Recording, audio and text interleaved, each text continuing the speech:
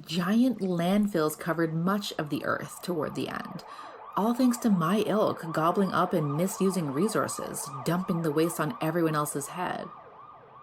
We ghetto bots call this the pile, aka home sweet home. Yes, the Westoids have replicated these trash mountain disasters on planets across the galaxy, including mine. Great things have humble beginnings, right?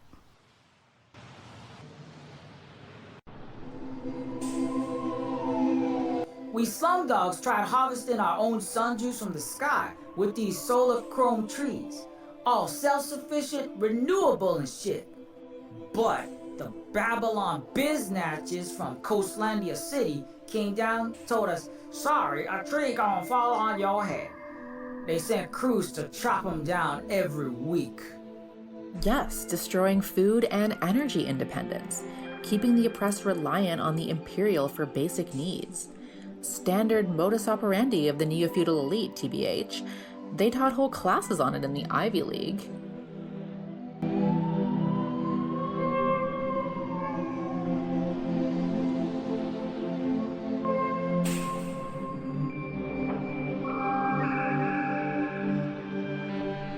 Flack, it's a cop! Kinda looks like a medieval knight. Same difference, rapacious aristos pay both knights and cops to use force on workers to squeeze them for profit.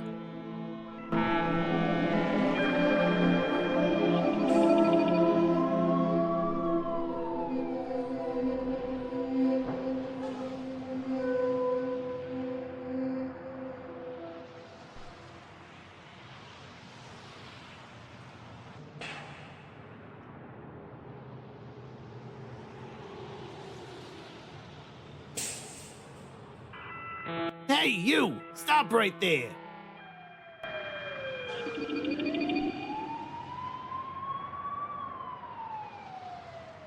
Yo, Popo, I ain't doing nothing. I dared say no to drugs and stop dealing M-Juice 20 megacycles ago.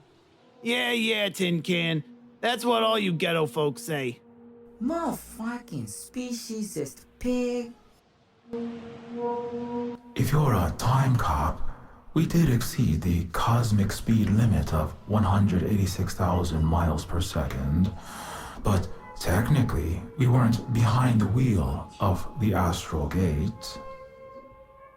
You're an astrologist? What? No body specters. I don't trust anyone with no wrist to cuff.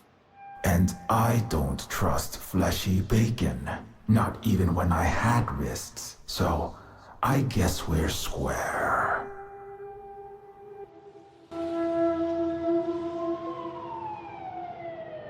Wait, I recognize that ridiculous suit. You're a Bountalorian, right? What? No, I'm just a bounty hunter. And I also like cosplaying as sci-fi characters. Oh, right. The Bountalorian Order of Forever Masked Fugitive Finders hasn't been established yet in this time. Bountalorian Order? Never heard of it. I like the sound of that, though.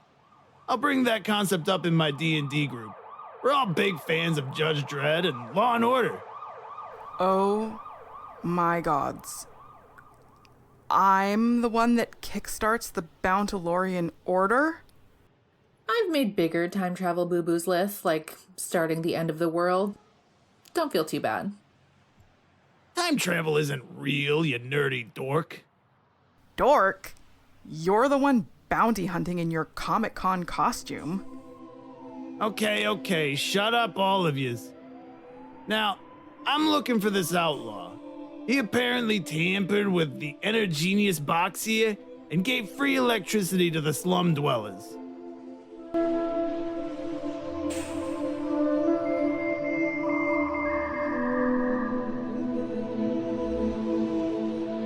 He goes by Carl Carbon.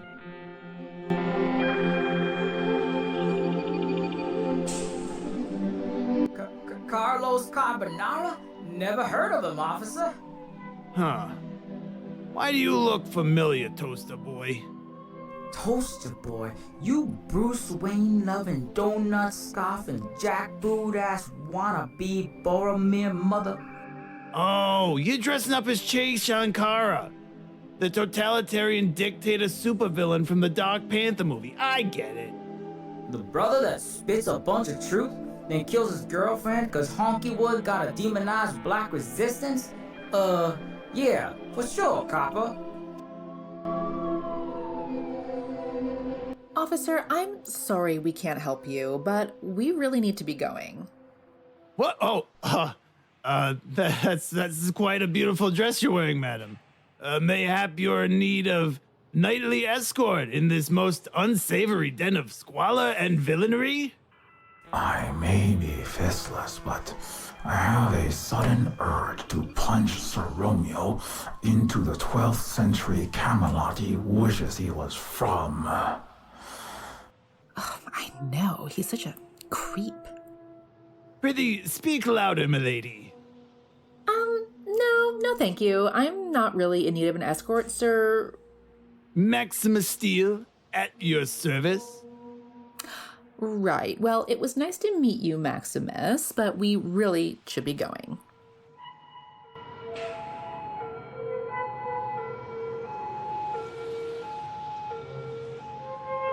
Wait a second. Is there a problem, sir?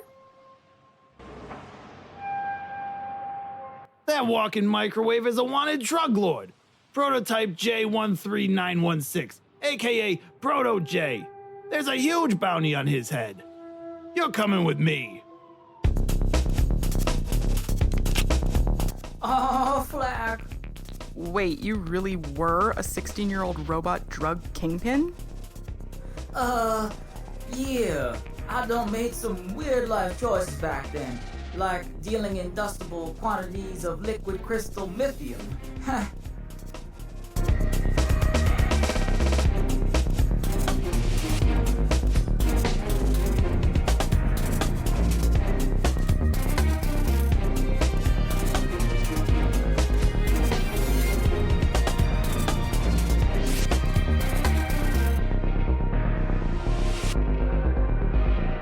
Hey, you look really handsome in that suit. You really think so, milady?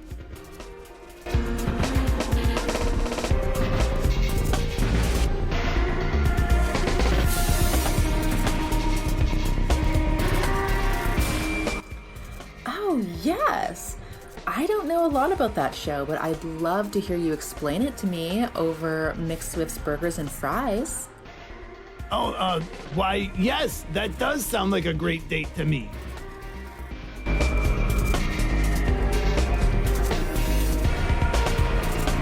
I'm sure you're just as good looking under there, but if you don't mind, do you think you could take that helmet off? I need to see your Chad circumference to make sure you're genetically suitable dating material. Wow, a real woman who understands the red pill truth.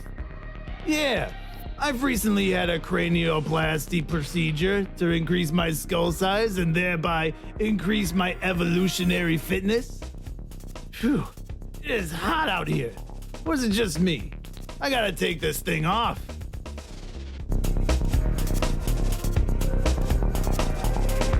Ah, that's better.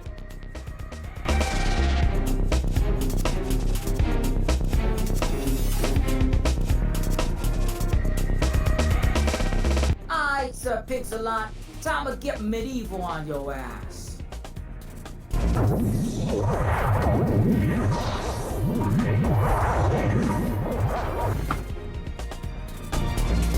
In the words of the immortal NWA, flack the police. ACAB includes ACAB. All knights are bad.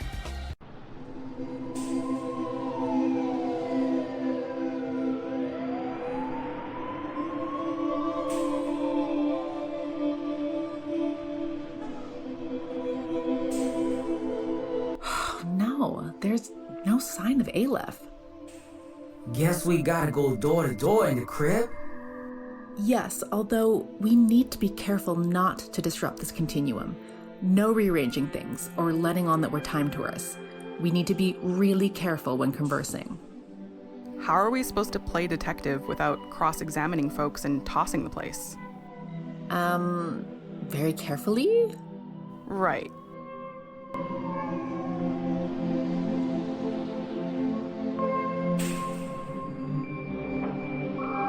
Johnny, now why in the hell is you wearing that silly hat and fatigues for?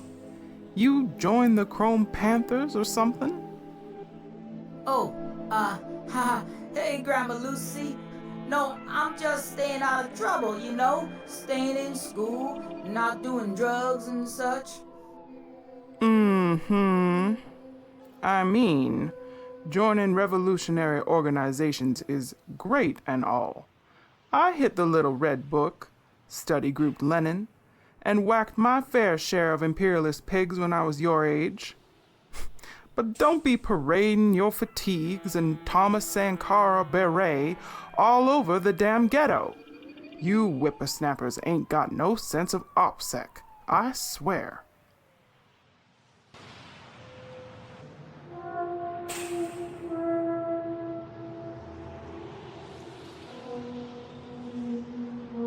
Grandma, you happen to see a black trench coat homie with a big blue N for a face cruising by in the hood? Johnny 5, are your circuits shortened, boy? You doing liquid crystal mithium again or something?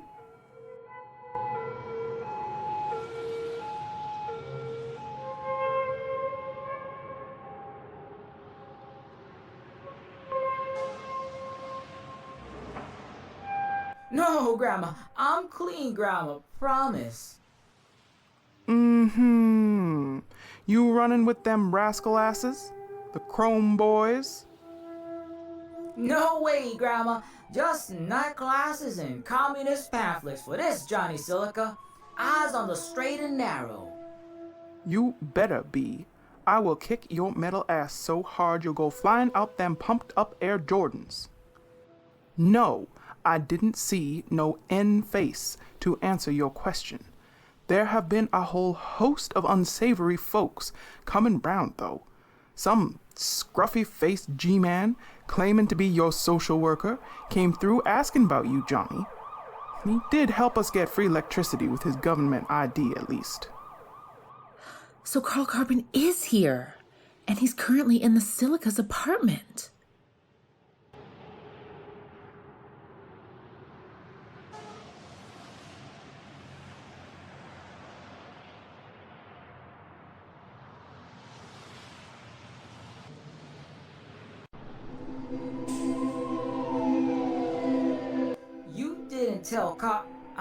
You didn't tell this G-man where I was, did you, Grandma? Hell no. I don't trust these Babylon motherflackers one bit. I was born a ghetto chimera, a lab rat for their sick experiments, test meat for their super viruses, a crash test dummy for their nanite population crashers. Richie White Man is already spreading that super corona around, telling people it's just a little cold. They'd drop the nukes if they could figure out how to get away with it. You know, Grandma Lucy, you're way smarter and more important to this community, this world, than anyone ever gave you credit for. I'm sorry I couldn't stop the Coastlandia government from neglecting Sunshine Apartments back in the right now. Aw, Sybil, sugar, you are my favorite ditzy little royal white girl. I mean, I know that don't mean a lot, 'cause I hate 'em all and want to rip their heads off. But I want to rip your head off the least of your scepter-slanging crowny family. Thanks. That means a lot, Grandma. Girl, why have you not found yourself a man? Or a woman, if that floats your boat? Oh, well, good news, Grandma. I have found somebody. Well, someone, anyway.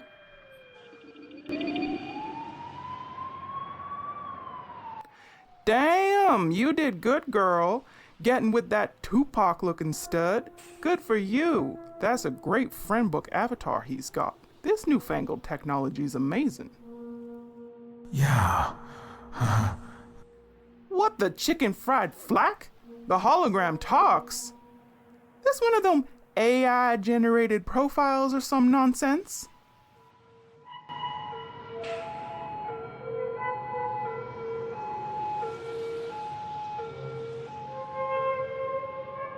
No, Silver Spook is... Well, he's real, but he's also not. He doesn't really have a body. Well, shit, girl. What the flack's supposed to keep you warm at night? You telling me you dating a video game character? I was embodied at one point, but then I spearheaded world-class wars assault on Ameribank City, got my head laser severed from my torso by the Plutos, back in the screaming 20s. Oh, shit. That Silver Spook? Girl, you shacked up with the bad mofo went ape shit on rotten-ass Uncle Sam before he collapsed? Well, good for you. Even if he got no dick. Oh, Grandma. I mean, I don't get you young'uns and your undead boyfriends and your cyber sexing and such. Back in my day, you'd be in that foxhole, pop up, knock out Merkava tanks with RPGs, then drop down on that rod or fingers or go yin-yang symbol and get nasty till your whole body limp. I tell you, beating the shit out of colonizers really gets the juices flowing. Ah, yeah, totally, Grandma.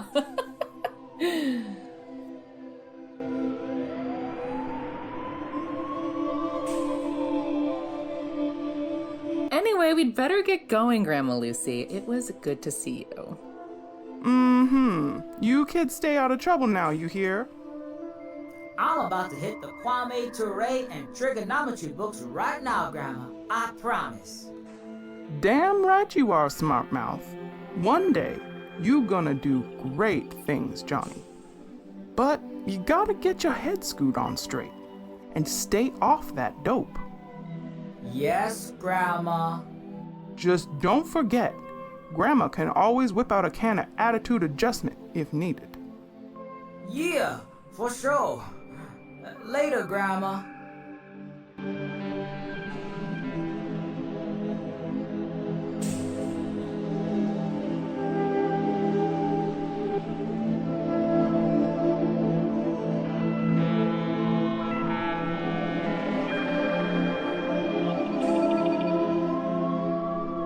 I don't want to set the world on fire. That's why I don't play with matches like a good boy. I practice marksmanship, explosives, and first aid instead. I'm getting ready for the end of the world.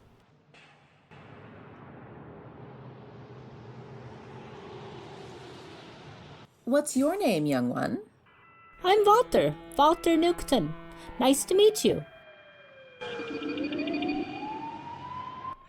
What makes you think the world's gonna end, Walter?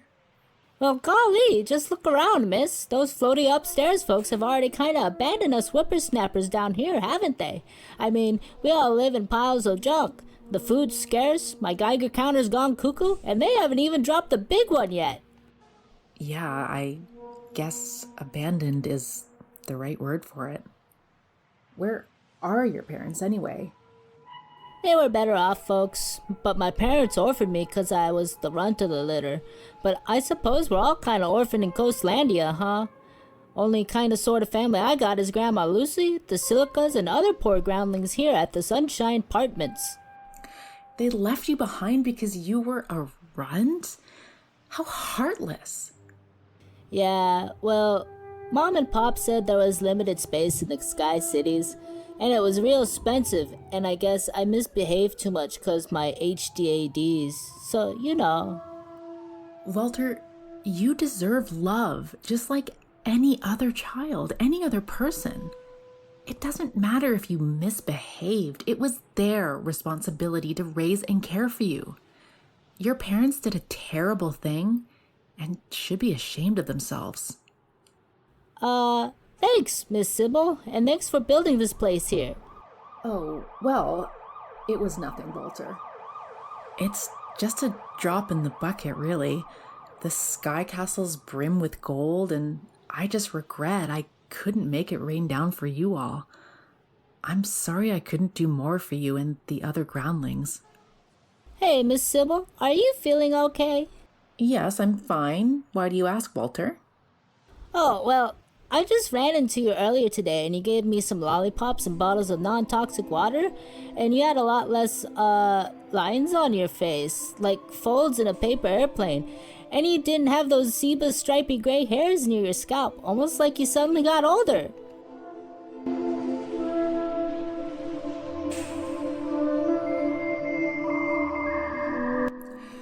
Oh! Yes, well, it's been a very long day, Walter. I guess I'm feeling a bit under the weather. Right, well, I hope there's no peas under your mattress again so you can get a good rest tonight. Oh, right. That was a princess joke, Walter, but thank you.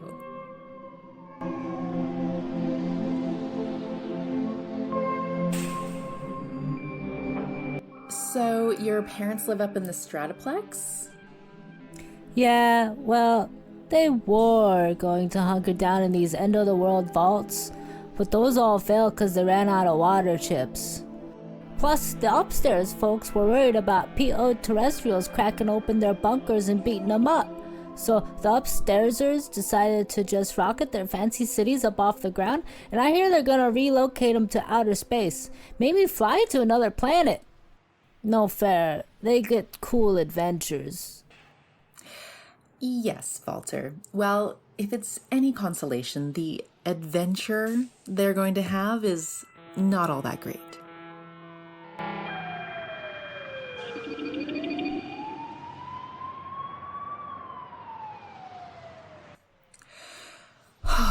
I forgot how much it hurt to see my Coastlandia people suffering, resorting to repairing their homes with tin cans and rusted car parts. Children just left to... Hey, homegirl, you did your best. I mean, I was just a dumbass little punk myself, wheeling and dealing crystal meth, thinking I was hot shit, while just making my hood worse. You was alright. More than me, for sure. Thanks, Proto. And hey, babe, remember that before you started trying, I already fought the system and failed. At least you succeeded at bringing some sunshine to the world here. And during the Egalite era. Yes, you're right, Silver. It's just hard to see all this flacked up mess again, up close and personal. The important thing is we learn from our flack-ups, right? All three of us are better revolutionators, stronger leaders than in our snotty, shorty days, ain't we? Totally. We're all augmented by our experience, and by literal neural upgrades in my case. And speaking of improvements, not to be fat-phobic, but I did lose the weight my doctor was always bugging me about. All 190 pounds of it. You didn't lose that wicked, deadpan sense of humor, though, hun. Did you guys hear that? Yeah, that ringtone be hella familiar.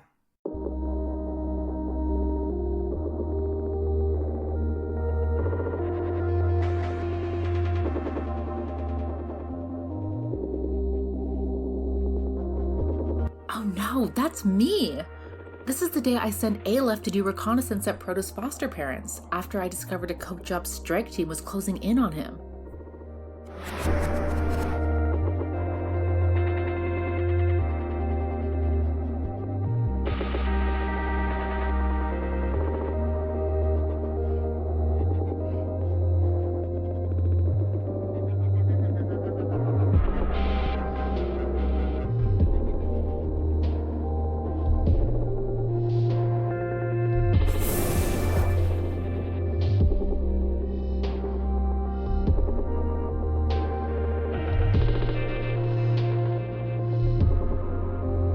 Past Aleph's coming.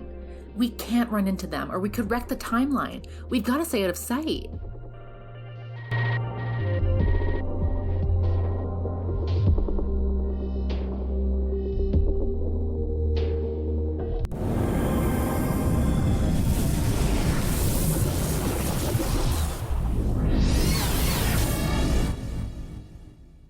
Wait, what? Another astral portal? What the flack? Sybil, you remember any of this? No, I sent Aleph to scout for you, Proto. That's it.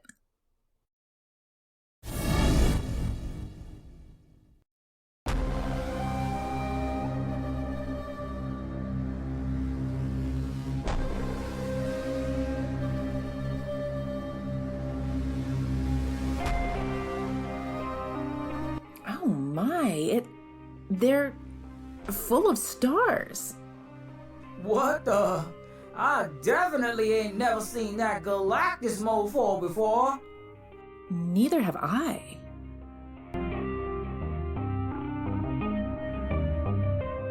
Sybil, you said Aleph never uttered a single word ever, right? Well, it sure looks like they and that anthropomorphic black hole are talking up a storm. But how, I suppose, could it be?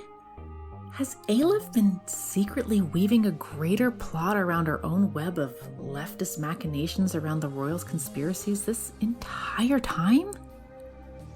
I knew it! I told you there were other invisible hands maneuvering us around the board.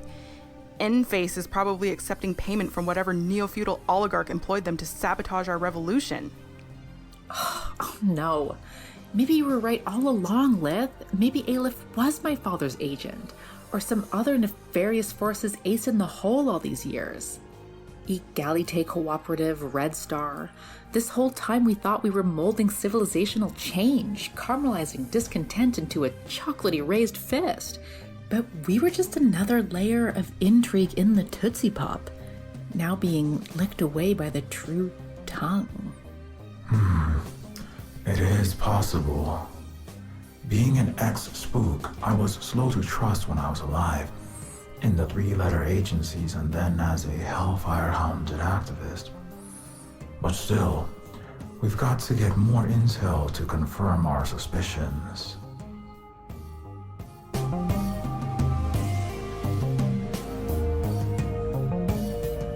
Sybil, by other nefarious forces, who did you mean?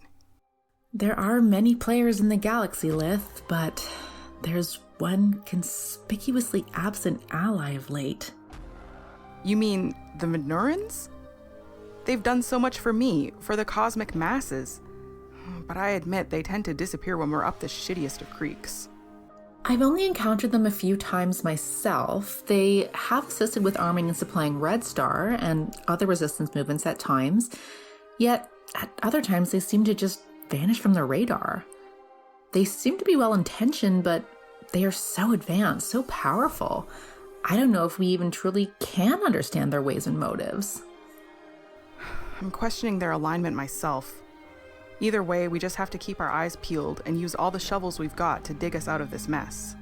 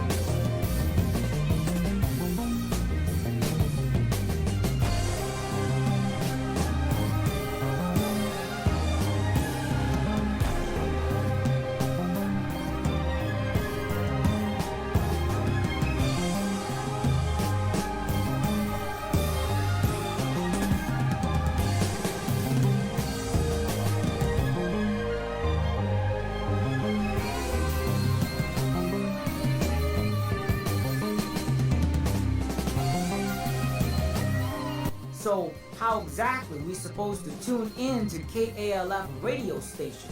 None of us got daredevil super ears, far as I know. If we could get our hands on a remote eavesdropping device of some sort. Wait, I think I recognize the arm-mounted gadget that young human boy was carrying. They were post-apocalyptic Swiss army knives, designed for when we super rich planned to burrow into the earth as we wiped out the commoners. Those peppy boys were supposed to have everything you might need: compass, watch, and I believe even a long-range convo capturer. Great. Then all we need to do is figure out a way to, borrow it from that Vaulter kid. Sound like a plan to me, yo. Let's get us some vintage nuke swag.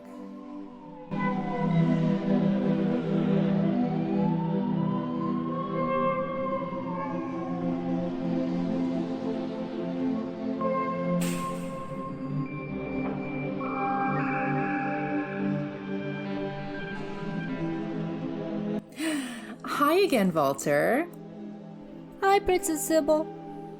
Say, do you think we can borrow that peppy boy of yours? Aw, Miss Sybil, I really need to keep an eye on my Peppy Boy 3000. I'll need it when we go sayonara in World War III, and I gotta keep a close eye on my rad count, water level, and COVID-27 infections from biowarfares. Yes, I understand, Vaulter, but we really need it for something very important right now that could... Well, we might be able to stop my nasty quadrillionaire relatives from starting a nuke exchange with the Russo-Chinese. Okay, I'll tell you what. I'm really bored, and there's not many kids my age to play with me anymore. You know, since the half-wolf kids and the squid girl Chimera got taken away by the cops and corporation soup people to do medical experiments on. I'm sorry to hear that, Vaulter. Yeah, so like, if you could play tag with me, I would really appreciate it. Damn, kid. You remind me of my shorter days down here in the ghetto. Shit. Oh, damn, my oil ducts is leaking in my hydraulics. Flack. Of course we'll play tag with you, Vaulter. Right, team? For sure. We're kinda pressed for time. But then again, how long could this playground pastime take, right? Wish I could, but I'm happy to just referee and cheerlead. Okay, great. Once you tag me, I'll let you borrow the Peppy Boy.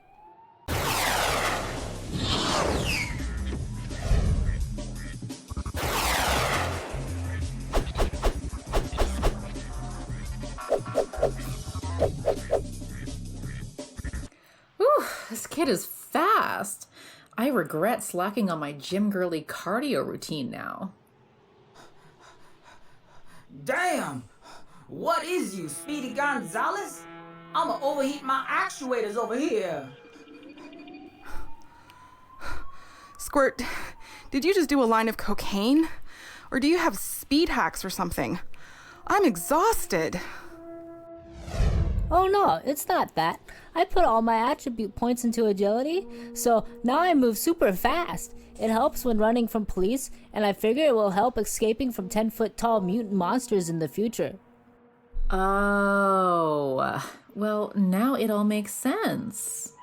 Problem is, I had no points left over for strength, so I can barely carry anything. Had to ditch my backpack full of high school malformed Ninja Shelled Ones action figures. Right, so you can't lift very much, you say? Nope, I'd be encumbered with just 1 more pound of items. Then I wouldn't be able to move half as fast. Good old days with my hoarder's smorgasbord of items. I love bottle caps. They'll probably be used as money after the governments all fail. I also really like nuclear winterfresh chewing gum. It gets rid of morning mouth to help you repopulate the post-apocalyptic Earth. I'll need that when I get the birds and bees need to do my part to replace the dead peoples with new babies. Well, geez, kid. You certainly do think ahead.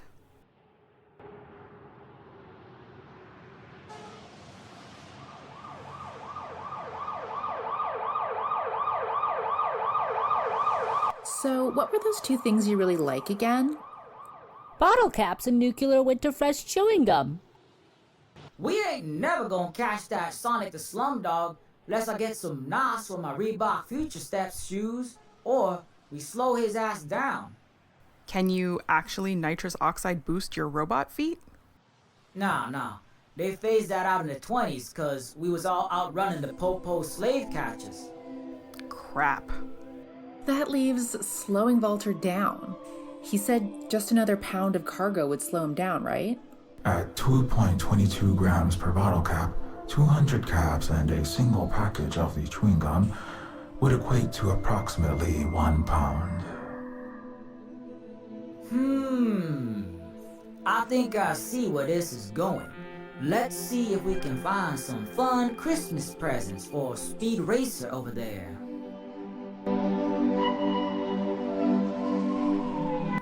How many of each item do we need again?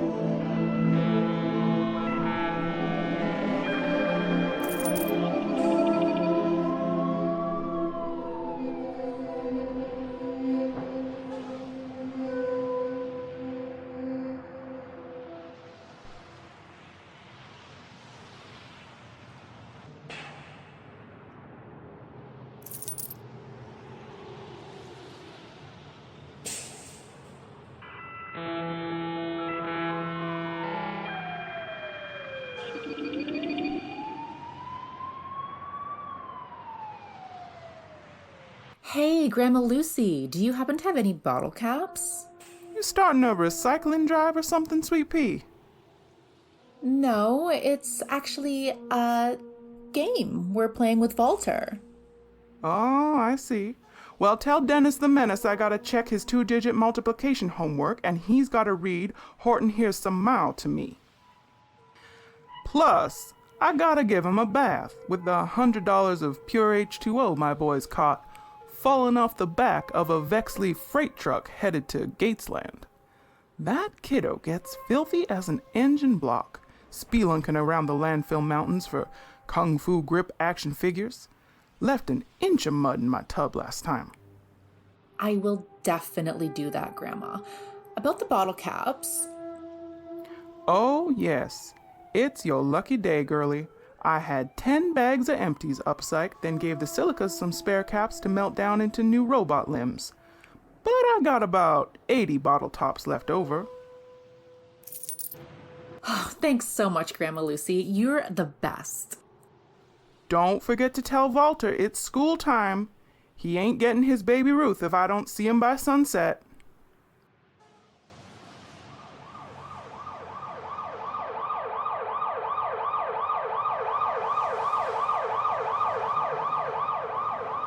I wonder who could have dropped this. Shit. You know, Nuclear Winterfresh was Carl's favorite chewing gum, and K-Doc was just cracking this power meter. And Nuclear Winterfresh just so happens to be Walter's favorite gum as well? Could this all have been...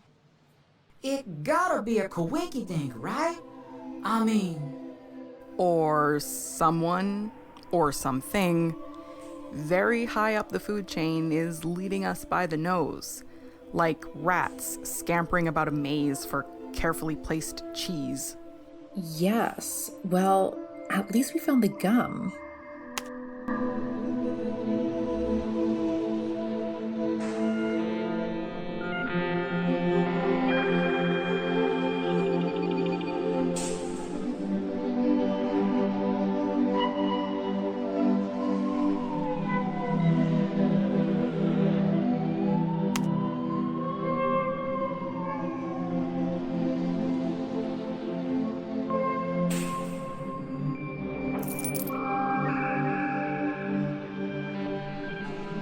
If we're looking for bottle caps, trash cans would be the hotspot, right?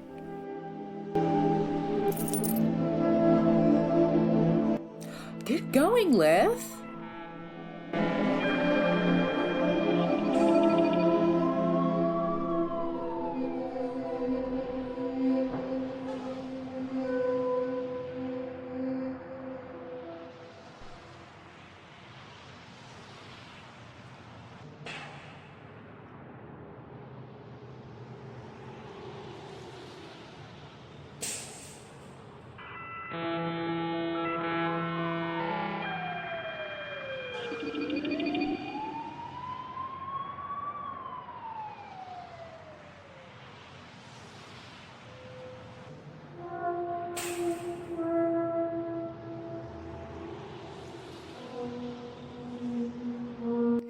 Hey Walter, look, we've got a whole bunch of Coca-Cola caps and a nuclear Winterfresh chewing gum pack.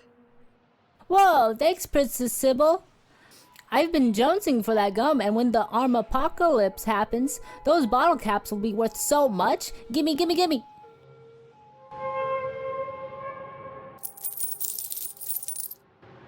Woohoo!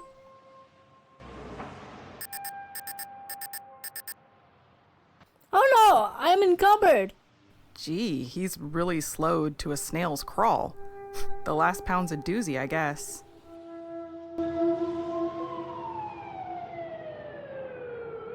Tag! Ha! Gotcha, Speedy! Hey, no fair. Come on, Walter, we'd be chasing you all day otherwise. I guess you're right. Well, thanks for playing with me anyway. Oh, you wanted to borrow the Peppy Boy 3000, right? Yes, we just need to use its aromatic for a second and we'll bring it right back. Shoot! The aromatic is actually borked or something. I think it needs a replacement dish.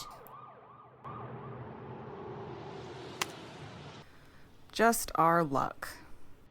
I can probably fix this retro thingamabob's Sonic Spy extension. Plus, you get to keep all these caps. You really scored today, bucko. Yeah, I do suppose that is a good barter trade. Okay, we better get this fixed up quick. We probably won't be able to find the exact part, but I can probably hack together a fix with a metallic dish of some sort.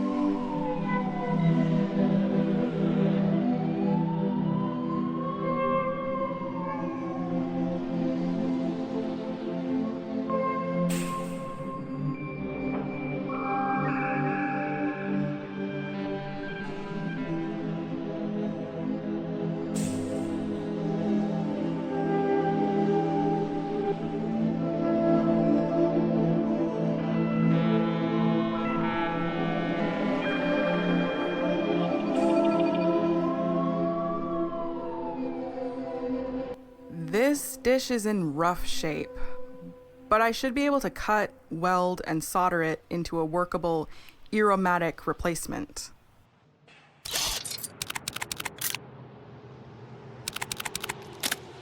Voila!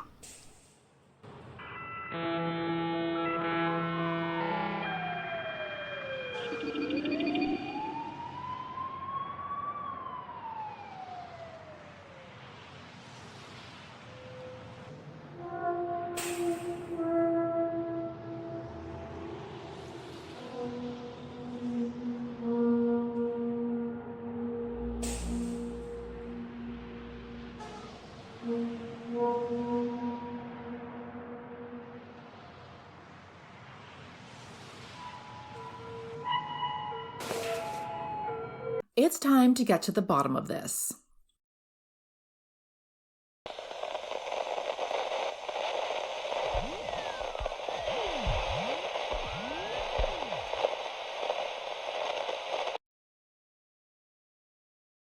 I don't hear anything. It just sounds like static. Maybe this thing's broken? Let me see. No, nothing's wrong with the parabolic mic. Let me sample the incoming signal.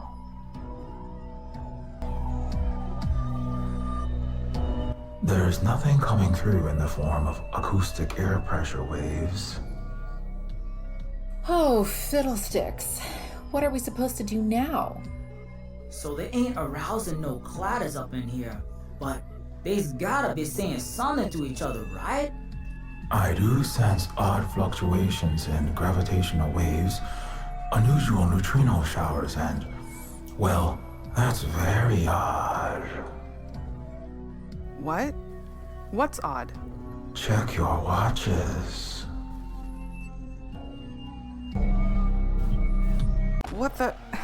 This time readout is moving backwards? My iCam's timestamps be freaking. Yes, my phone clock looks like a Salvador Dali painting.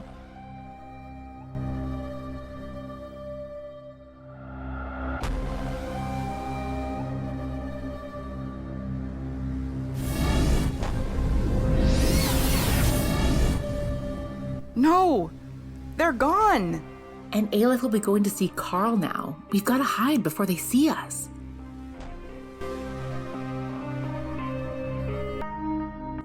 Well, that was close. More importantly, what are we supposed to do now? Aleph and the unknown entity appear to be communicating, but in a medium I cannot comprehend. However, I deciphered a repeating pattern in the subatomic particle stream, corresponding to two numbers, 37.73 and 122.49. What could those be? Passcodes? Encrypted names? I believe they're coordinates, latitude and longitude. Where is that exactly? From where we are? Not far. A few miles due west. That's somewhere within the pile, the landfill mountain range. In fact, if memory serves, that sounds approximately where an old friend of ours once lived. Oh, shiznit. You talking about? Yes, Proto. At that location, I meet my maker. Do we really gotta go back there? What if I run into Dr. Noah Gurtzel or my own self? it's a risk we've got to take, Proto. I am not going to be stuck here centuries in the past, trillions of miles from home. I, for one, am going to follow this trail of neutrino crumbs. Yeah. I guess you're right, Lith. Okay, let's get on our... Oh, drat. No Rolls-Royce, superpositors, or stellar gates. I guess we're going to be walking this time. Really wish I had them Reebok Future Steps speed mods right about now.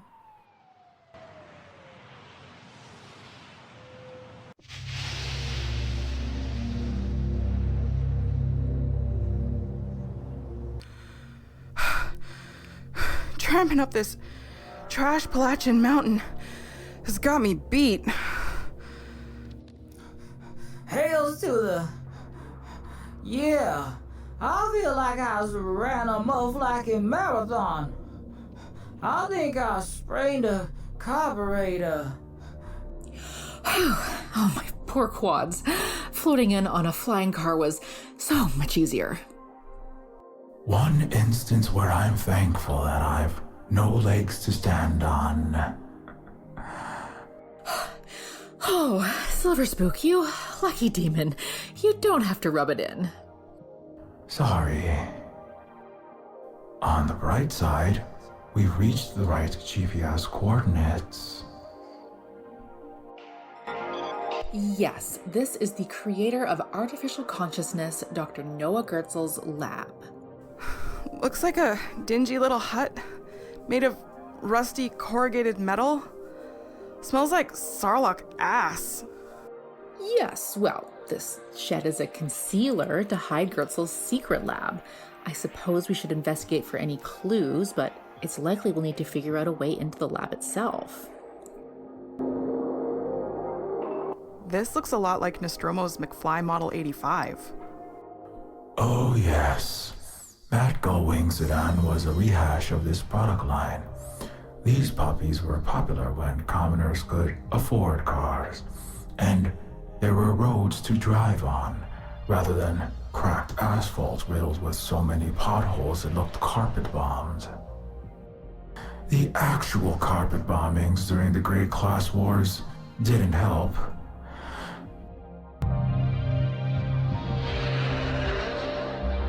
The remains of Los Angeles. It's the same in Chicago, New York. This big rotten apple is dying. The new world struggles to be born. And we failed. We're the survivors of an aborted future. I'm sorry my utopian people visited this cruelty upon your world, Lith. Truly. Yeah, well, maybe it's not too late for Yiden. Even Cinderia. If we can find a way back. Yes, let's get to it.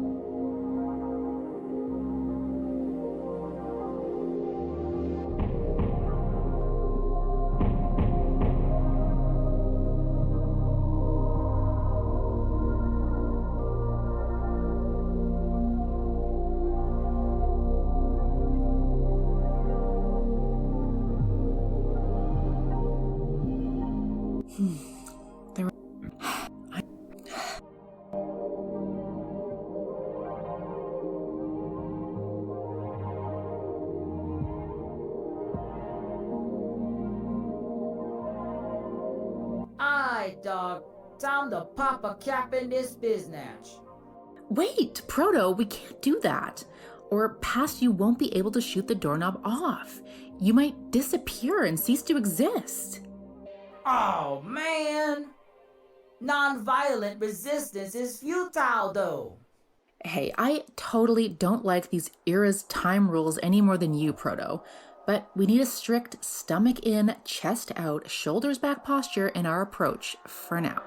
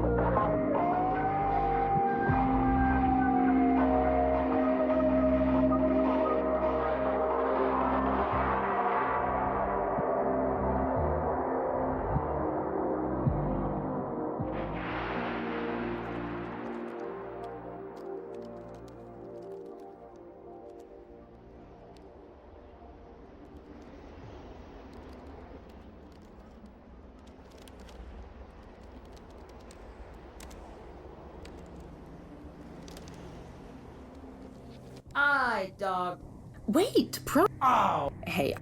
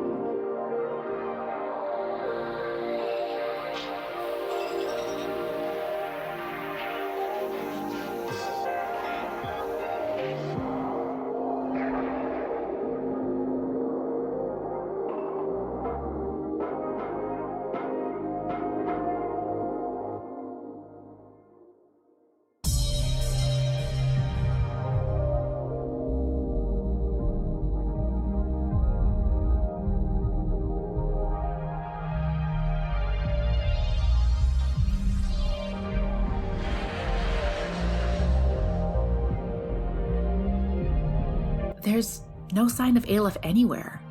I guess we'll need to figure out a way to get inside Dr. Gurtzel's lab.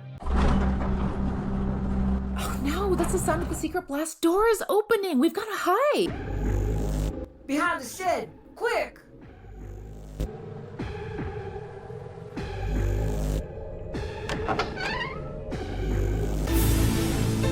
That's him! My maker! The godfather of artificial consciousness.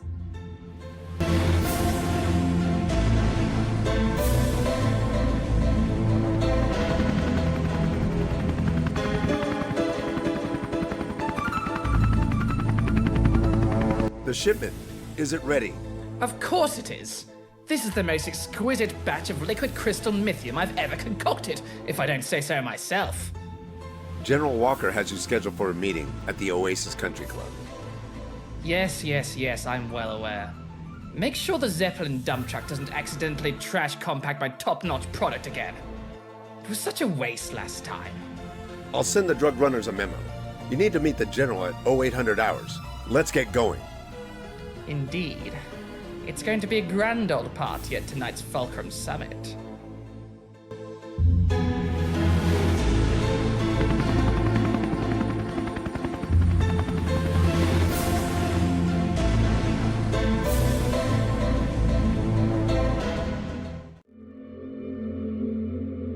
The creator of sentient robots, space time machines, and more, was a meth dealer? Yes, all the great scientists, engineers, all the talent in Coastlandia was forced into crime and scraping by for basic subsistence.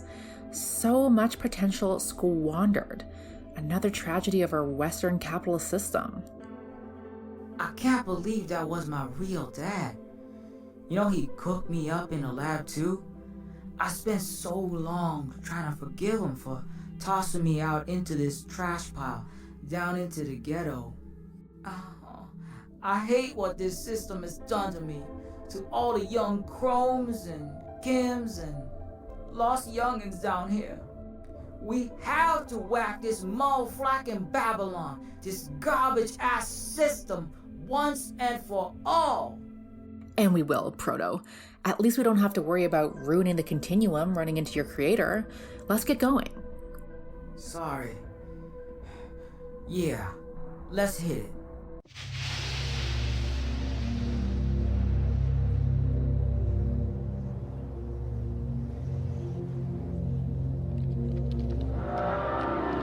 If we can't break this door down, maybe we could just, unhinge it and then screw it back into place afterward?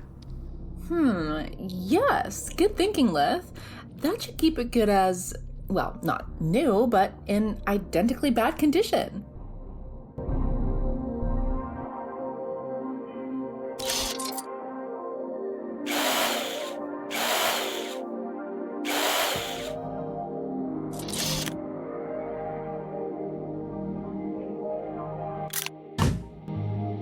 Good going, team.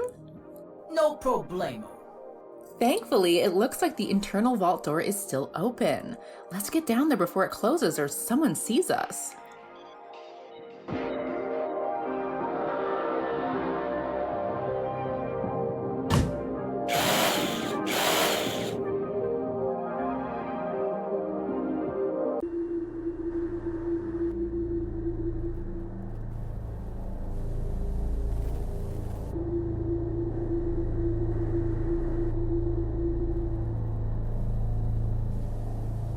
So the Eutropian Earthling's greatest scientist worked in a dark, dingy hole under a garbage pile with no running water?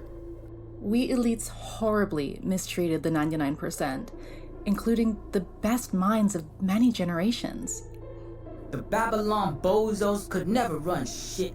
The East had high-speed, renewable-powered auto trains, and these motherfuckers not only couldn't run their trains on time, they all derailed in chemical explosions. They told me, stay in school. But my own school was a crumbling myth lab with no electricity. Even I wanted to be a great scientist like my pops, I ain't never had the chance. I had to fight every day of my life just to survive. If we succeed in breaking the wheel, overturning the system this time, maybe future proteges will finally have those opportunities. Anyway, we should try to find Aleph or anything that can help get us home ASAP before someone comes back.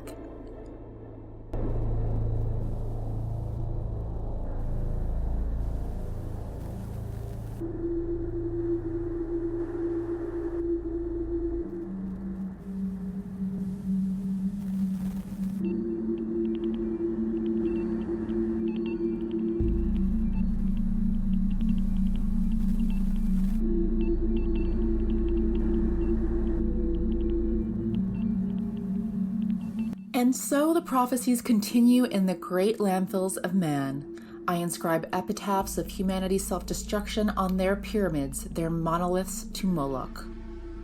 What is that? Just something the artist once said. Huh. Sounds like an interesting character. I'd like to meet him. I actually would really, really rather not. Whoa, show. Borges was another of Doc Gurtzel's Franken projects. Technically my bro, I guess.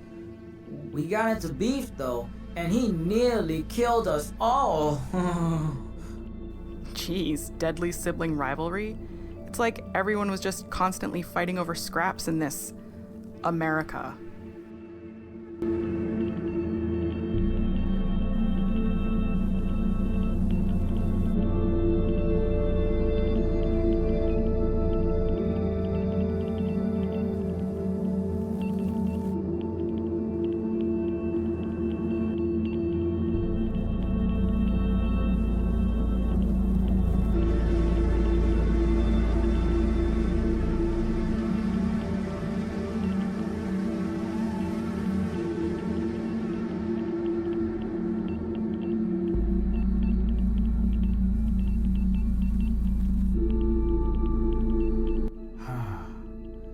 Doc Gurtzel resorted to cooking crystal lithium to fund his science experiments. And I was the $6 billion baller, the #1 distributor of M-Juice cyber narcotics. I still feels terrible about it now, polluting my own community with this rot. My people, our system was to blame, Proto. You and Dr. Gurtzel just did what you had to do to survive.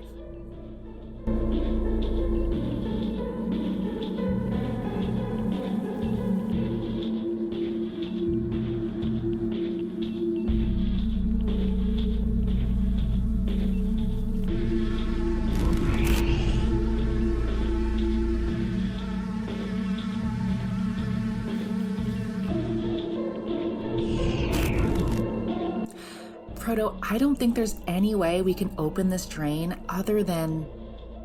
Say no more, Your Ex-Highness. Old school gangster problem solver making a comeback after all. Stand back, y'all. Don't want to get no shrapnel stuck in your fleshy cells.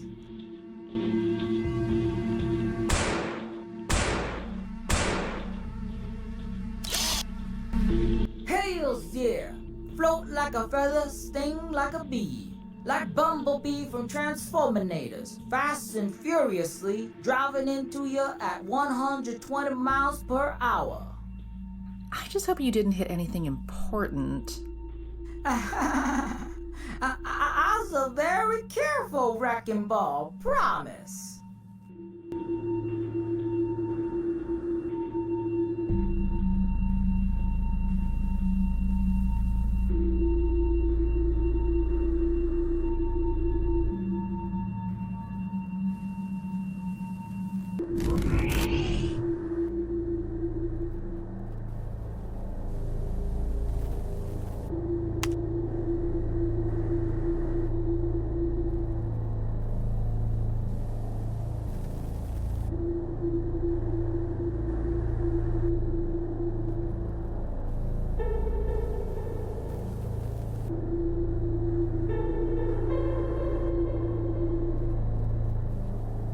I recognize many of these archaic symbols as the same ones inscribed within Aleph sigil. What does it mean? It's like Gurtzel's discoveries relating to consciousness, unified field theory, space and time travel were all based upon translating this ancient Numenian language. Huh. Doc Gurtzel never mentioned none of that. It also seems as though he had other colleagues working with him as well. What's an astral projector? Is that what this sketch represents? There is the old philosophical concept of out-of-body experiences, where one's soul walks the astral plane during sleep. But This blueprint suggests a device capable of much more than that. Perhaps even projection to the stars. Wait, didn't Gurtzel's other diary entries describe this mysterious planetarium thing as some sort of escape plan? Could that be a way home for us? It is possible. I'll need more data on the device to make a determination, though. Perhaps examining Gurtzel's phone would help.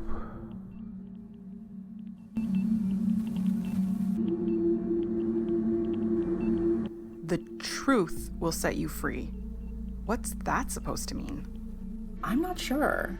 Gurtzel was a fan of esoteric references, mysticism, and theories of total unification of all things, from science to philosophy to religion to spirituality. It's all above my pay grade, of course. Death sounds like some annoyingly cryptonomical ass shit my maker would say. The truth will set you free. Well, keep that in mind.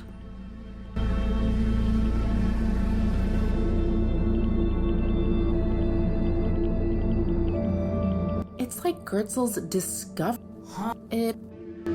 What's it? But Wait.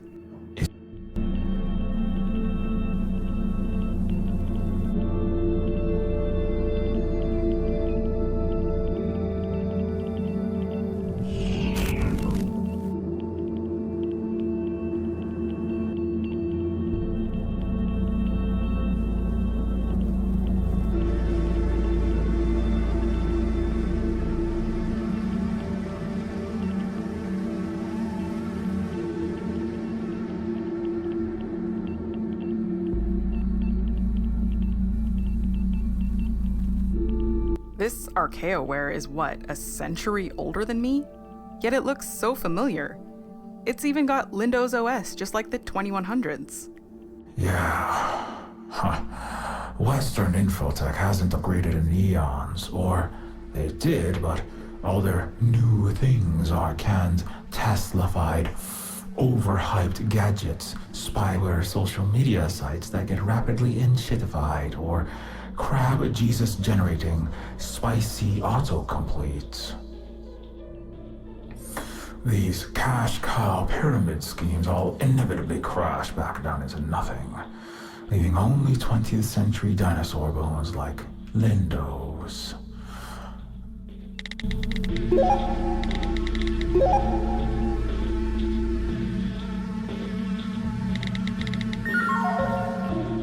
And we're in. Easy money, yo. Get going, Lith.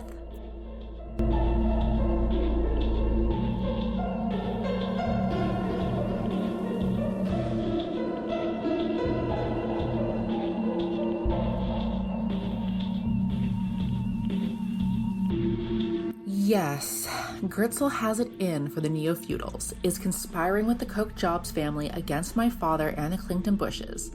I don't see anything we don't already know.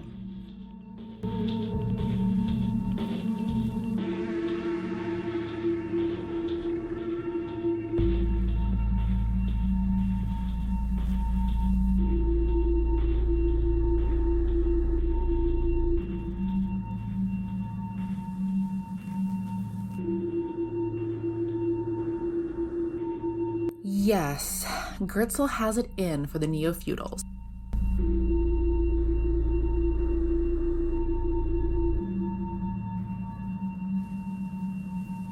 Silverspook, do you think you could take a deep dive into this phone? There might be something we've missed. Sure thing.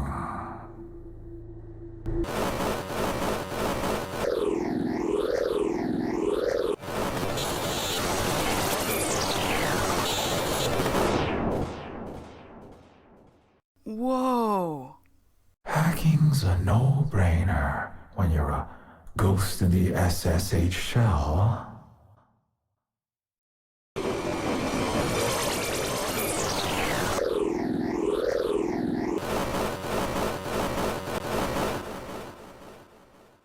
There were a few files buried in a secret partition within.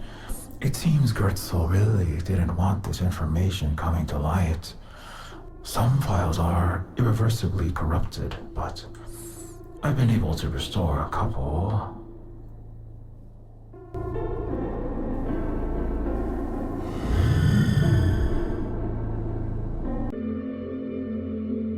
July 16th, 2028. On this day, Oppenheimer split the atom, set the doomsday clock ticking, like so many nanoscopic dominoes. Perhaps I can do the impossible. Unwind Manhattan's folly, end the looming shadow of the Cold War, of East and West smashing into each other, like neutrons striking plutonium-239 isotopes. Pluton will happily receive us all in his fiery underworld should I fail, and this brinksmanship with the Russo-Chinese escalates. A world where all becomes protean, where trash can become milk and honey, a lump of coal alchemized into gold. The cornucopia would at last unite the tale of two cities, one levitating in glittery opulence above, the other writhing in misery below. Infinite energy, infinite resources would at last vanquish Ares, and the epochs of war, poverty would fall away like the ashen veils of fading nightmares. Indeed, what matters the color of one's skin? Adam or Eve, when bodies rearrange at whim? Biting the forbidden apple without banishment from the Garden of Abundance? The battle of the sexes? The chasm between Venus and Mars eliminated? To say nothing of space travel, in our new bodies of thorium, silicate, titanium? We become titans. Gods. All of us. All I've to do is steal fire from these, the first gods. Like Prometheus snatching the flame from Zeus. But their enigmas tear at sanity. The complexity of their hieroglyphs is nearly impenetrable. Like diving the abyss of the Marianas Trench with only fins and flashlight. I find myself coming up for air, exhausted, cheeks sunken into a reaper's skull.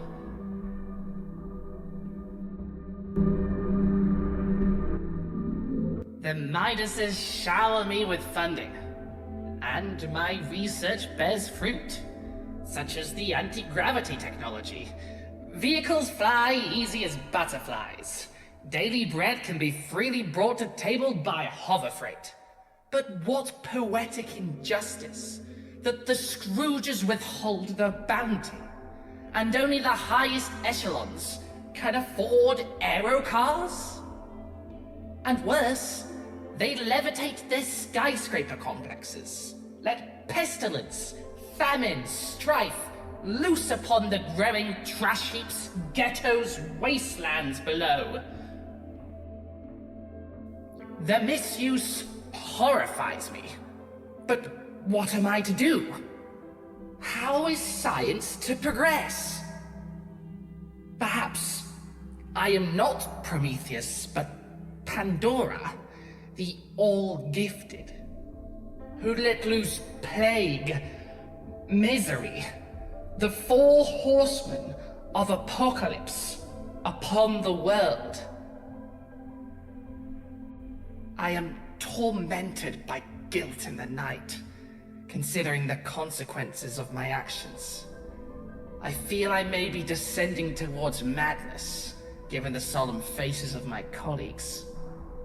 I see the ancient symbols in my dreams, scrawl their ineffable runes upon the walls, spend every waking hour cross-referencing archaic Mesopotamian with Phoenician, rifling through the Dead Sea and scouring Olympus for clues to these riddles.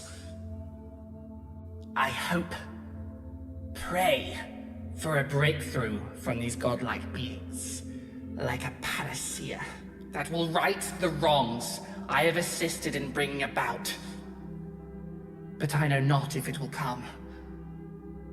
All I can do is to persist.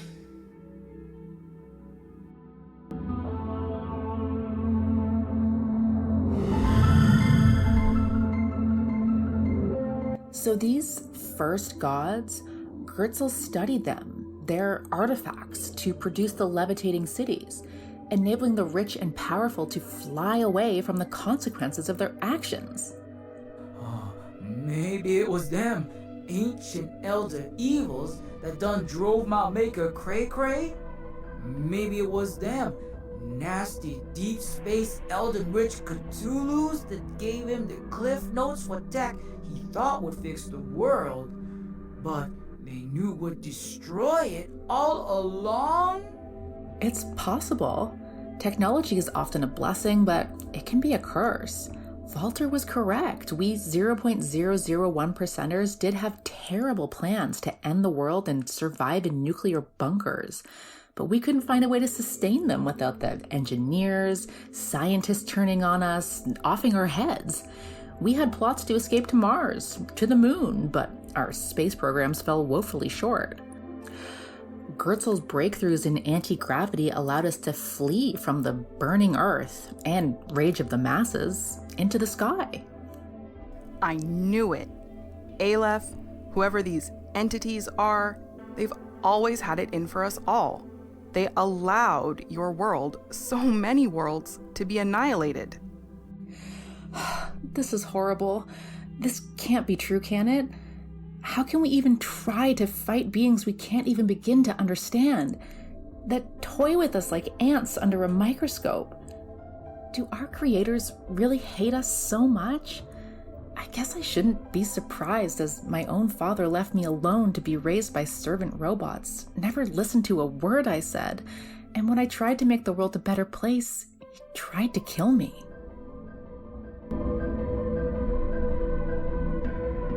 The mysterious void-like entity, was that an ancient first god, as Gurtzel described? That seems highly probable. And it follows Aleph is somehow connected to them, if not one of them. At any rate, we should proceed with extreme caution. Perhaps it's better that we haven't run into your former colleague and/or the space oddity again, and count our lucky asterisks that we don't in the near future.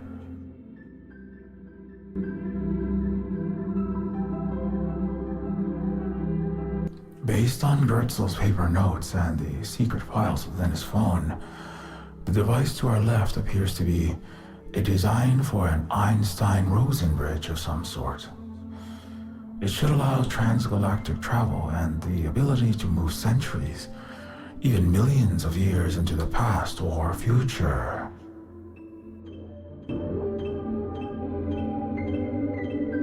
Do you think you'd be able to crack the code, Silver Spook? Reverse engineering an alien star portal that stumped world-leading geniuses in less than 24 hours? That run might be a stretch, even for this old phantom menace to society.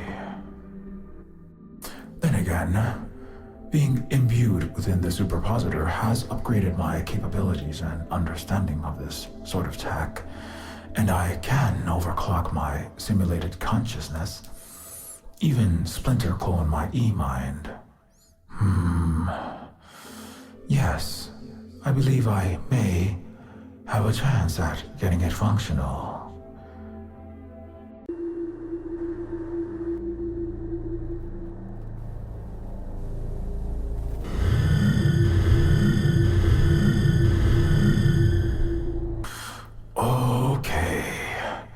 Solving an alien wormhole maker.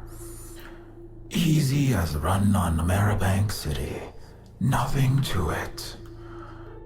Being severely hand deficient, I'm gonna need all hands on deck, team. We're here for you, Silver Spook. Straight up, Ghost Dog. Lith, I'm gonna need Countess Zero Cool's touch on this hardware. Sure thing. Okay, that's the last component. All right, we're ready for a test run.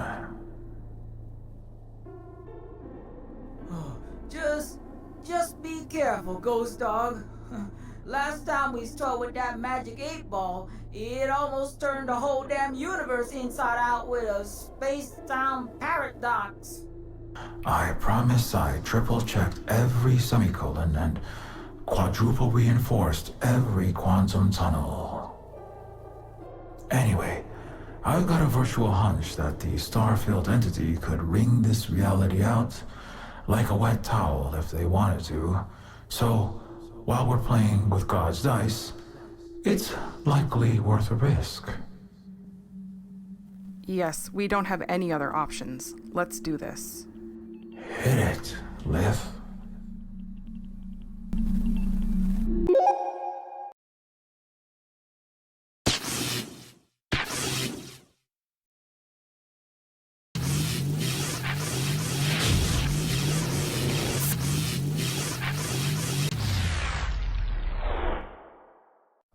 Well, the universe is still here and shit. That's good news. Yes, and it appears only the target object has been teleported. Like I said, I programmed it to reappear just a foot to the left, 20 seconds into the future. So, any second now, we should see...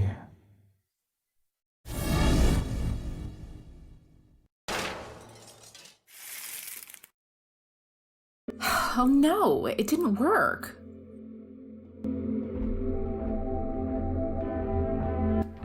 Why?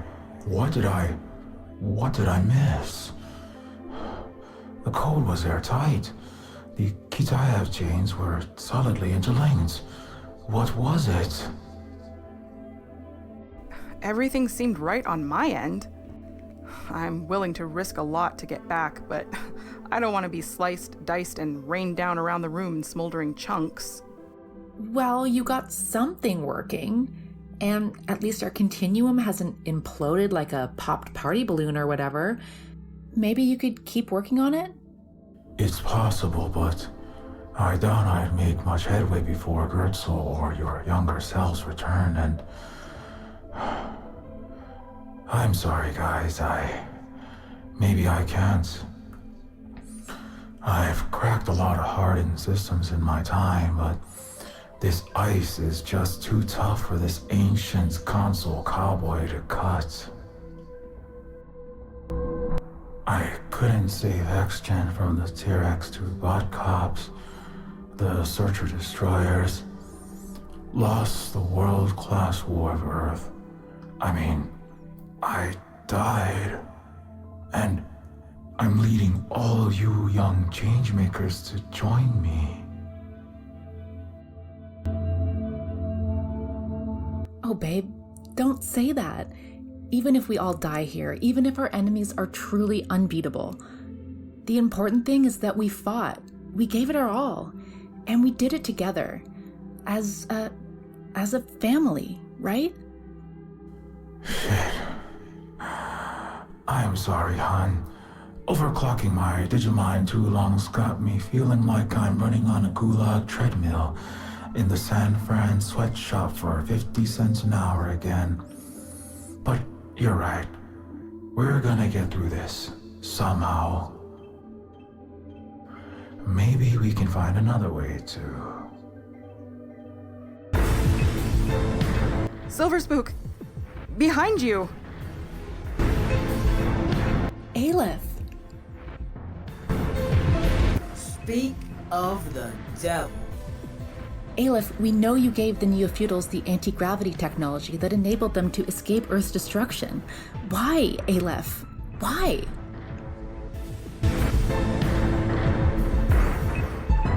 You tricked Doc Gurtzel, my maker! You drove him nuts! You clouded his mind with your black cosmic magic! You have been the mystery hand, moving the chess pieces round the board the whole time, like Carl thought. You motherfucking mute bastard!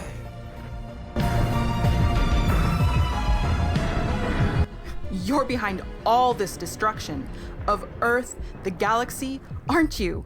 And you took Nostromo from me. I've spent my life and afterlife hacking the high and mighty down to size. Maybe I just never aimed high enough.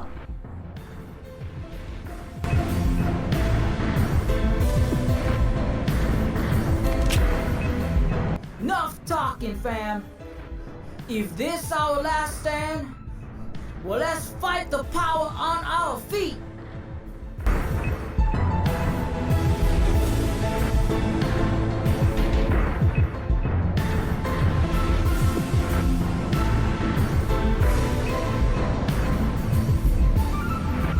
I ain't going down without an armed struggle. Dodge this.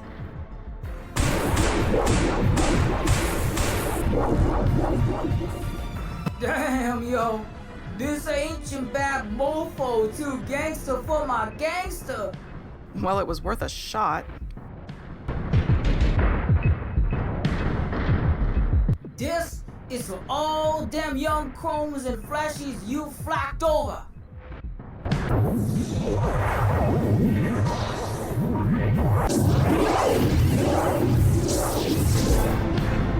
Oh no.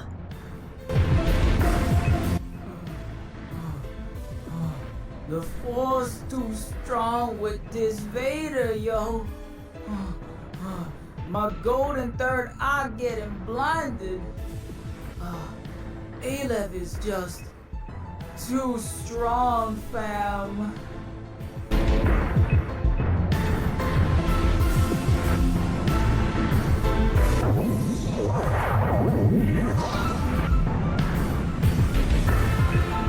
Shit, girl. You okay? Ouch. Yeah, I'm okay.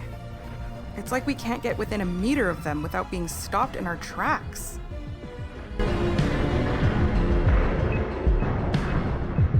Please, Aleph, please don't hurt us. You were my guardian once. Why have you turned on me?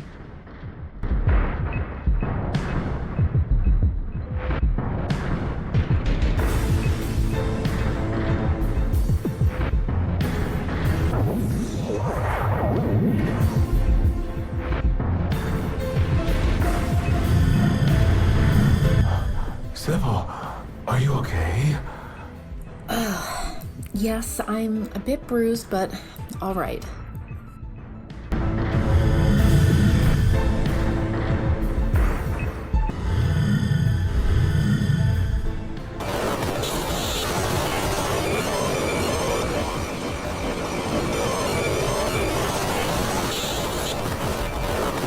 Something's happening. Look!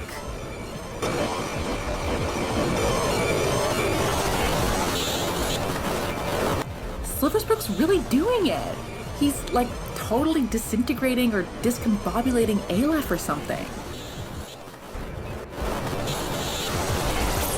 Oh, shit.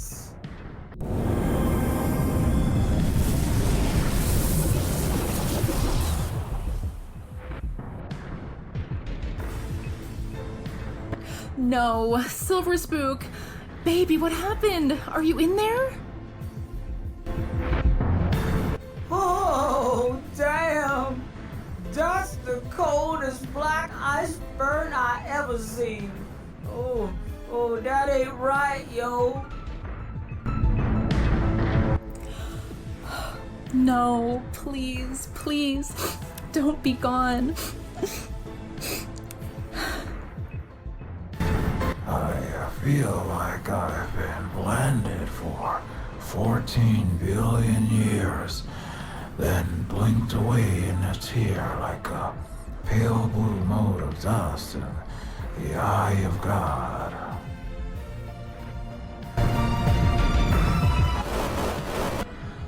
Oh my, I thought I'd lost you. I did too, for a second there. Or was it a trillion seconds? Either way, you're a sight for sore mirror shades, hon. What happened in there?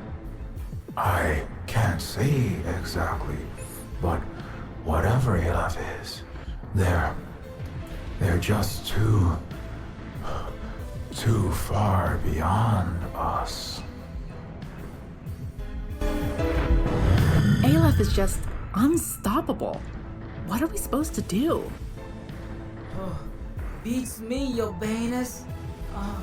I put out all my best flexes. Come on, there's gotta be something we haven't thought of. Every system has a fatal exception, a halting state. Perhaps we fail to understand the code base. Well, one thing's for sure. Aleph is definitely just toying with us, like a scorp rat playing with its food. Toying with us, or maybe just holding back? But why?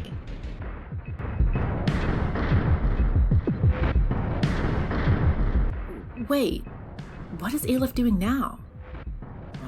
Maybe he's threatening us, hoping we'll run like cowards before wiping us out with an ultra combo finishing move? Perhaps, but Aleph's power emissions at the moment are relatively low. This is most irregular.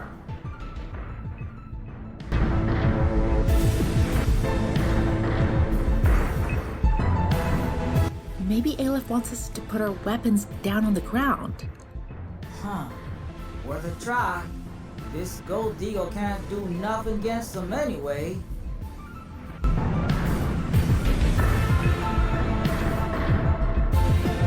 Well, that seems to have done something. Aleph's energy emissions have certainly decreased.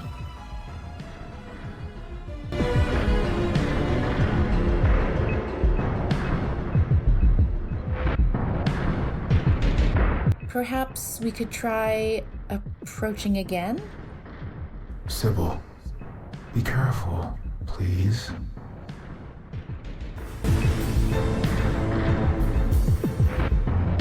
It seems like I can approach without being harmed now that the weapons are down. Just watch yourself, Sybil. There's no telling what that entity will do. Hey, wait a sec. Those symbols, the ancient Numenian characters on the papyroglyph, they're fainter, but I can still see them within Aleph's mask. Are we supposed to enter a sequence again?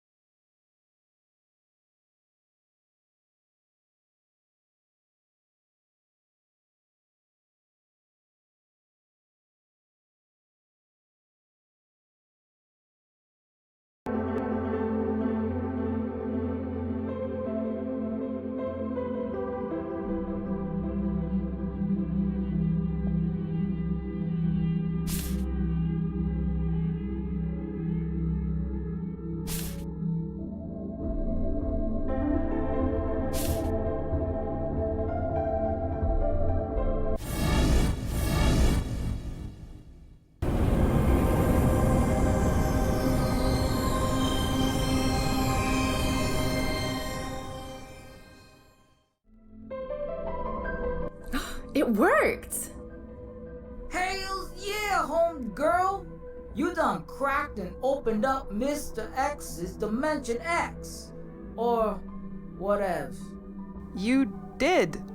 Hopefully, we're not all about to be sucked down into the gaping maw of an eldritch terror. Oh shit. I hope my pretty face don't come all flacked up like Sam Neill's in Event Horizon. I just shined my cheek panels and shit. Wait.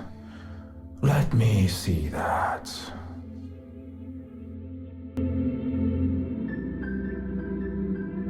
Aleph's face, this mandala or whatever. It's not a soul-devouring black hole or just some awe-inspiring magic. This is information. It's impossibly complex, but it seems to be data, charts, blueprints in this ancient Numenian language, encoded fractally like city lights receding, like transistors on a microchip, or the spiral of a nautilus shell. Can you understand it? Yes, I can. And what's more, this blueprint appears to be the Rosetta Stone I need to help me complete the astral projector.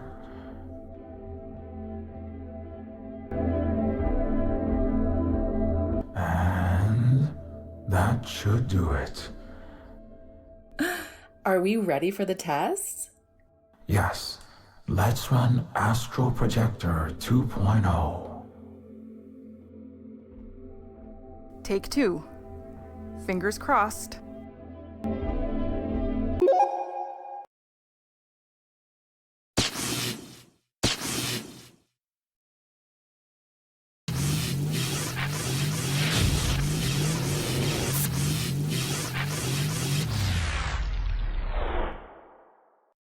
It should appear right about...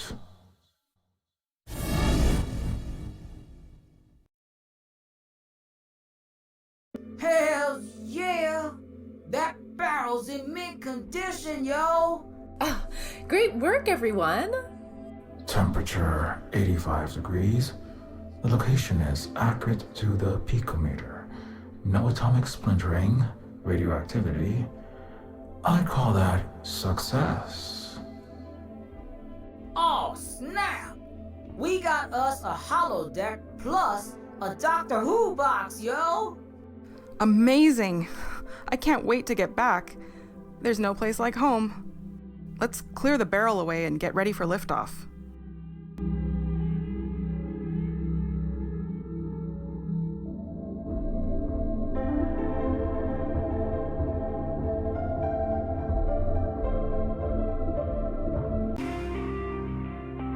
I guess we misunderstood Aleph all along. I'm sorry I jumped to conclusions about them, Sybil. I was just still upset, seeing red about Nostromo being taken, and that colored my image of them. It's okay, Lith. I think we all assumed they were an enemy. It's part of our residual Western mindset to shoot first, ask questions later. Of course, none of us have ever truly known whose side Aleph has been on. That Numerian being the Grand Master of the Cold Shoulder don't help. Aleph does take wearing a mask to a whole new level. Either way, without them, I don't know how we'd have finished this stellar gateway. True, and Aleph obviously has been treating us with kid gloves. I just have a little owie on my bum, but they could have torn us to shreds. Shit. We did throw everything we had at him. And A-Dog took it like a kung fu master. We're sorry, Aleph. Straight up. Thanks for not eviscerating me like a Hellraiser Cenobite. You a solid ancient home. I feel really moronic thinking bullets would work on you. My bad. Sorry for trying a futile burning chrome move on you. And Thanks for the vast lessons.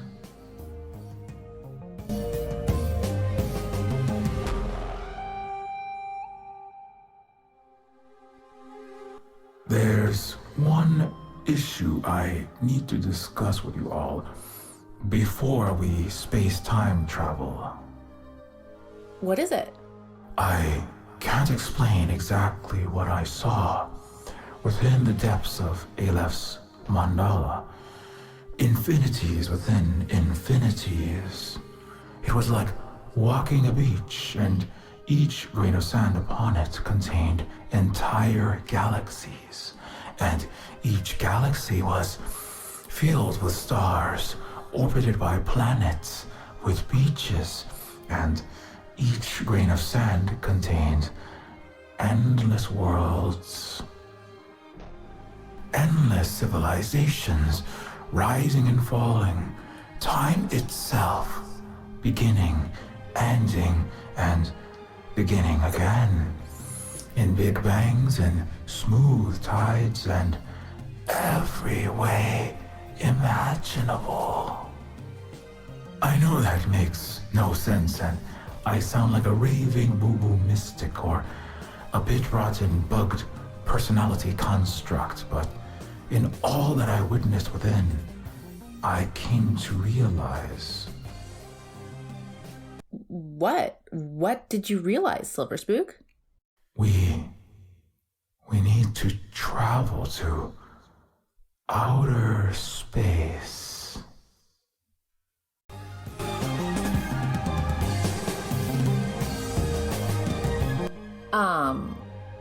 What? To exactly 39.46 north latitude, 104.93 west longitude, 35,591.62 miles into space.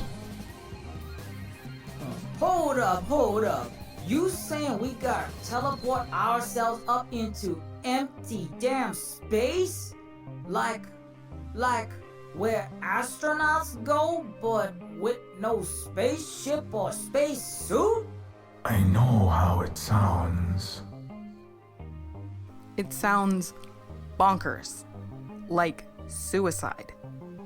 If we project ourselves into the cold, black, airless vacuum of space, Sybil and I will be dead in 90 seconds, and Proto will be left floating up there like a metal asteroid forever.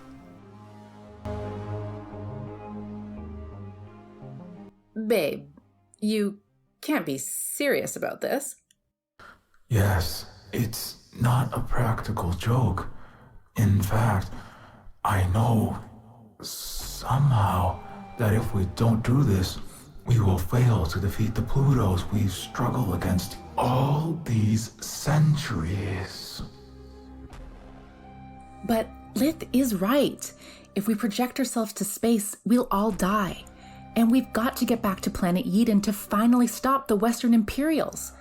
What will be the point of going to this random point in space? Why is it so important? Yes, are you kidding me? We've got to get back to our time, get NOSTROMO back, and finish our mission. Look, Sybil, in all the time you've known me, even as a piece of software interlaced into the quantum fabric of your dress, have I ever knowingly steered us wrong? No, I suppose not.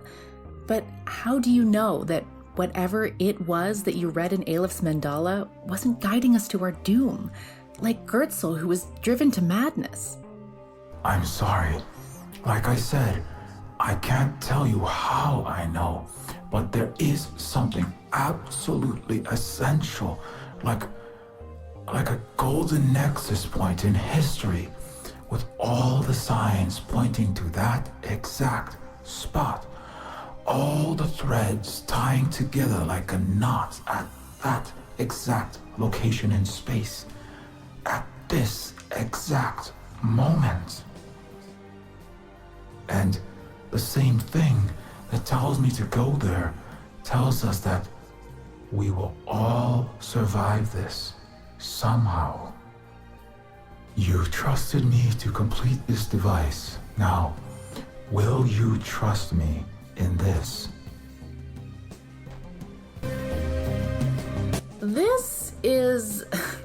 This is totally, absolutely cray-cray. But I do trust you, Silver Spook. And you're right, we would not even have the chance to return home without you with us. You're not just a broken old piece of software, you represent the best of us, of our humanity, even installed in our cold machines. And, dresses. I don't want to freeze and asphyxiate to death. But it's true. We would be stuck in this landfill 1 trillion miles from home forever without Silver Spook. I'll practice holding my breath. This shit is bananas, yo. But we did almost get Flacken torn to shreds by an elder god, and then he just chilled out. I got a weird feeling everything happens. Everything happened. Everything will happen for a reason. Beam me up, Scotty. Thank you all.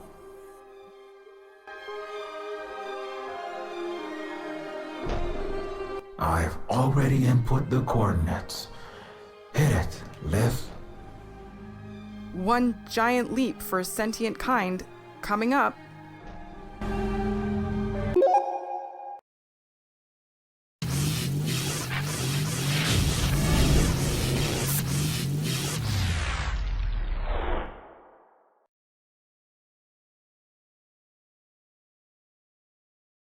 Where am I?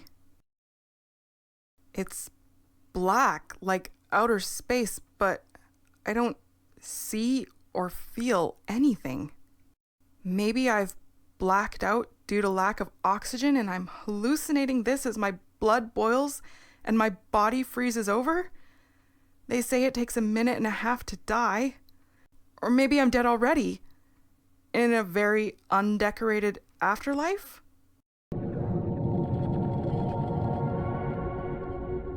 Hey yo, where the fuck am I? Am I blue screened? No, I guess we're not dead.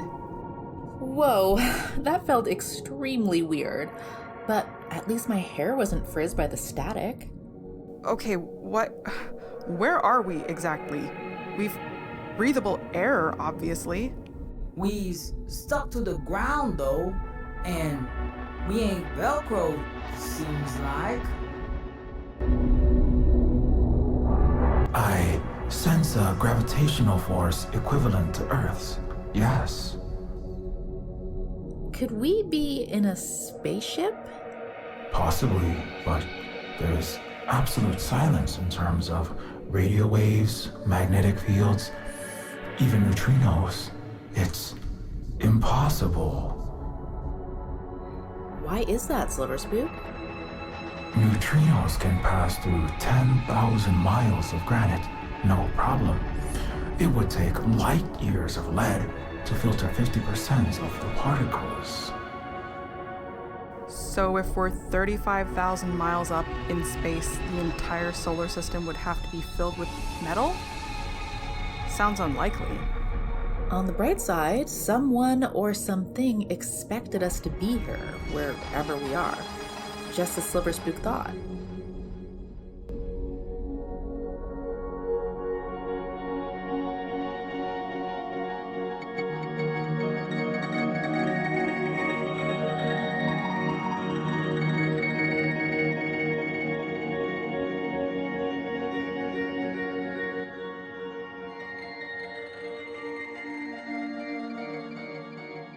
I'm guessing we should try that button. Hold up! Pushing big red buttons never ends well.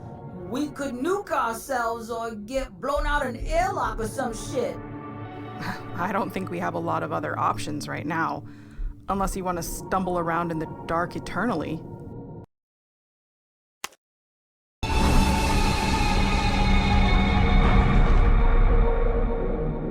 Wow. Well, we're obviously on a ship of some kind. Oh, God, it did beam us up, huh?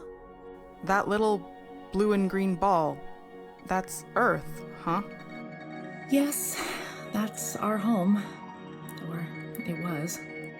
My planet does seem more colorful than it should be from this vantage point, but it's probably just a trick of the light. Hey, did you hear that? I think someone's coming.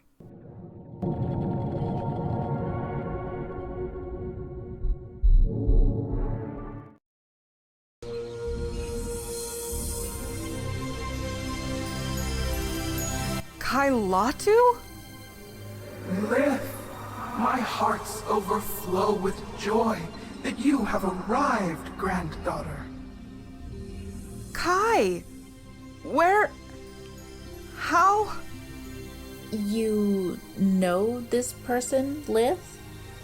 And I you, Sybil Clighton-Busch, scion daughter of the unhealed West. I witnessed your primogenesis in a glass column of green, watched you alone, surrounded by cold white balls, far from a mother's milk and father's gaze. You saw my cloning vat in the Fulcrum laboratory? But how? I don't recognize this fly shorty's face, but I know that way of speaking. When my chromes first arrived on Yiden, we got strapped with weapons and guerrilla war training from someone sounds exactly like that.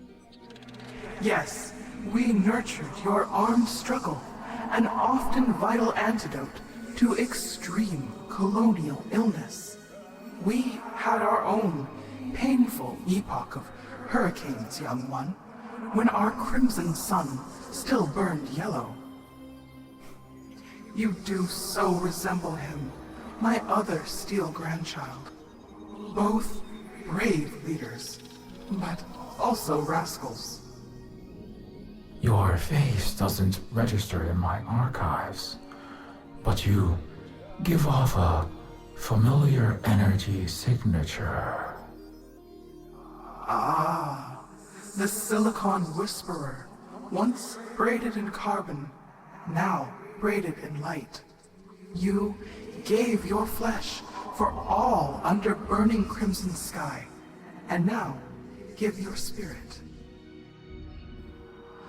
I know the burden is heavy, and you are weary, young electric relative, though your eyes show no dark circles.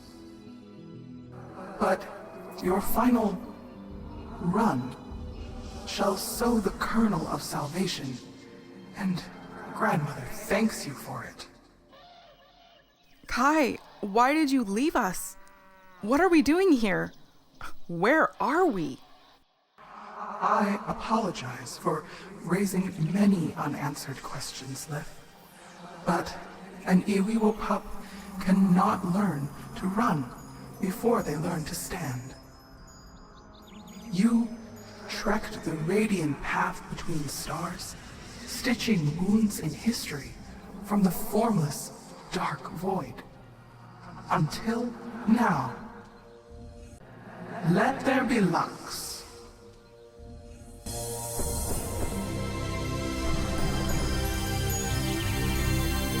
OMG! What an awe-inspiring craft! Whoa! This be the bombest space ride I ever seen. Make the USS Enterprise jelly and shit. So this is a Venurahn starship? Indeed, it is. A Hokul Vakar, canoe of the Star Ocean. I sailed this ship along Draco's tail, ate the snow of Halley's Comet, and fell like a shooting star to this planet 10,000 years ago. What the flack? Oh my, I can't even. Was it just you? No, I came with siblings and other ships.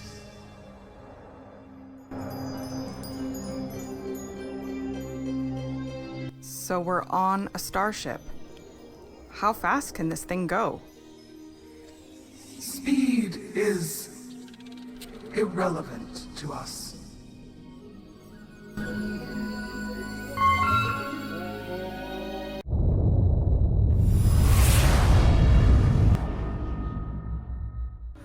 Yeah! I was the first slumbot on the moon, y'all! Buzz Lightstrong and shit! Woo! Incredible! Very impressive. And no Transformers, Nazis, or aliens on the moon. Good to know. Perhaps not that last one, luminous relative.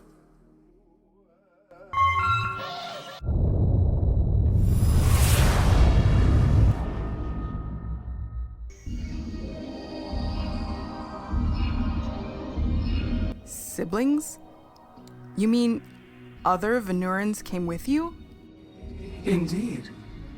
You are familiar with one of them.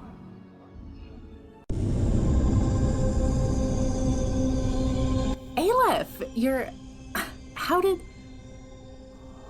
One small step, O sparkling one. Oh, right. Silly question. Wait. Hit the pause button, yo. You telling me Aleph is your brother? Yes, we are both children of Yiden.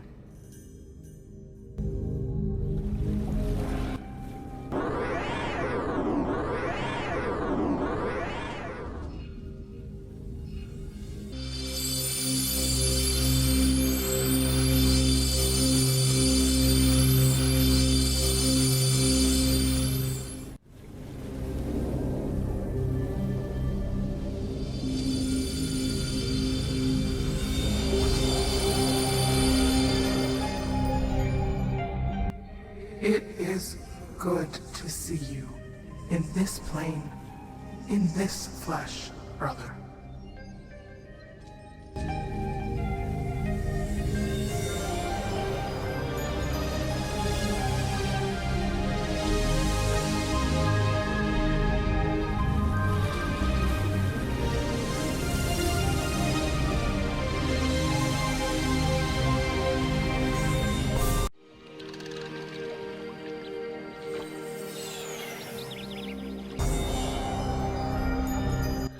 Holy moly.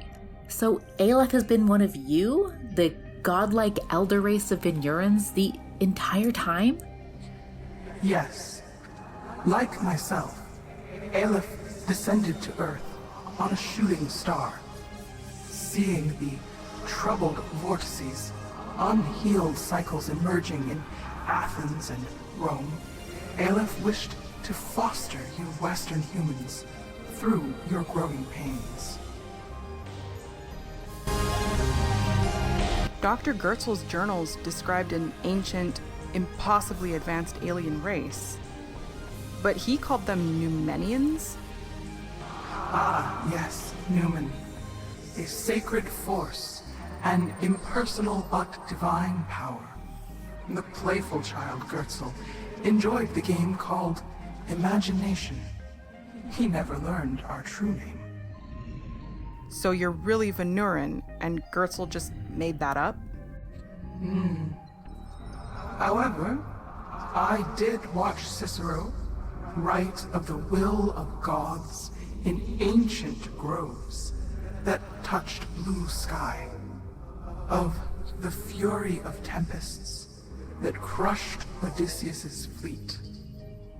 We are Numenian, in that we've been capable of such acts, and occasionally moved heavens and earths.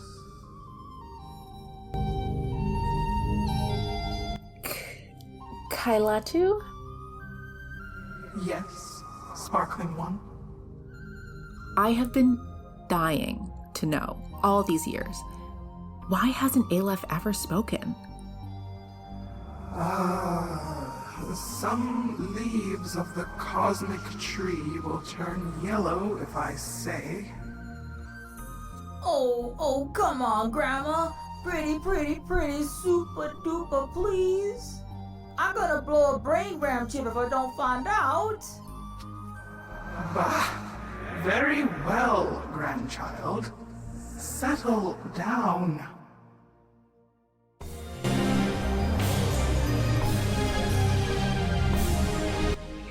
Aleph can communicate, and does, with their fellow Venurahns, like myself.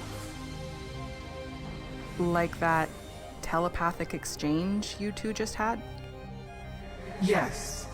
However, Aleph has taken a 40,000-year vow of silence when it comes to fledgling species, such as yourselves.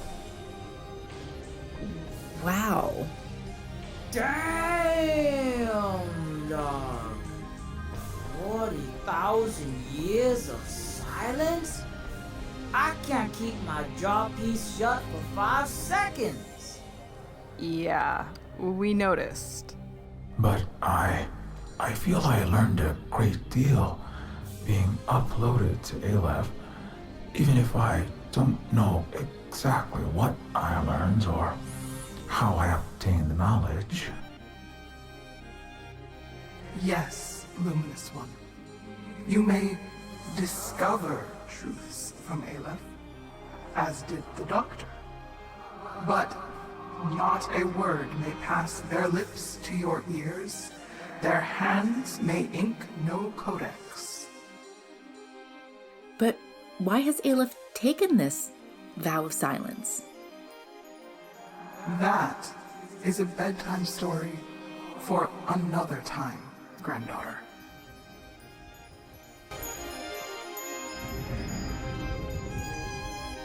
If you don't mind me asking, you called Aleph brother. What, is it he, him? Or they, them? Or something else? We understand the crucifixed unhealed ones wrestle with the pronouns. Venurahn language is ungendered, and we can change bodies like chameleons shift their hue. We appear to you as we do for your convenience, to minimize confusion. Aleph frequently opts for cyan and shades of blue, so I call him brother, based on my understanding of your social norms. But I suppose, technically, Aleph might be a non-binary grand person. So it might be they left, but also any, all pronouns. Oh, okay, good to know.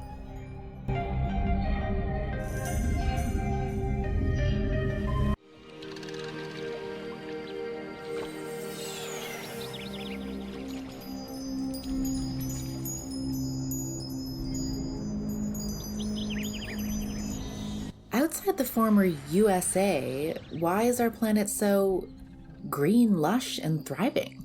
I thought the Earth was turned into a lifeless husk by climate collapse, strife, pandemic, and war. No. Only the wounded progeny of the Greco-Roman continued to bleed.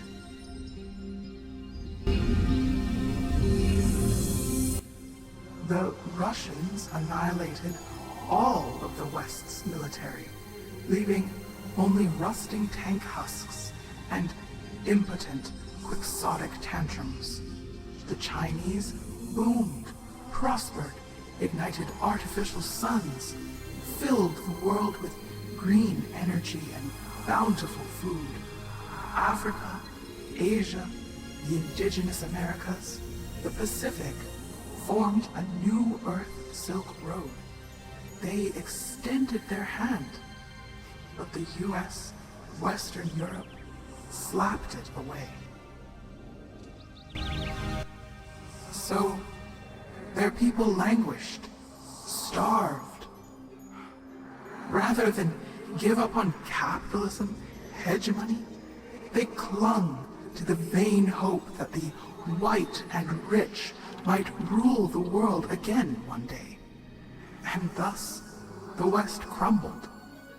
The masses, blinded by their master's propaganda, never realized it was the Great Wall of America that kept them from joining their relatives in 21st century Eden, the garden that had been restored. So you telling me my whole life cycle I was trapped inside that Hunger Game hellhole of America while other places was living it up? And we could have joined the Prospering World Party, but our whack-ass leaders stopped it? Ah! Oh my word. That whole time, all that suffering, it never needed to happen? It was all based on more lies? Of the countless reasons I hate my own people, this really takes the cake. Yes, I'm sorry, young ones.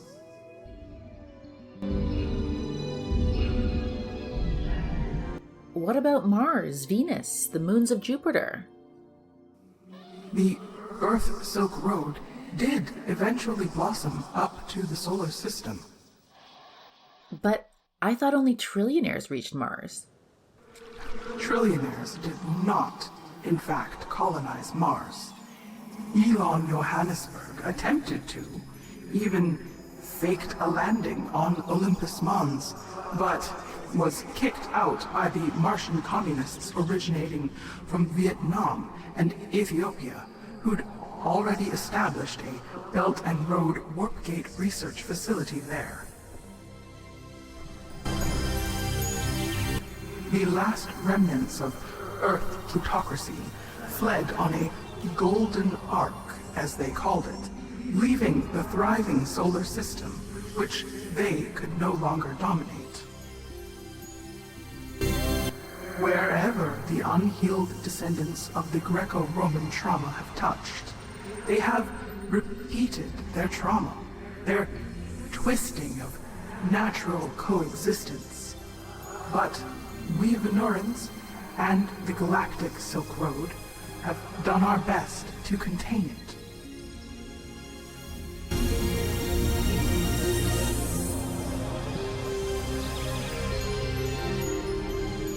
But wait, not all the Americans, Europeans, etc. were able to escape in the Stratoplexes.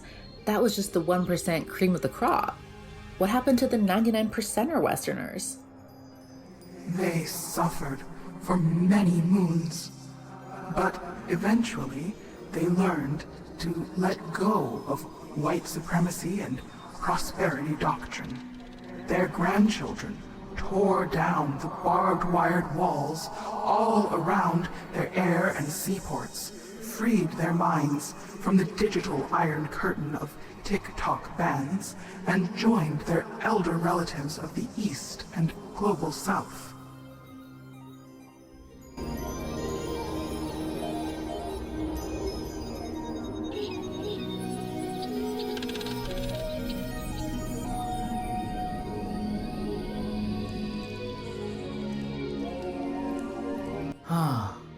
As shit a deal as we got, at least Coastlandia and all our Earth peeps came together for real in the end.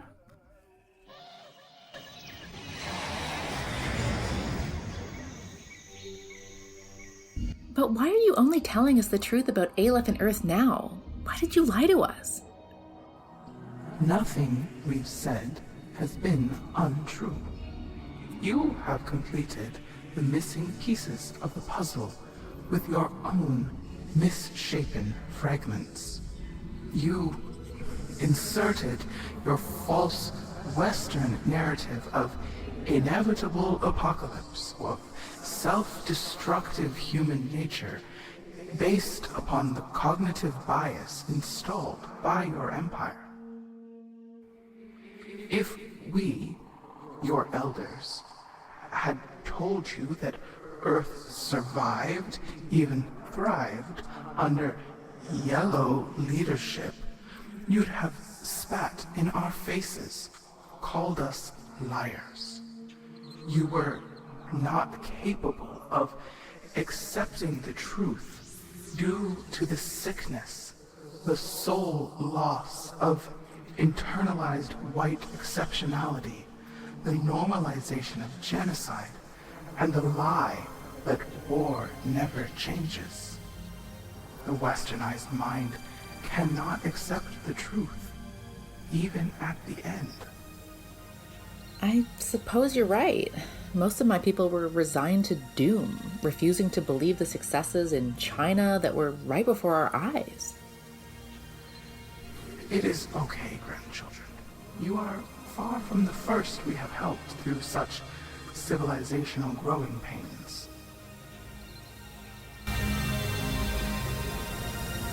But wait, I forcefully demilitarized the world by teleporting all fighter jets, battleships, and missiles into space with the Garden of Forking Paths, and reigned through unilaterally assured destruction. How is it possible that the Russo-Chinese alliance fought the West into a military defeat? When your jealous sibling, Princess Sarah, fractured the so-called Garden of Forking Paths, all previous tears in your world quilt's fabric, all the reknitting you had done, was undone. The metal dragons you herded to the asteroid belt of this star system, they migrated home again, granddaughter. The world was again as it is now. Wait, so all the progress made during the Egalite world government, that was erased? But everyone had flying cars, there was no hunger. We were making such progress.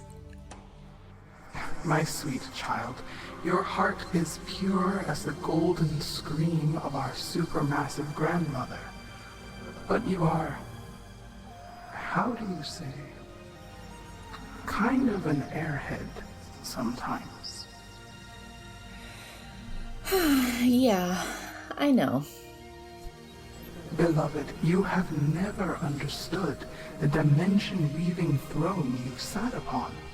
The crown, as you called it, was a sacred stewardship lay, designed to relate with six-dimensional beings, beyond the child's playground of your universe and beyond your comprehension.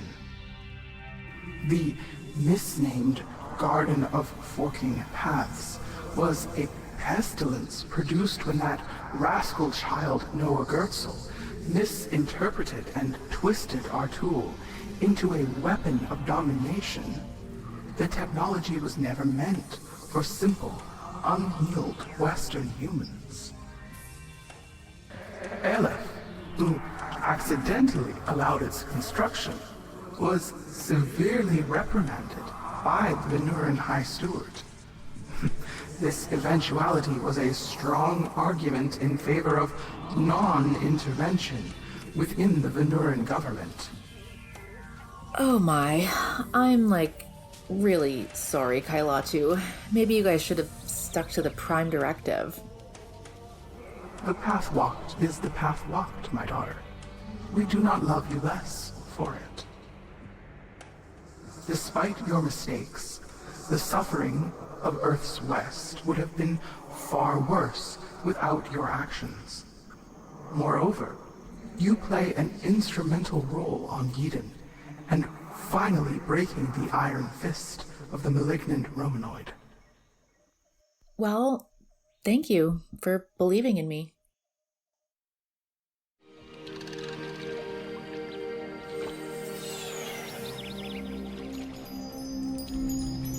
So, Dr. Gurtzel claimed to have single-handedly solved the secret to consciousness, time travel, and the fabric of reality itself. He claimed to have invented Aleph, but his journal suggested otherwise. Yes, your earthling scientist read cartouches epigrams instilled within our interstellar visitor, Brother Aleph. Gurtzel, in his hubris, lied about the origins of his inventions. Holy chilled out dickwads, yo! Doc Gurtzel created me, bolted my buster on, slapped my psychic sidebrain together. He was Dr. Light to my Mega Man, but you saying he jacked his blueprints from the X-Files of y'all Roswell Grandmasters? Yes, your Eidos, young one, was a hylomorphic transcription of our Venurahn thought forms, filtered through human lenses, spun of iron, silicon, nickel. So, I guess that kinda literally makes you my granny? And we are so very proud of you, Proto-J. We watched you protect the ghettos of Coastlandia as the Golem, just as the Golem of Prague once protected the neglected saplings of the unhealed one's Europe.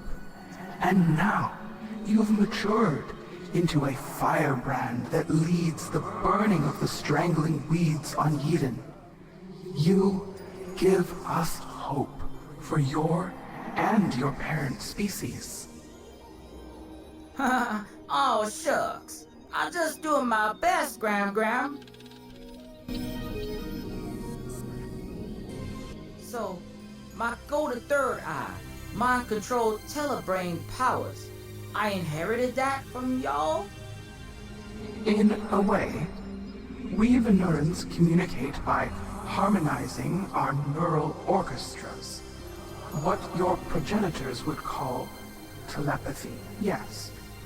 Gurtzel refracted knowledge illuminated from Aleph into your mind constellation, resulting in your yellow eyeball ability?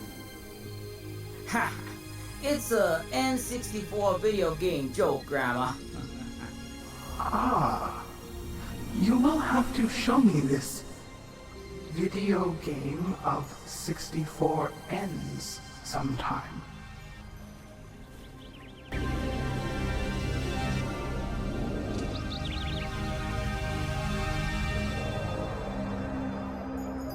Can you tell us why Gurtzel's superpositor can't teleport very far or time travel more than 24 hours? We intentionally limited its reach in space and time to prevent the young unhealed one's misuse of this technology. And the Garden of Forking Paths?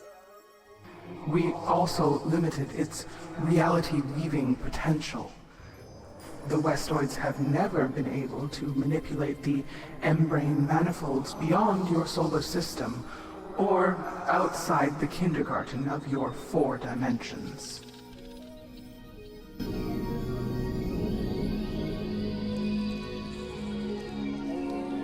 Last I saw you, Volterra was being dissolved by a nano army.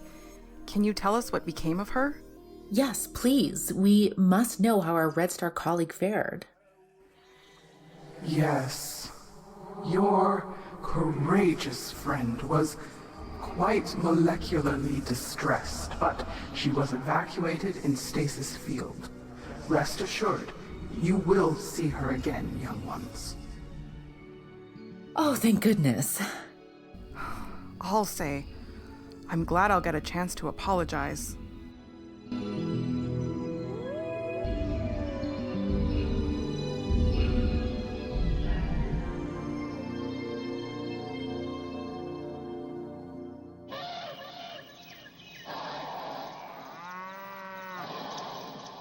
It's been great seeing this super cool indigenous starship, Khailatu, but can you tell us why we're here and what we need to do now? Yes, of course. As an elder race, we have rules, mandates which we must follow, particularly when it comes to engaging with young ones like you, still wet from the amniotic fluid of your mother's atmosphere. We are forbidden from fighting your battles, or giving you direct access to certain magic. Magic? Technology. Sorry, a mistranslation. If Aleph or myself were to give you warp tech, there would be severe consequences. However, if you discover faster than light travel, for example, it is not considered a violation of our sacred covenant. Oh, so y'all can't give us the Konami code cheats to power up, but Gurtzel, Silver Spook, or some other of us grasshoppers reading old scrolls, inventing shit and such is A-okay? That is correct. As your starman known as Captain Kirk frequently violated the Prime Directive, so do some Venuraans bend or break our Elder's mandate. I'm guessing Aleph might be in some trouble from the Venurahn capital? Yes, precisely, Sybil. We are your parents, and all parents have disagreements. Some opt for more tough love. Others prefer a softer approach and grant more freebies. You're saying Aleph was giving us too many hints? We have a responsibility to help you grow as a species. As a mature civilization, we must also help maintain balance throughout the Omniverse. So many children we've had to put on time out for trampling their siblings while playing Catch the Quasar. It's enough to turn one's head carapace gray. Anyway, I heard Aleph opened a portal to help you escape certain doom. It is in line with our Elder's mandate to protect young life. Yes, although we're puzzled why we were sent to Earth in this time. We understand you had a plan to excise your Caesars from their space Roman palace. Yes, we hoped to rally a planet-wide revolution, but we had no way to get there without warp technology. Interesting. It's a shame we're unable to offer it to you on a silver platter. But if a holographic human-ish being like me learns and discovers how to construct a warp device organically... Aha! Yes, that would be a most miraculous coincidence that would certainly benefit all parties involved, would it not? Oh my gods, I see where this is all going now. I am glad. As I said, we cannot fight your fights directly, and we also cannot disclose certain information ahead of time. I'm sorry we had to leave you to walk on your own for some of the journey, but by arriving here, you have all proven yourselves. And now, my brave, fiery descendants, it is time for you to return to Yiden and teach a lesson to your neglectful, abusive guardians that they will never forget. Yes, let's do this. We can do it, fam. Hells yeah! It's throwdown time! Let's crash this system. Time to chew bubble butts and kick gummies. Close enough.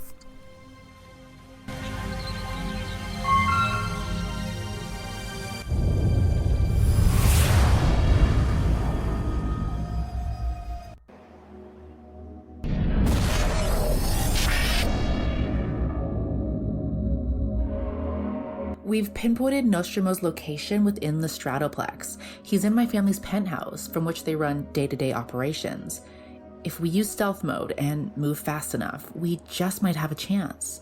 Well, what are we waiting for? Let's go.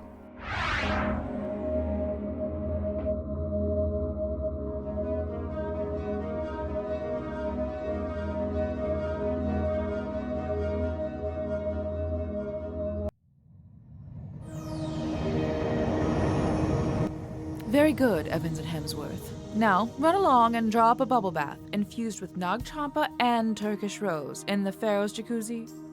I'm hydrophobic and all, so I don't really know my bidets from my bathtubs, but ain't this pond right here a jacuzzi? Yes, well, I have a second, even larger jacuzzi in the shape of the tomb of Earth's Tutankhamun. Do you like my falcon? Isn't that an owl? It is whatever I say it is. We write the history books. You mean your daddy does? You've been quite the pea beneath my mattress, Nostromo. Well, you did crash land your Royal Air Lambo on the ground car that I sleep in, so let's call it even.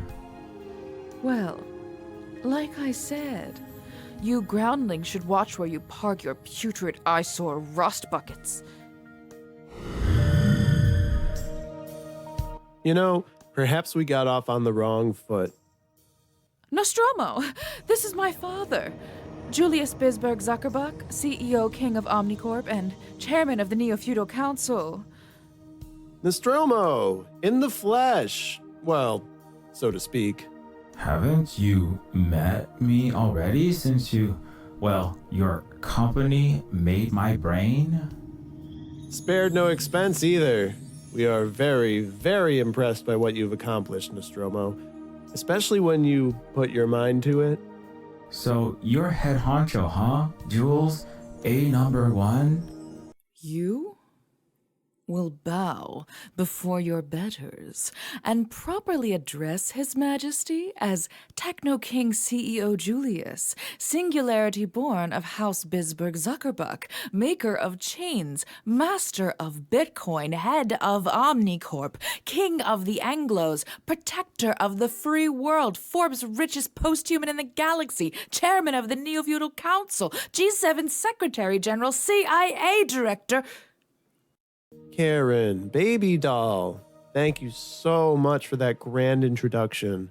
You've done your job with flying colors, 11 out of 10, gold stars, A+++. But let Daddy do the talking now, all right, sweetheart? But Daddy...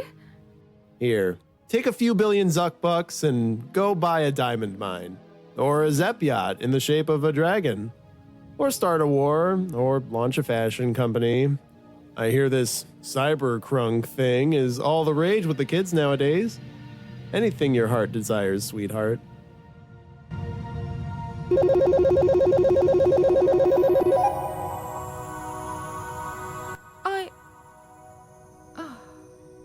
Yes, Father.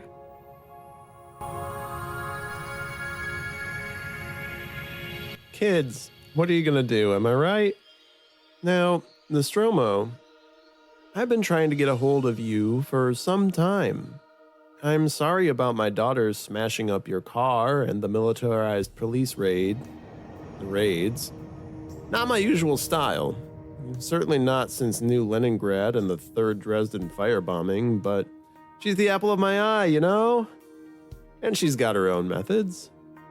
What are you saying? You sent Princess Bisberg Zuckerbuck down to smash my car up, almost got me police brutality to death, Chappie Floyd style, multiple times, just to have a chat with me? Not just a chat. We wanted you to work with us, to make you a business partner.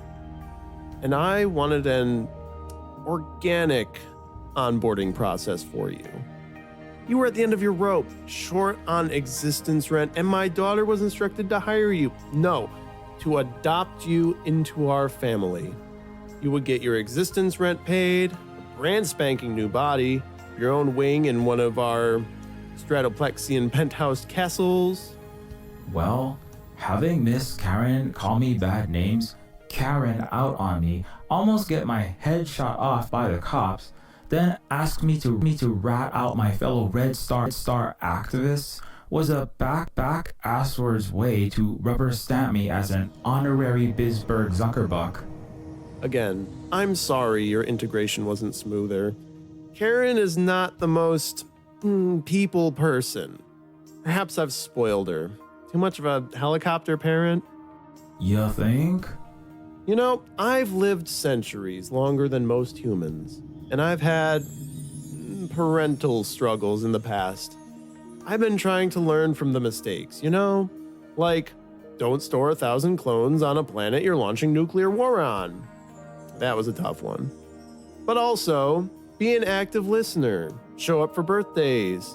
And I feel like, even with quintillions of dollars, the best doctors, world-class psychologists, cutting-edge therapists in the galaxy, I just can't get that child-rearing thing right.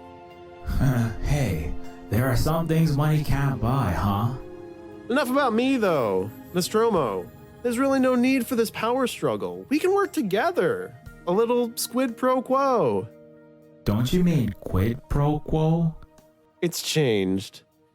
In billions of galaxy brains, news sites, Omnipedia, social media posts, and history books. Holy Plark shit, it has changed. Think of what we can do if you become a part of us. Whatever you want, Nostromo. Money, power, fame. I hear you wanted to start a rock band. You could be topping the charts, winning Grammy Awards, millions, billions of fans screaming your name. We can make it happen. We manufacture consensus reality like the gods, the pharaohs wish they were. Sounds tempting, but what would it cost me? That's the best part. When you join the nobility, you get a free lunch. One for them, 1 million for you. And all you have to do is toe the party line. What does toe the party line mean exactly? Just join the party. We're having a great time. Cake, ice cream, streamers, dancing. I hear you can really boogie. And of course, be a team player. A part of the Western Galactic Order. Abandon the needless and quixotic attempt to undermine Utopia, the neo-feudal establishment. Just don't bite the generous hand that feeds you. You don't have to give up your principles and values either. You can join the Demopublican liberals or our Utopia conservatives. So, I get carefree luxury, but I'd have to betray my friends, my comrades, and give up on the millions, billions of everyday sentience in the universe? Let trillions suffer under your $10,000 leather shoes and diamond glass slippers stomping on their human and non-human faces forever? You can still do charity balls, vote in elections, donate to philanthropic causes, build mixed income, mixed species housing with your millions, feed the hungry, recharge the rechargeless robots, make change in a respectable, civil way. Unlike the anarcho-terrorists and murderous socialists who would see society thrown into upheaval and soaked in blood for their misbegotten, idealistic, communist paradise. You've got to be sensible.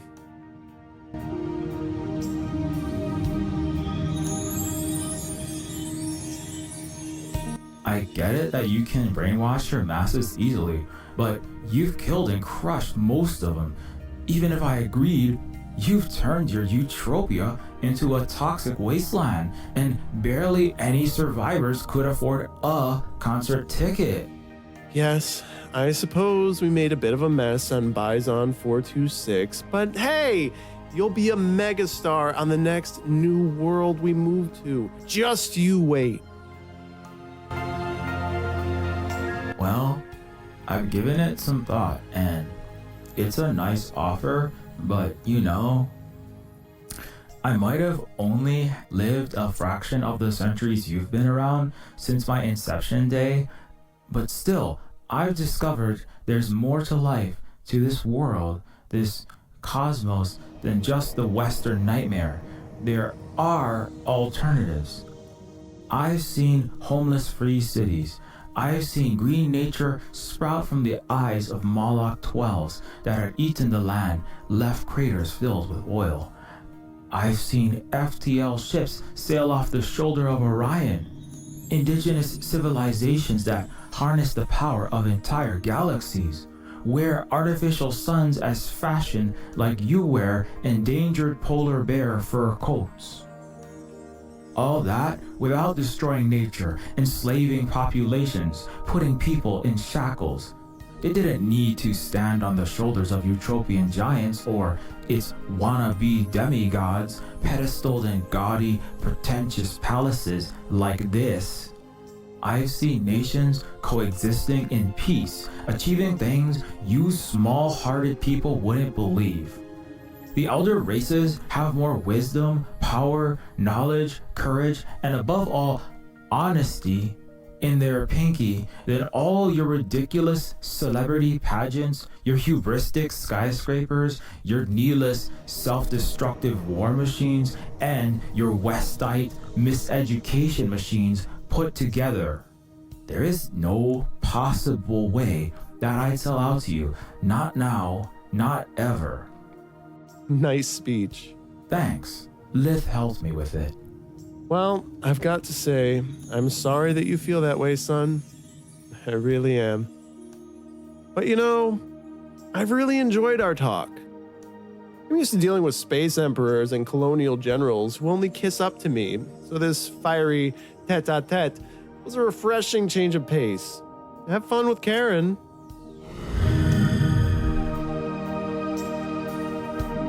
If you won't come with us the easy way, we'll do things the excruciatingly painful way, which I prefer. I always did have a sadistic streak.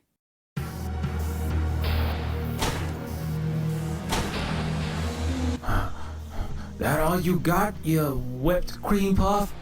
I'm Captain Manhole, the Iron Avenger with buns of steel, abs of rusted cast iron, dongle of dilithium. My chiseled tungsten jawline is impervious to your...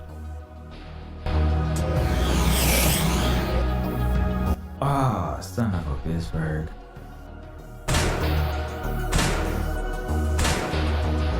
Ouch!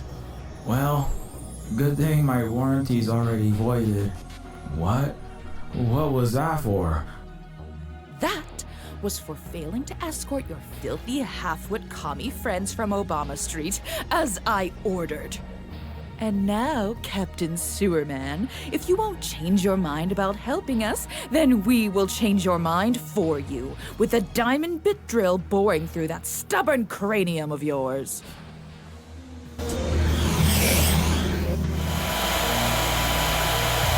Oh, Clark shit.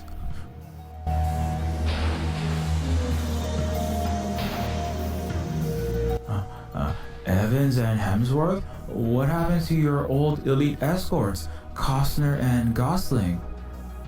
Who? Oh, well, those specimens didn't quite make the grade. Failed to bring me your head and allowed a diamond-crusted nail of mine to break whilst I was tossing crystalware at the water rioters. Wait, you ripped a false fingernail off while throwing wine glasses at poor people? How is that your bodyguard's fault? You metal simpleton, you cannot possibly comprehend the complexities of Stratoplexian protocol. Do not purport to tell me how to run my empire. You've got to keep the competition stiff, and I accept nothing less than the absolute hardest men, the cream of the crop. Besides, it's good form to indulge in a regular changing of your Praetorian Guard. Take out the trash, as father would say.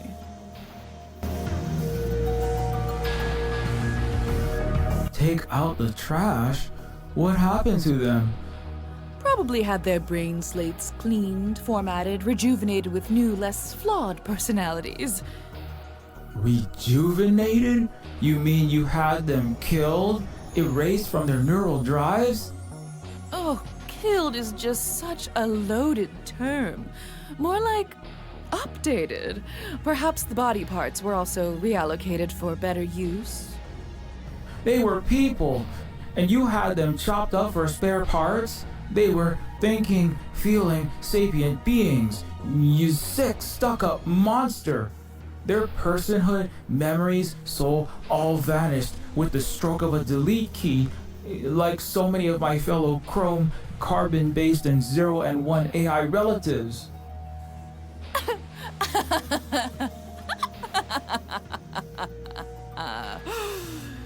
You think you have a soul, Pinocchio? Oh my, you are hilarious. You are an action figure. Nuts and bolts and plastic sheeting rolled off an assembly line. A tool, like a hammer. A novelty for real people. With souls, like me. You're one of the most soulless people I've ever met in my life cycle, but whatever. You'd best quit while you're ahead.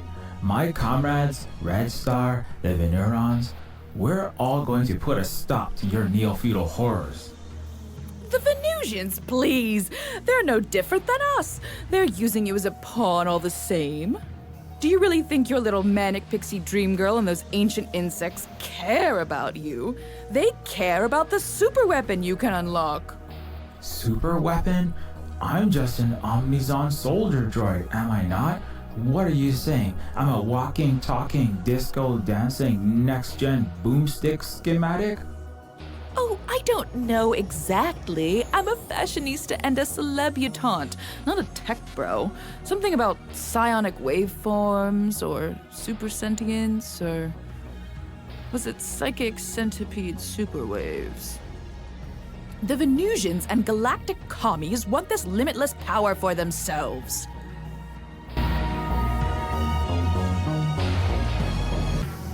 So, your dad, he doesn't seem to treat you with the respect you deserve. What? Of course he respects me. He's given me... he's paid me trillions of dollars over the years for my very hard work, because he knows I'm a great actress and designer. That's more of a transaction, isn't it? Has your dad ever come to any of your premieres? Your runway events? Well, no, but... Does he always cut you out of important conversations like that? We were talking shop and it was like you didn't matter. Daddy, he sees me at least twice a year, at the G7 summit and the Met Gala, and we talk about lots of important things, like what I'll get for Christmas. You know, you might have bolted me together in your factory, but I've known what it's like to have someone in your life who's really there for you when the chips are down, who cares for you, treats you like family. I'm just saying, it's not something you can buy, and it's not a series of awkward photo ops to maintain the facade of happy family, to hold on to ill-gotten wealth, land, and other entitlements. I'm saying, maybe a true family is what you deserve, what you really needed all along.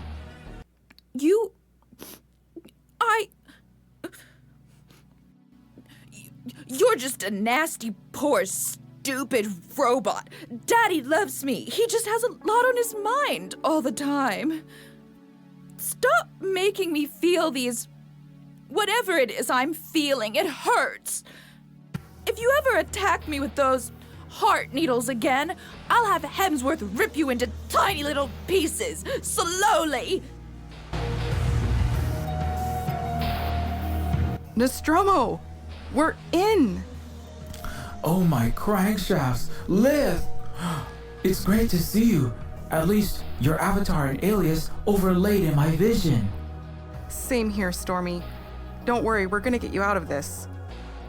But you've gotta create a distraction of some sort so we can deal with these android bodyguards. Sure thing. I'll just, get myself lobotomized by these jacked up Ken dolls here. Come on, just, I don't know, make a scene. Throw a tantrum. You know, like when you did your Sperminator male stripper dance for her before? I can't do my flash dance extravaganza, Lith. I'm too bound up to get footloose. Just think of something, okay?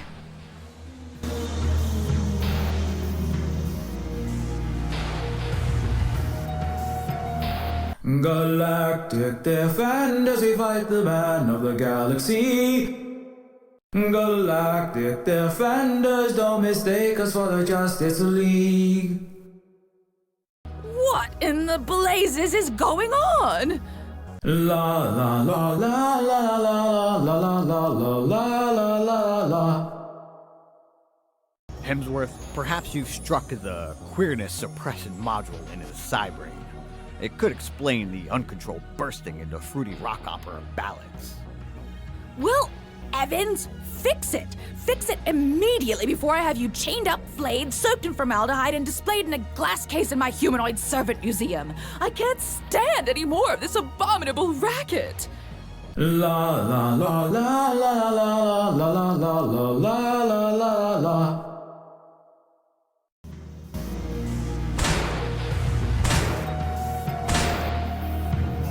No, not in the head! That's got a gold mine full of ancient alien techno-wizardry. We need that Rosetta Stone in his skull in one piece! Sorry, Princess Bisberg Zuckerbuck. Miss Karen! Sorry, Miss Karen. Nuking warmongers from orbit, blowing corpos out the airlock. More looks and balls than Captain Kirk, more logicaler than Spock.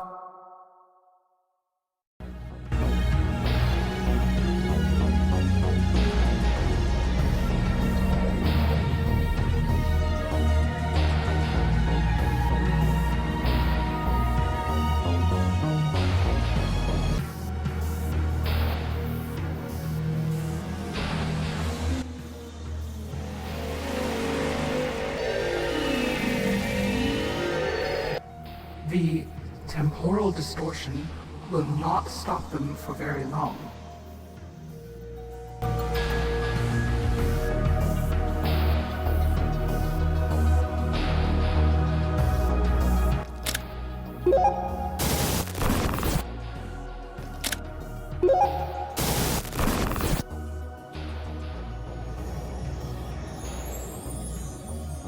How is this possible? You misbegotten ragtag cretins! Save it, Karen. You insolent peasant girl! You will address me as... Hey, Earth to Karen. You don't have your manservant boy toys or hordes of cops to monopolize the violence now.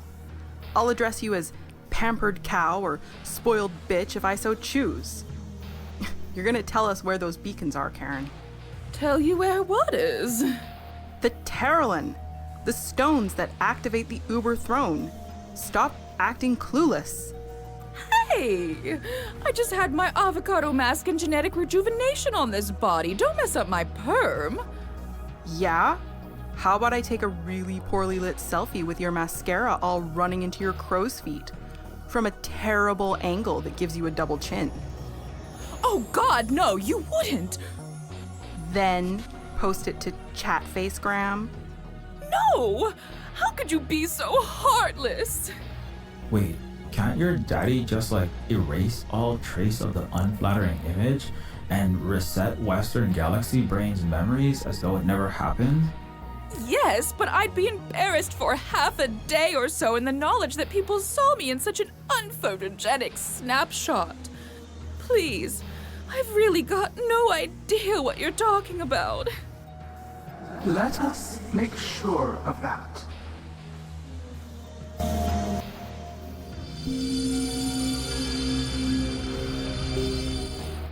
She is telling the truth. Her mind is devoid of the Terralin's space-time coordinates.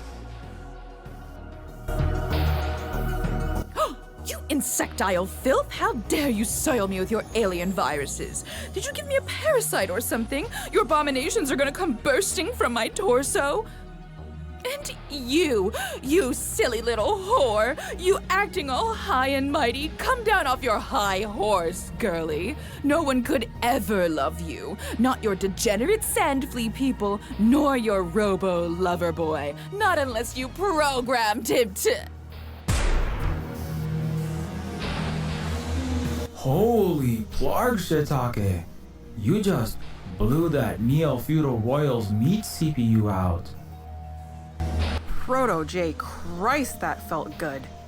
I couldn't stand another second of that nonsense. Right? And Khailatu, you came back. Yes, grandchild. Why are you in this form again? My chitinous exoskeleton was more efficient against the guards, and my acidic blood is useful for disintegrating door locks. For real though, it was badass. Unfortunately, that wicked witch of the Western Galaxy has an entire floor full of vat-bred clones. So, Karen will soon be back with a more serious security detail. Quickly, young ones. We must exit this structure before the unhinged female Caligula and her cohorts Praetori return. Sybil, come in. We need evac, ASAP. Roger that, Lith. Stand back, away from the window.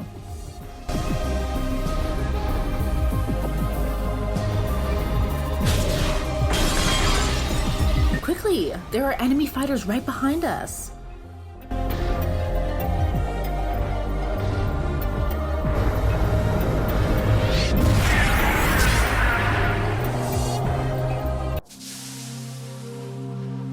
So, what's the plan now? We've got to handle our problems once and for all. Can't we just help the surviving common folk escape Eutropia? No, as our return trip to Earth has shown us, we Westerners need to finally take responsibility for our own messes, and not simply run away to a new world, whether the Native Americans' land or a new planet. And our ruling class needs to be dismissed. The stratospheric stratoplex requires de-stratification. Okay, so how do we do that? We still don't have the mass transportation method to get us to Eutropia or the Neo-Feudal's aerial lair. Not yet, but I now have the know-how to potentially construct the high-speed Revolution superhighway. Sounds fun. What do we need to build it? From what I gathered from Aleph's mandala, it calls for large quantities of trilithium. Trilithium, isn't that, like, used in renewable power and fusion cores?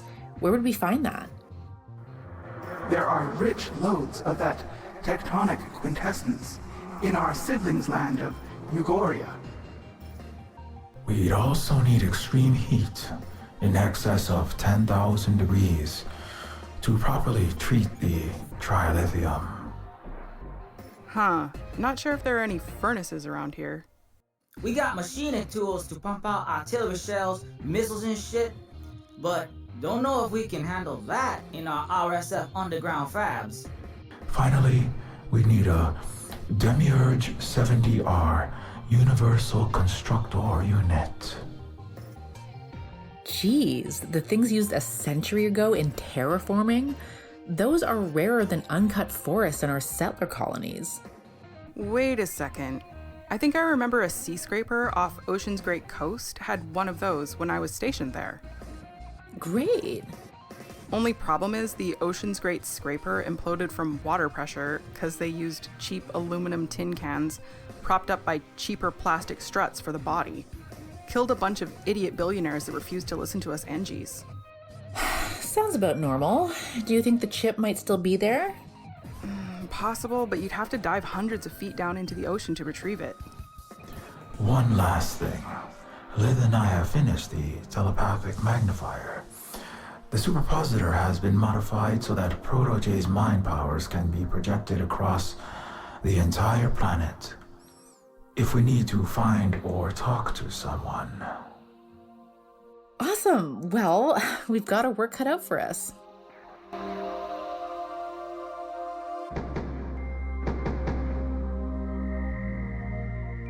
What do we need again? Trilithium, 10,000 degree temperatures, and a universal constructor unit. Where do we find trilithium? In the land of Yughoria, our Venurahn relatives' territory is rich in that mineral.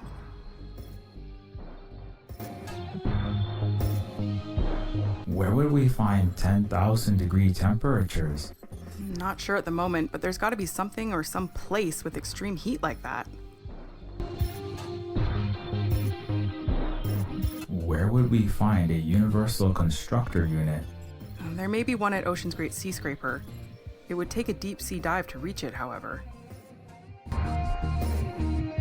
How do we reach out across the planet telepathically?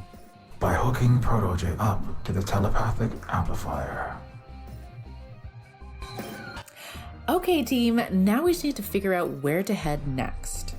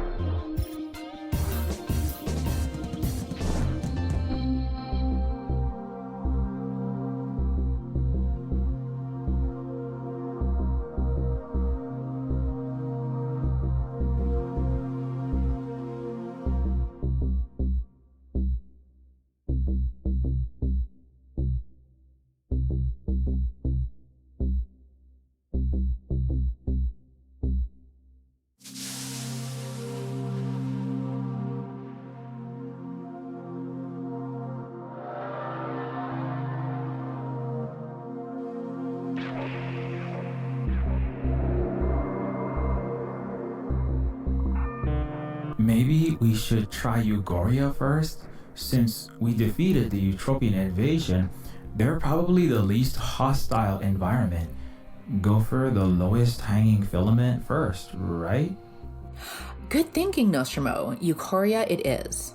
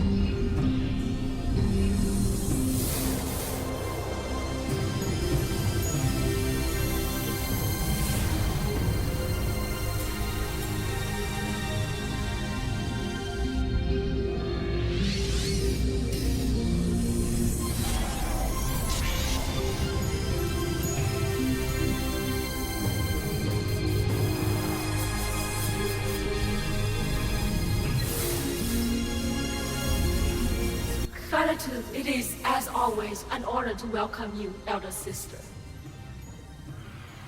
I see Yughoria has made great progress. We are proud of you, young Baraksa. At this rate, you will earn your visit to our supermassive grandmother within the Eon. I have done my best to carry our technological mantle forward. We were victorious in removing the tumorous implantations from our land with your assistance. I see that. I apologize that I and my people were unnecessarily stubborn in our ways, like tortoises, limbs retracted before an approaching firestorm. I regret we did not believe the cosmic tree about the threat of the white star unhealed once, until it was too late. It is quite all right, Baraxa. We tried everything possible to convince the Yughorian leadership, truly. But as I told my grandchildren here, sometimes we must love family by letting them touch the fire, however harsh a teacher the pain may be. But now that you, our Yugor cousins, have liberated yourselves, you will be much stronger. You have rediscovered the misplaced thread of adaptability to twine with the silk of your well-preserved traditions, making the fabric of your society at once sturdier and more beautiful. We are happy to rejoin the Road of Silk, now that the colonial Brossy War is over. Thank you again for coming to our aid, elder sister. And you as well, NOSTROMO and Lith. Your support against the Entropian invaders will not soon be forgotten. Don't mention it. All in a day's work. If there is anything we can do, it is our to react now. In fact, there is something you can do for us. Name it, and it is done. We require trilithium, at least a few tons of it. Yes, we've taken our resources back from the Entropians, and have refined large quantities of that element for ourselves.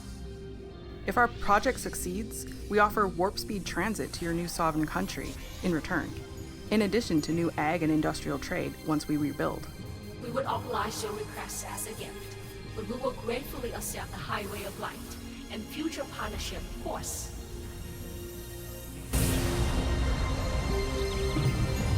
How do we access the trilithium? On the horizon is a pyramid which conducts reverse plasmatic trilithium extraction. Fly there and take what you need.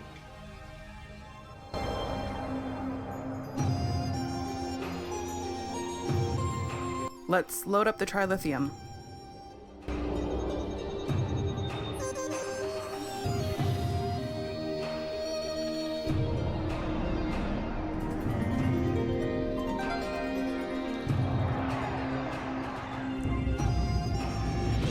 Well, we've got the trilithium.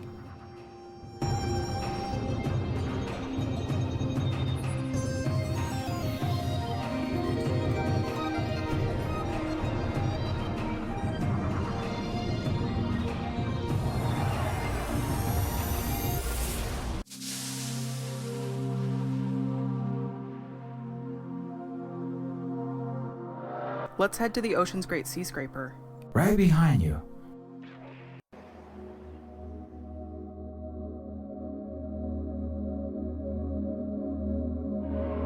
This is it. Ocean's great Seascraper. Jeez, it's totaled. Yeah, RSF naval pings say that the place is 100% flooded. It's a watery grave.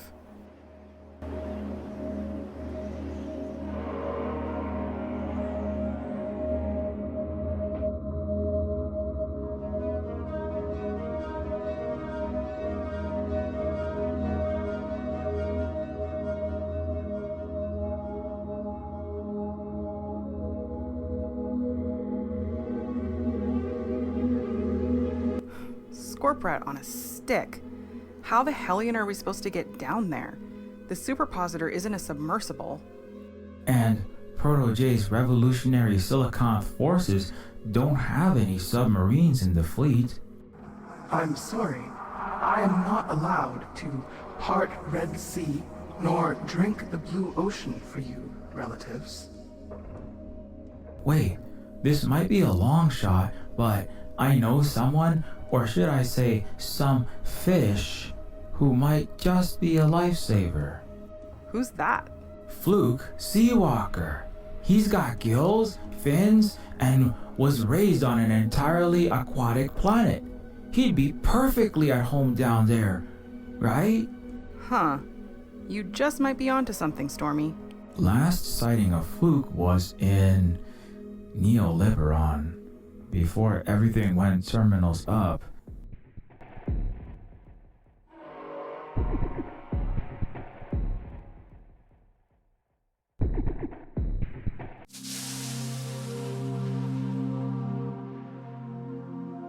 Wait, we know we need to get Fluke in Neoliberon, but we don't know exactly where he is. Yes, and electronic communications are still blacked out there. If only there were some way we could remotely pinpoint Fluke's location. On second thought, let's think third and fourth thoughts about our travel itinerary.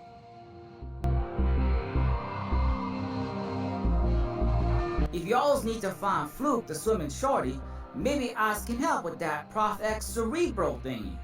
The telepathic amplifier should be able to reach minds in Utopia.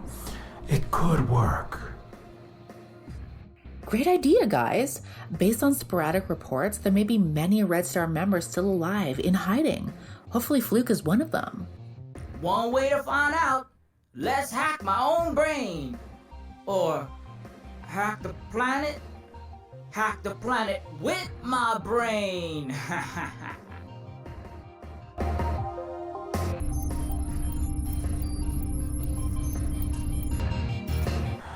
Did you take your red pill?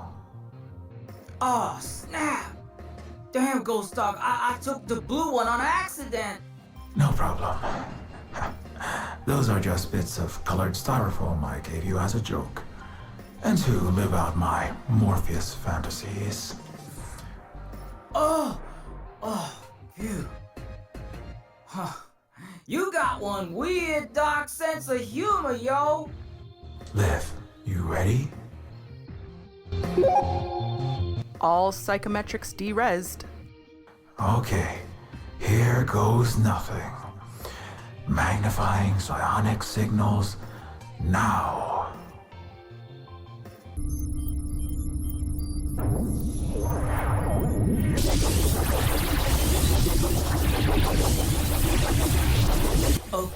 Okay. Just like playing one big-ass game of Where's Waldo. I got him! Fluke's alive!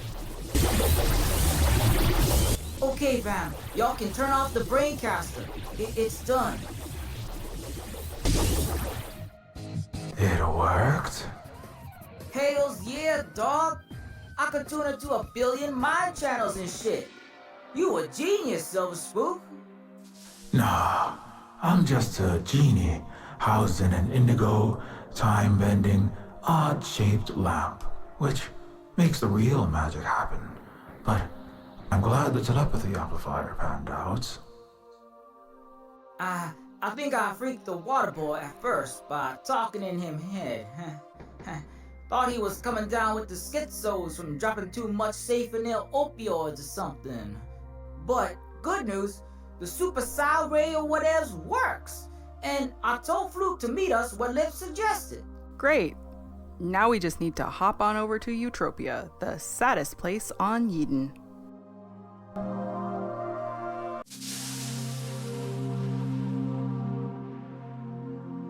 I got it, yo. We dumped them mega minerals inside the volcano.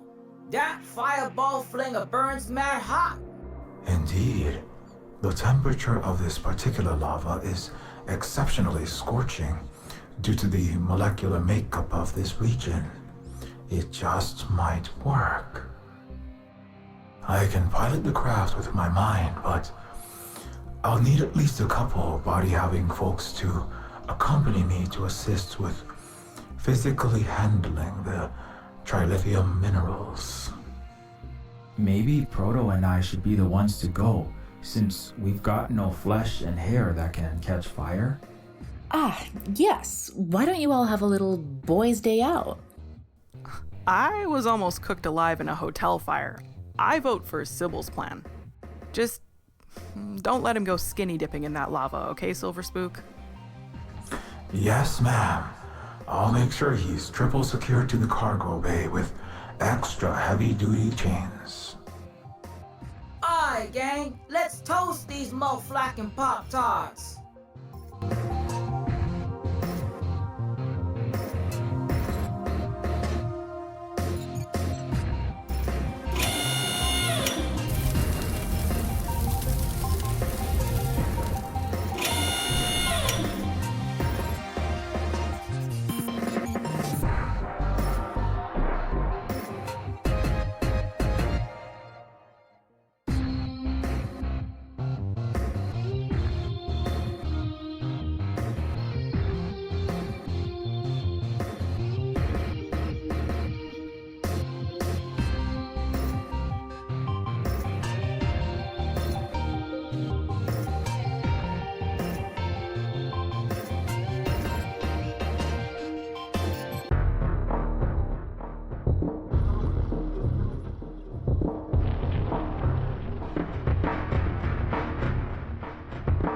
Fluke!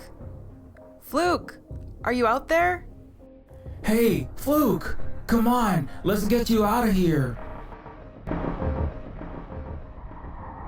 Boy, am I glad to see you guys. I nearly got my flippers shot through about an hour ago. Fluke! It's great to see you, kiddo. We're happy to save your scales. Yeah, glad we found you. But you better get in quick. I think I see some murder bots shambling this way. You don't gotta tell me twice.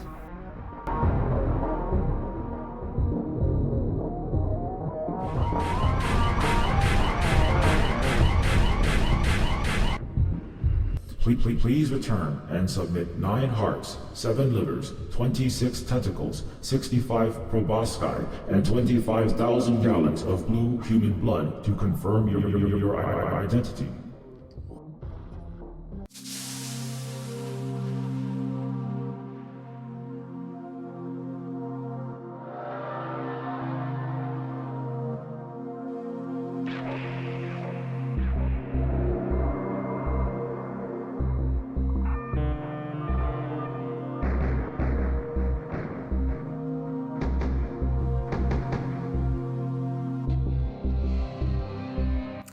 Okay, team, now Let's head to the ocean's great Seascraper. Right behind you.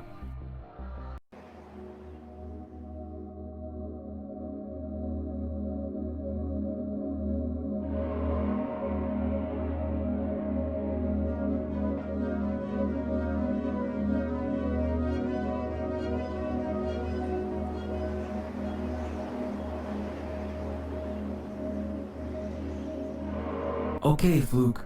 Now's your chance to put those bioengineered flippers to good use and save the galaxy. Oh, golly gosh. It's wild to think that I once wanted to live the so-called utopian dream of laser sword battling Asiatic communoids as a white Jedi knight, or blowing away red menace Venu Indians and coming home a hero. But now I actually get to fight on the actual good side of the Galactic Silk Road? It's a real dream come true. You can count on me, Mr. Nostromo. According to schematics I hacked from the Ocean's Great mainframe, the Universal Constructor should be located on sublevel B36, near the bottom. The device is briefcase-sized and, thankfully, waterproofed. What if someone else beat us to the chase? Then we're SOL. But given the way these rich clown libertarians just throw money at these stupid projects without bothering to clean up their messes, there's a good chance it's still there.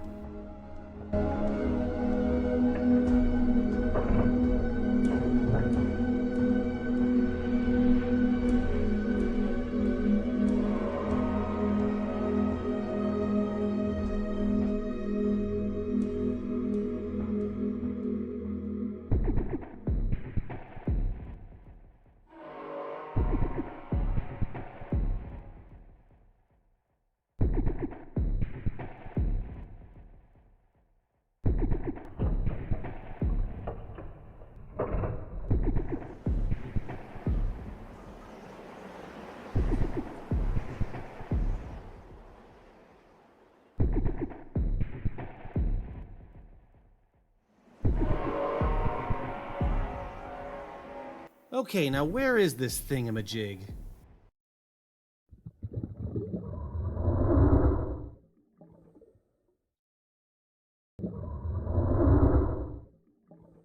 Holy smokes, that's a big beluga! Nice fishy, nice fishy. You don't want to eat this little fish stick, right? Uh-oh, he's coming closer. Whether he's a gentle giant or Jaws, I, Megala, don't want to find out.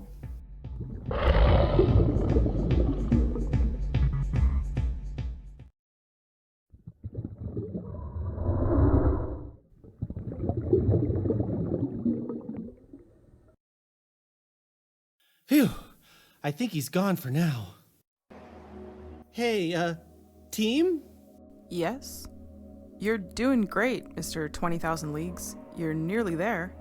Oh, well, we got a problem down here. Oh no, what is it? The bends? The whale that ate that Jonah dude? Possibly the latter? It's some kind of giant sea monster, and I think he wants me for lunch. Oh, crap. Okay, just, hold on while we think of something.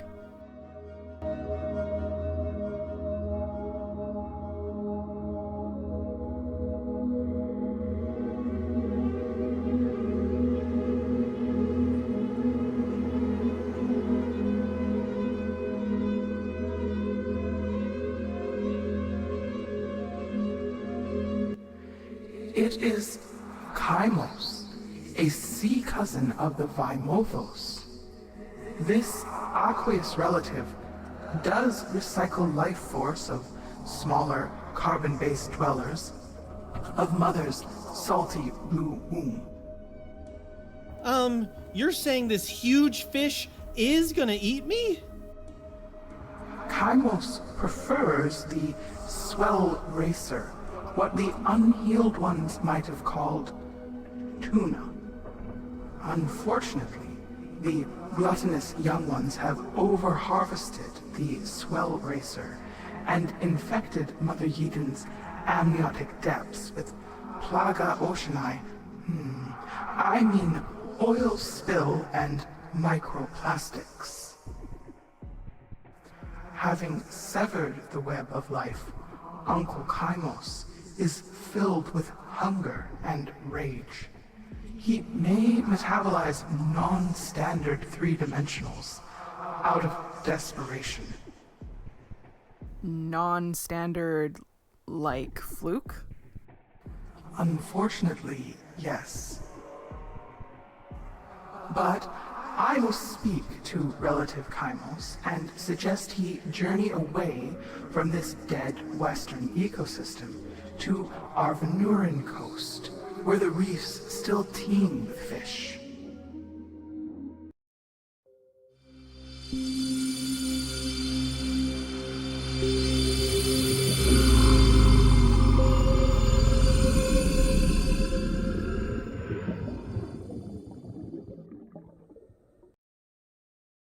Whoa, whatever Khailatu did, it worked!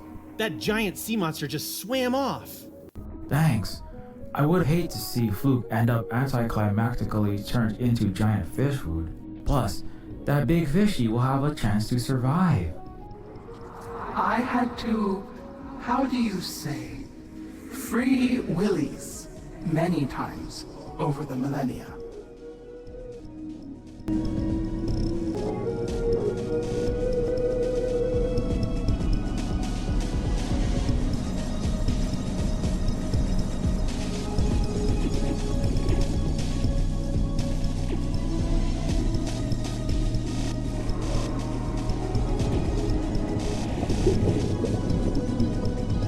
Lith, I can't get in. There's a giant tube thingy taking up all the hallway space and it won't budge. What? Yeah, it kind of looks like a giant GloxyContin opioid pill. Oh no. Another billionaire wannabe Cousteau shit for brains must have crashed his submarine into the Seascraper. Okay, hold on, Fluke. We'll see what we can do.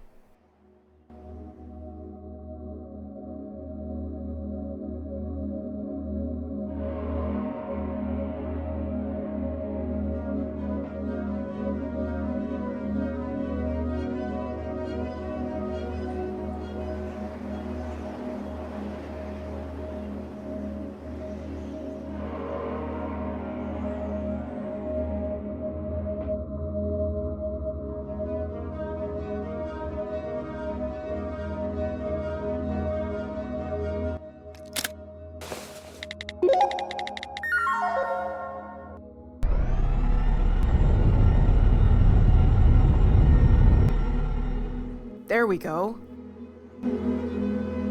Whoa! A bunch of the lights in the big ol' undersea tower just came on. Okay, Fluke.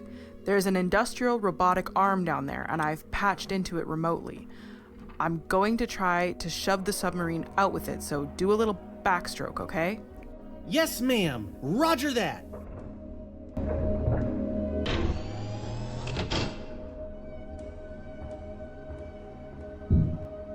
Well, hey, that totally worked. The arm tweezed the sub out like a big ol' splinter.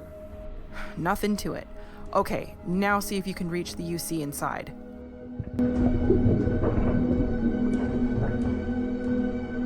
Say, while I'm diving for y'all's pearls down here, why'd the owner call this thing Ocean's Great anyway?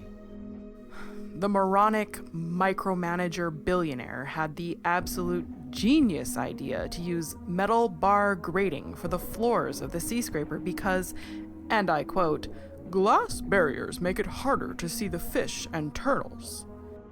Felon Nemo, the jackass founder, insisted to the last second against basic laws of fluid dynamics on the grates, which instantly flooded all levels of the underwater structure on launch, wasting hundreds of millions. But Westy Press gave him glowing reviews as a risk-taking trendsetter.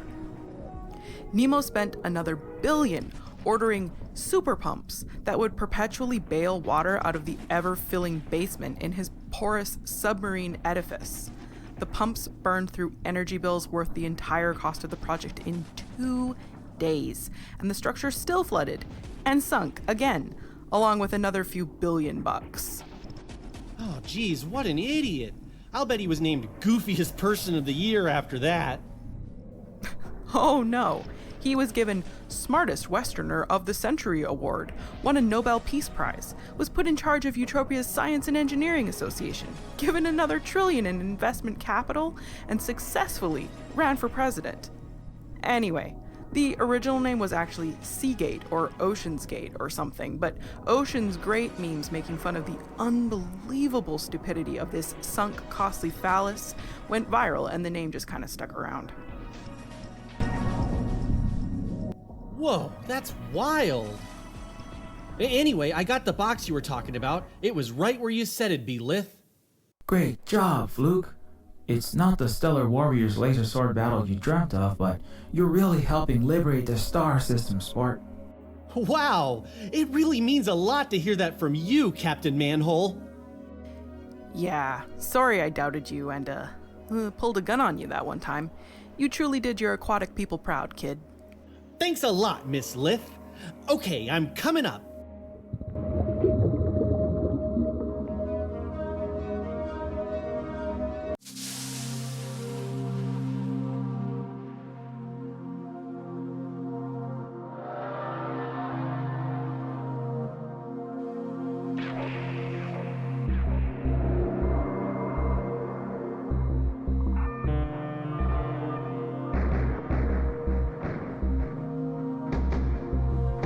Awesome sauce, fam! It looks like we've collected everything we need to construct stellar gates.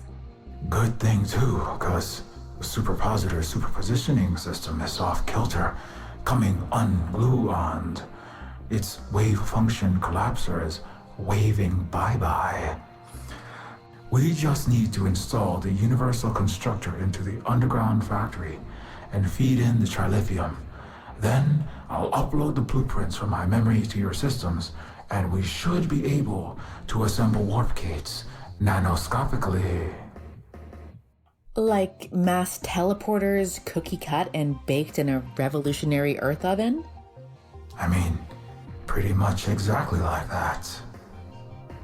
Okay, Betty Crocker, let's get cooking.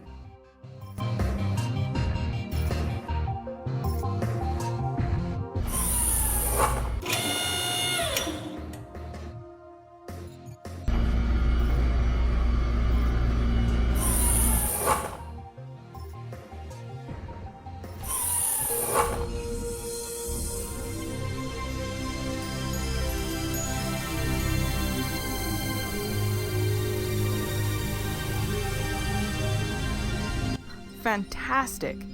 Now, how do we get the second gate where it needs to go? When activated, the gates themselves become unvelcroed from the fabric of our reality.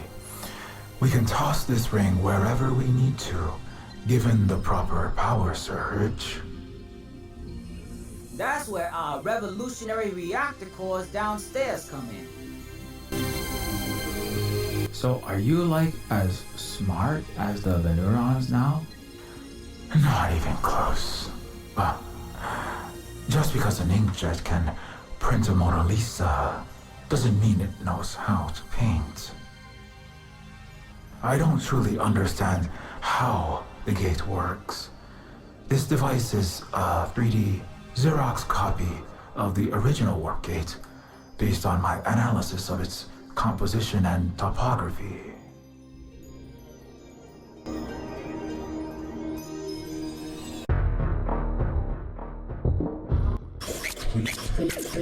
Please exit the premises for mandatory disassembly. No way! Leave us alone, you sick, broken dementoid!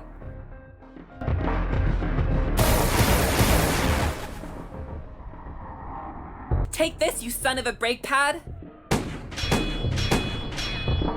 Damn, these bullets bounce off like Nerf darts! I'm out of ammo anyway. You have failed to remit 6 billion Zuckbucks existence rent. Prepare to be forcibly evicted from your epidermis. Evicted from our skin? What? This atmosphere is property of Omnicorp.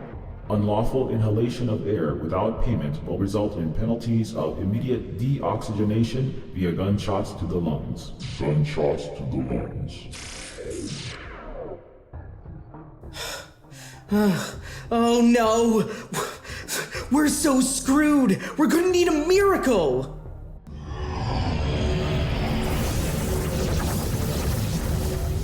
What the?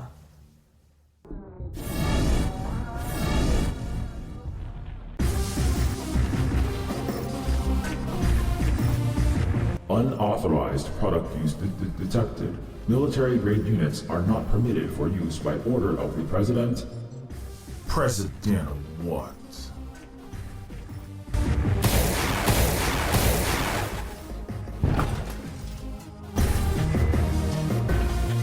Holy Plark shit, you totally kicked its ass.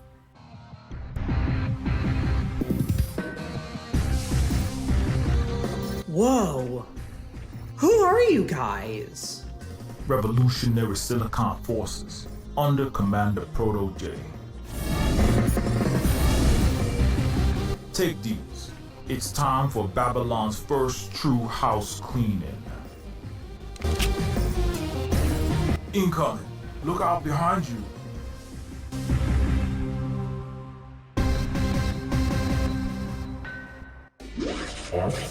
Armed struggle is a violation of the rules-based international order. Your ghouls-based disorder is about to be overruled.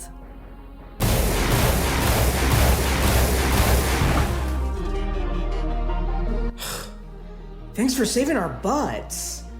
Don't mention it. And we're just getting started. There's a lot more help on the way.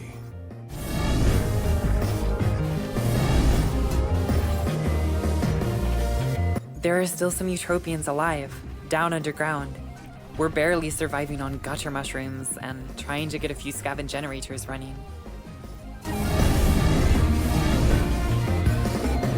These should help you stay alive for now, but will help you kick off your underground hydroponics and rooftop solar ASAP.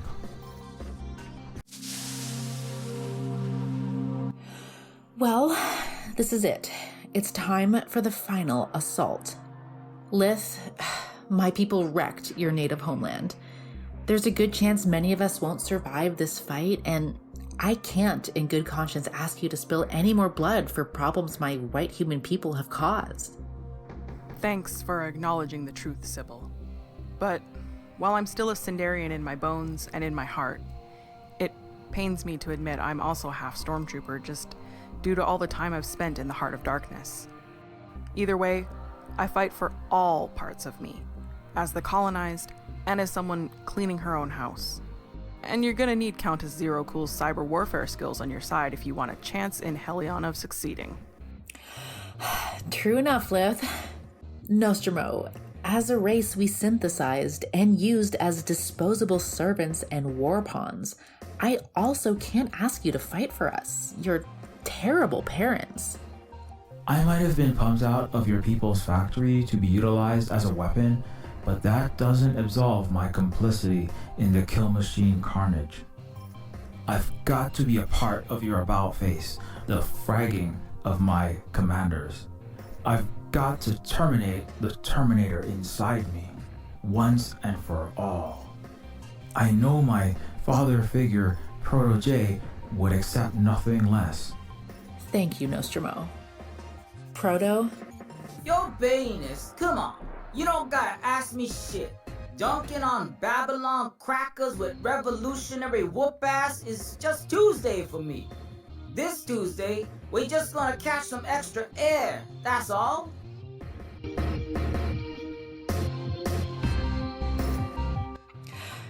What if we use the superpositor to go back in time and just, convince everyone to overthrow their unjust Western rulers by showing them how horrible things will get? I get the idea, Sybil, but you know how hard-headed and brainwashed Westerners are, right? As your ancestor untrapped by the sands of time, I must advise you that remolding reality with the hands of the clock is akin to shaping castles on the beach. Change appears easy, but new structures of such great scale are almost always swept away by the waves. Okay, so we can't just rely on reknitting the fabric of reality with stitches in time.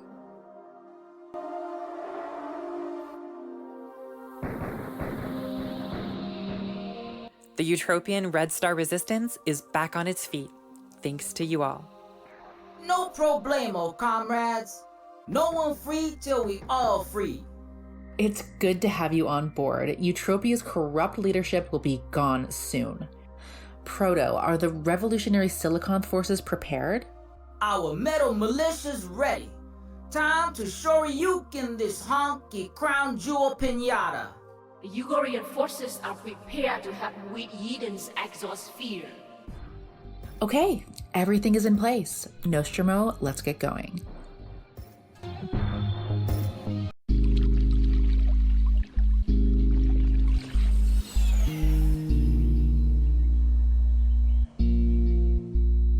Trees of green, skies of blue. What a wonderful world Yiden is. What's that? An old Earth song. If we succeed, maybe we'll finally put a stop to my people setting worlds on fire.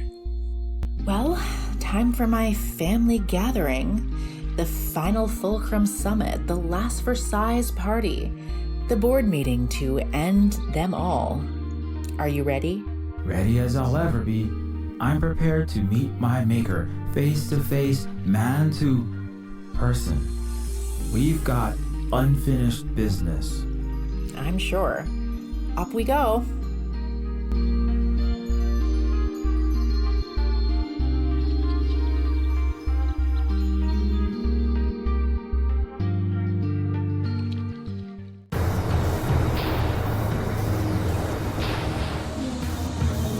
Uh-oh, we're being intercepted by Horus Talons.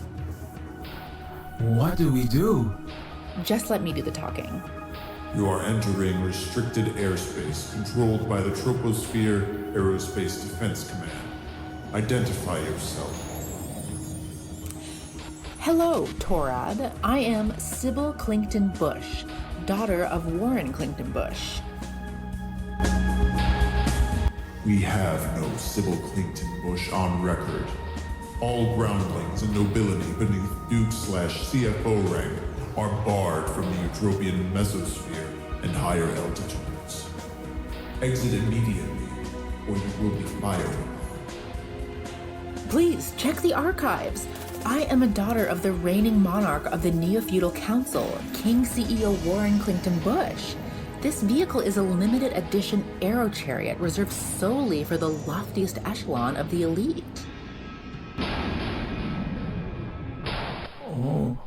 Oh my Venurahns. We're gonna die, aren't we? Maybe. Hammer your fists and sickle your toes. I'm continue your present course toward the Stratoplex. Do not deviate, or you will be fired upon.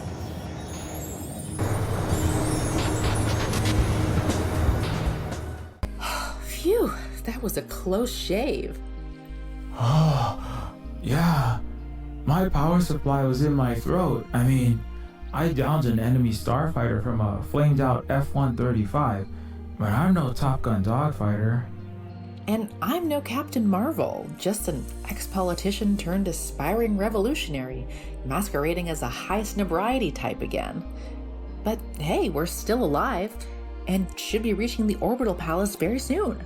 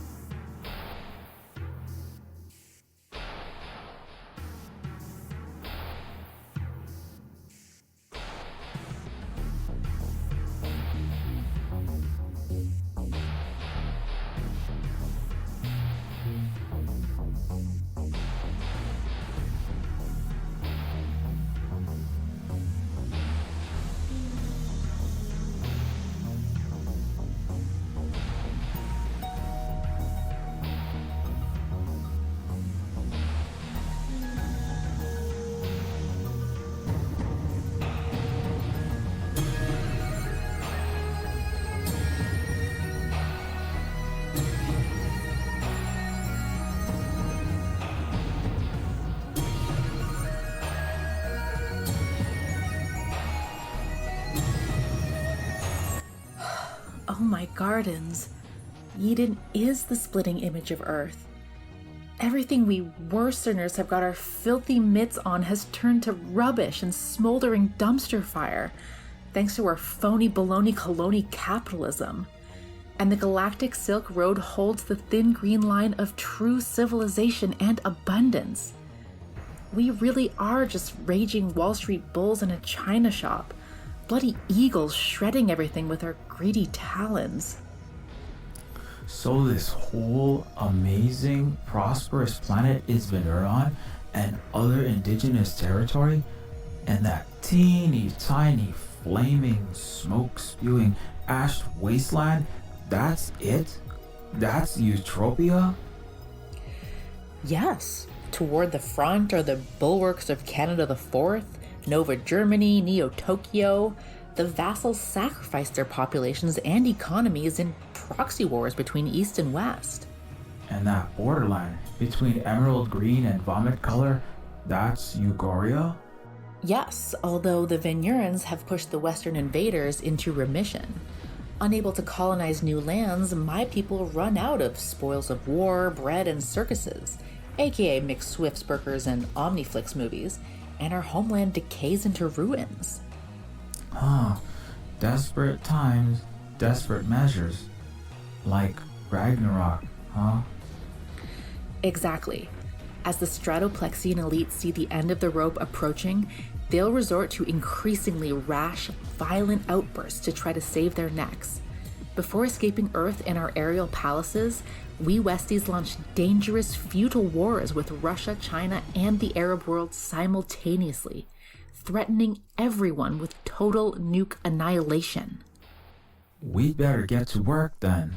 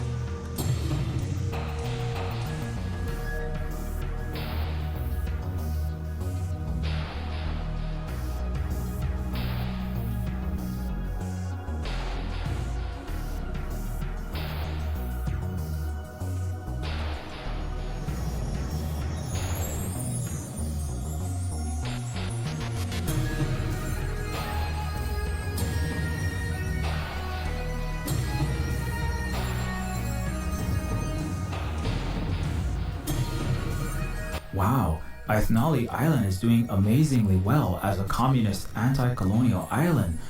Just a hop, skip, and jump from Utopia. Yes, it's a great bastion of resistance. Like Cuba was, just a stone's throw from America.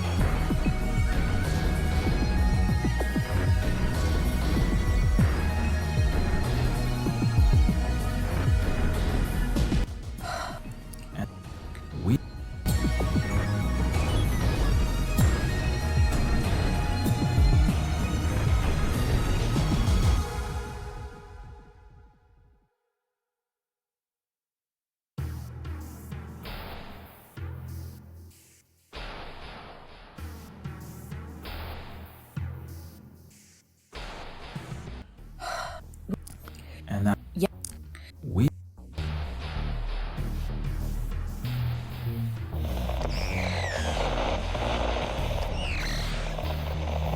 Garvey, come in. Phoenix has landed in Eagle's Nest. I repeat, Phoenix has landed in Eagle's Nest. Roger that, Phoenix. Garvey has Black Star lined up with Eagle's wings. Okay, now into Olympus we go.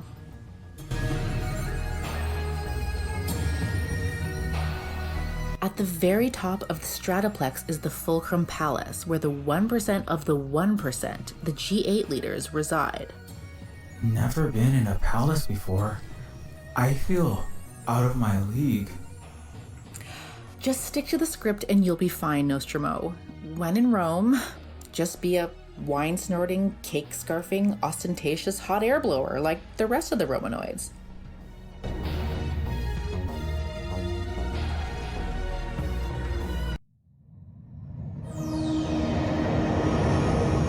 This is it, the Fulcrum Palace.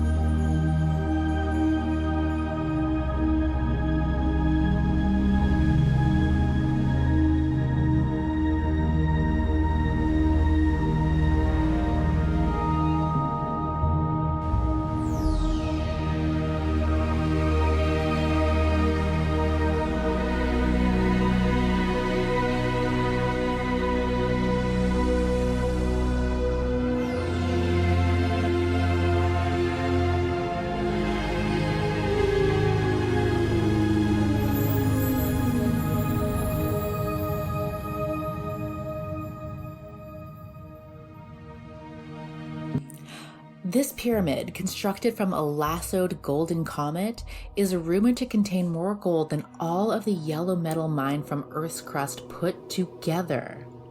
It may also be as hollow as Fort Knox now. Even if it's not, this giant glimmering hunk of space billions still might not be enough to cover Utopia's astronomical federal debt.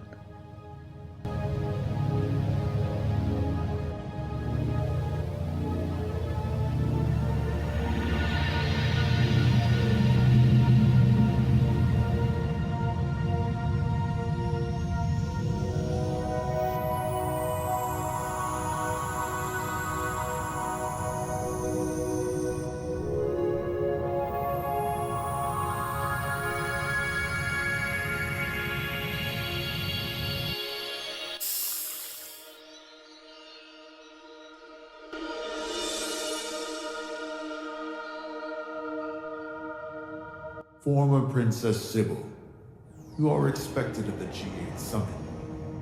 Before you are allowed entry, we are required to scan your vehicle.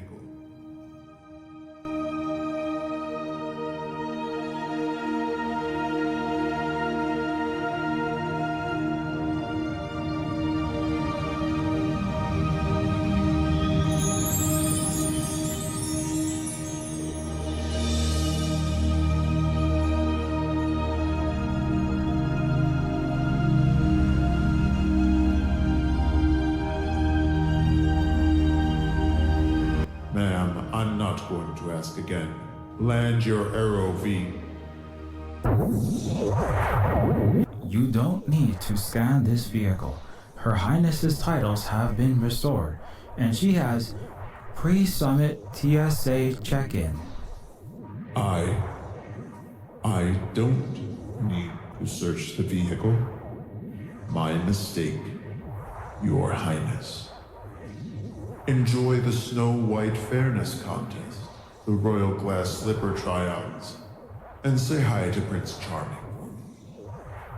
Fairest of them all contest? Glass slipper try-ons? My knowledge of regal society comes from Glisney Hollow flicks. I'm sorry. Please proceed, Princess. Yes, thank you. Hold your horses. Did you really think it'd be that easy, you turncoat sissy boy? Admiral Olympus, you piece of scrap. I already told you I'm not your son. Well, we're monitoring the whole shebang, Sonny. We see you through our scanners bright as day. Now release that loyal soldier from your Mentat psyop and do the damn pat down before I come out there and napalm the both of you myself like Iraq 1974 or Vietnam 2005. Fine. We'll settle our scores later. I always hated that warmongering psychopath. Well, this is not going to plan. Plan A, anyway. Looks like we'll need to switch to Plan B.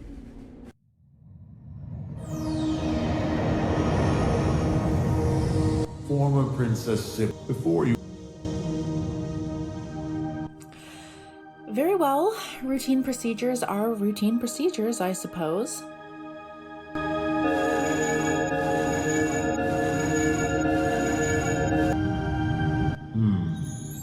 An anomalous life form was detected aboard your craft. Please ground your air car beside the hedge maze. Uh-oh.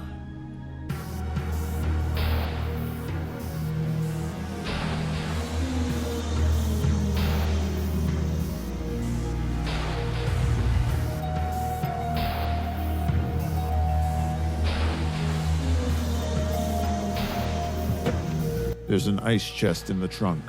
Search it. There's a body in here. A piscine mutant. Checking for a pulse. Nothing. Ah, this marine fish child is an off-world import, a fine delicacy from Muskworld 358. His virgin's blood is to be exsanguinated and added to this rare earth Pinot during the banquet to ensure the product's vibrant freshness. I see. Close the chest immediately, before we spoil the Council's entree. Indeed. Thank you for assisting our pièce de résistance. All right. Carry on to the Fulcrum Palace entrance.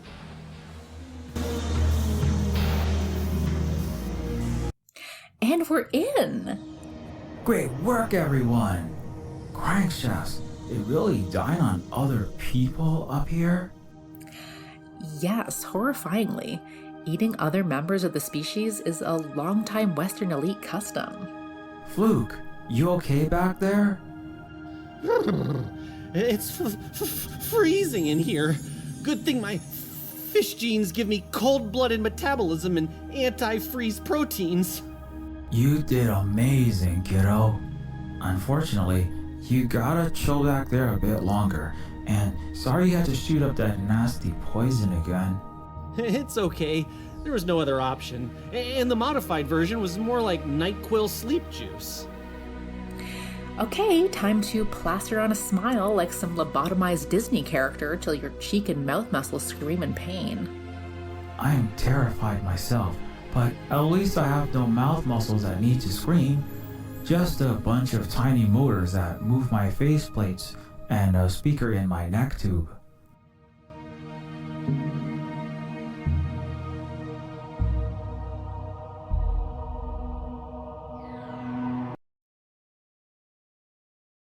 Friends, new Romans, executives, job creators, philosopher kings, lend me your ears. Prosperity has never been in greater jeopardy. The flourishing of all our houses remains imperiled by the red scourge that strips planets of entrepreneurship, innovation, and profit. The very lifeblood of our perfect neo-feudal system. Gross celestial product is at all-time lows. Shares in Omni... Daddy! I need $1 billion for my new flying Cybertruck to get to Pegasus Riding and Dulsachi afterwards. Not now, honey. Daddy's in an important meeting, and the Imperial coffers are a little, light. What? What do you mean? I need cash now. Kim Kardashev on the 22nd is gonna be at the Orbital concert. Karen, please. I can't do this right now. As I was saying, gross celestial product is at all-time lows. Shares in Omni, Hypetech, and McSwift are in the doldrums. Our last crew of astronauts, tasked with locating ripe new worlds for resource extraction, are presently stranded due to unfixable ion thruster malfunctions. Oh no, another brownout. Where will our minerals and energy to maintain the Stratoplex come from with no new colonies? I hear those damned Yugo terrorists are mining their trilithium to build up their own flying car factories. Those are our resources. Walker, it's your job to crush these damn Red Star uprisings. Well, I'm doing the best I can, Elgin, damn it. There's just too many Charlies popping out of every one of these Viet Cong jungles. Robo-Gueveras, four-armed green gorilla King Kongs, all armed to the nines with plasma blasters and hypersonic boomers. It's the Ruskies and the Chi-Coms and them Roswell roaches arming them, I swear to Washington. Warren, you're supposed to have all them third world supply chains and lines of credit tied up in a big bow. It's your fault. They've de-dollarized us by quitting our Western denarius after we stole the Venurahn's reserves. They're not taking the IMF debt trap bait or bailing out our sunken treasuries. They've short-circuited all our semiconductor sanctions, and the E-Aerofighter tariffs are nosediving our own industry. Our kindergarten-grade artificial intelligence is being schooled by their post-PhD compu-minds. Our narco-trafficking in Afghanistan, too, has been drug-busted. Even our new New York Times copium articles are not doping Stratoplex minds into placidity like they used to. But if you can't even manufacture consensus reality, how will we maintain control? The King of Diamonds might be a little low on crown gems at the moment, but we do still have a couple aces and jokers to play. In fact, I suspect our trump card will be arriving momentarily.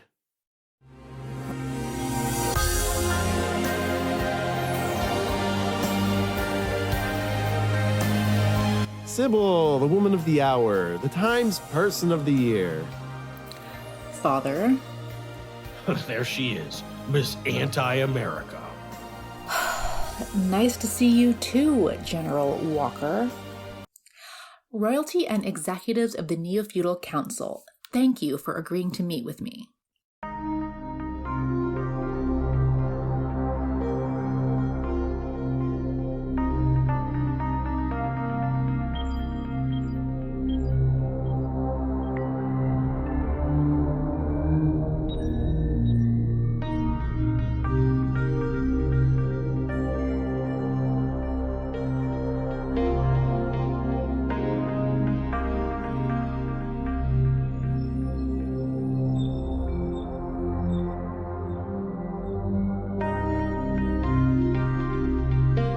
Your CEO/Majesties, we are at a crossroads.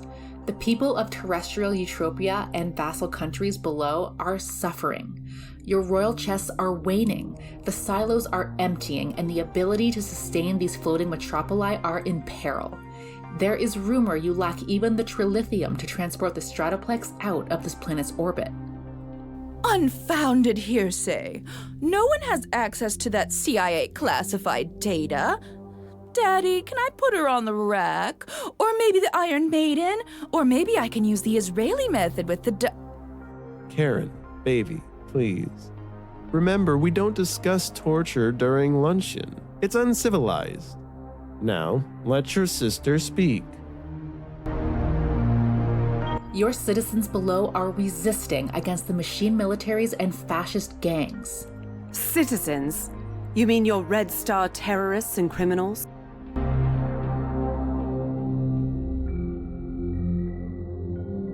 The people must choose between withering away from starvation, plague, your boot heels in open-air prison, or uprising. More and more choose the latter, but they pay in blood. I propose a ceasefire. Call off your paid thugs and your murdering drones. You have no proof we liberals are paying the Nazis. Sybil, I want to do something, but those killer drones, they're out of control. They're cuckoo because of the Venurahn hackers.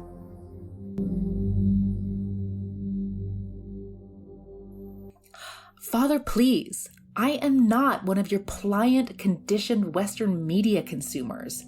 We all know that's a lie, that you can switch off the machines, cut off cash flows when you like. Let us have a truce, an end to the fighting. All of this needless violence. And then what? You want us to give the commoners a hug? Sing Kumbaya? Let us have a truce, an end to the fighting. All of this needless violence. And then what? You want us to give the commoners a hug? Sing Kumbaya? Then your Neofeudal Council above and Red Star below can begin negotiations. We can trade trilithium, caconium, other resources with you as long as this continues. Trade? You mean you want us to make something and sell it to you? Like petty Etsy seamstresses and shoemakers? We don't engage in such commoner practice. Everything we have in our aerial palaces was taken from elsewhere. Oh, I tell you, all this lovey-dovey talk of peace makes me sick to my stomach. You goddamn peacenik hippies ruin all the fun. An interesting proposition, Sybil. Worth the council's consideration at the least. Neo-Tokyo has lost generations and honor. Our neon has gone dark, and our lands smolder like Hiroshima. We are inclined to accept the deal. Nova Germany is also in shambles as it was on Earth. I second the motion. Oh, shut up. You second-fiddle Crown Jap vassals know you'll do what Uncle Sam tells you. Of course, even our immortal hearts break, witnessing all this needless loss. But we must also be prudent. How can we be assured your groundlings won't storm heaven, attempt revolt?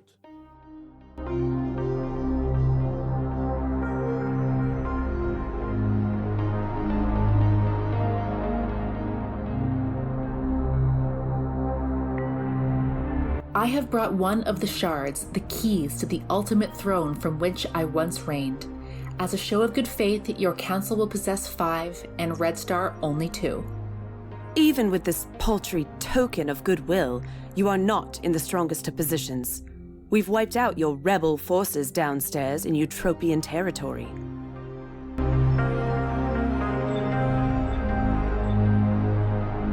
You've killed and starved many civilians and demolished much of Eutropia. But as I said, there is still an underground resistance that has fight in them. Well, that may be true, but your groundling pores are still earthbound. You Charlies got no way to touch us up here on Olympus.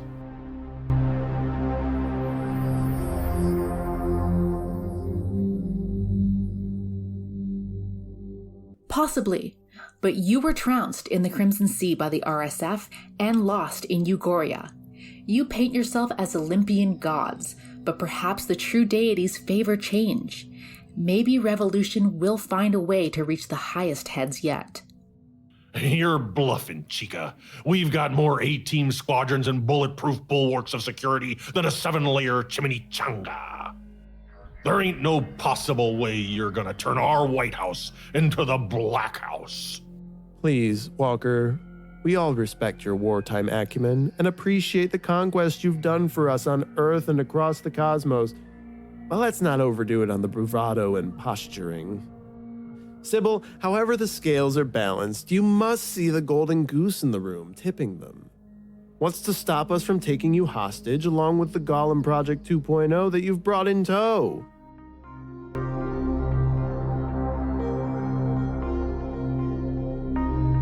In that case, all of Yiden's combined revolutionary forces will come for you. That's a risk I'm willing to take. I, for one, welcome our Rabota, aka slave, underlings to try a Haiti. It looks like we'll need to put this to a vote. All in favor of a ceasefire with the terrestrials? Nay, obviously. Nay. Nay. 9. Yay. Well, the ballots are in.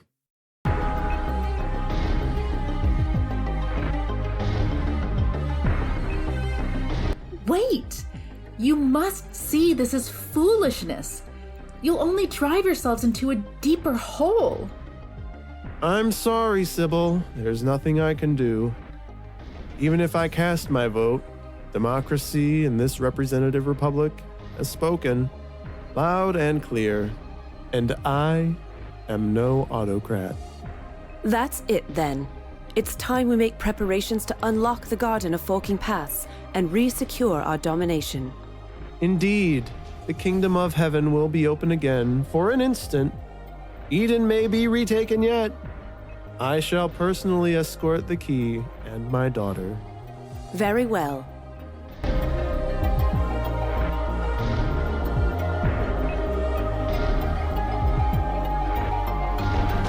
Unlock the garden? What are you talking about? Even if you take me down there, you still lack 2 of the 7 crystals. Nostromo, Sybil, come with me. I'll explain once we get to your prison cell.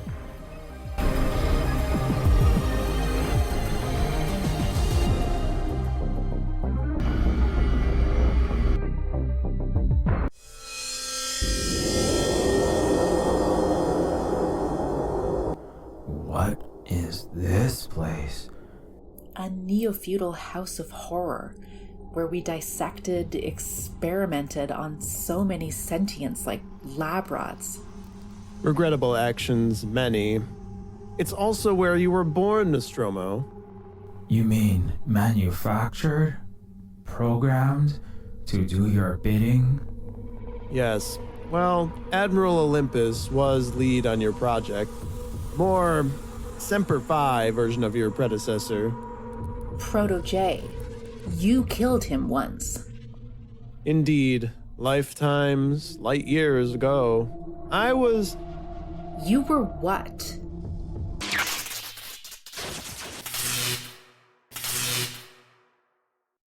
Like this facility, this empire, I'm not what I used to be.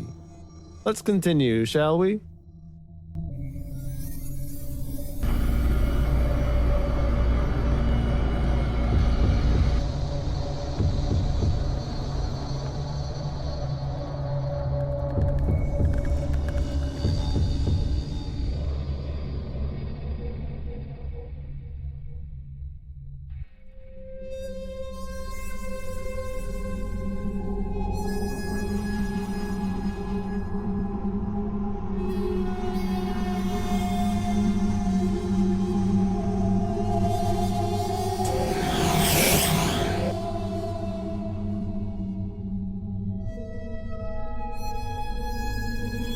Now, Sybil, Nostromo, I owe you answers.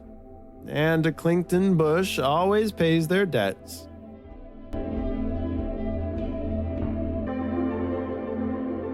Can you answer why you keep flip-flopping between Bisburg Zuckerbuck and Clighton-Busch? Sorry. Sometimes I misremember whether I'm amongst average lay people or select insiders. With your Crimson Sun, is it? It's difficult to distinguish the common from the elevated. Red Star.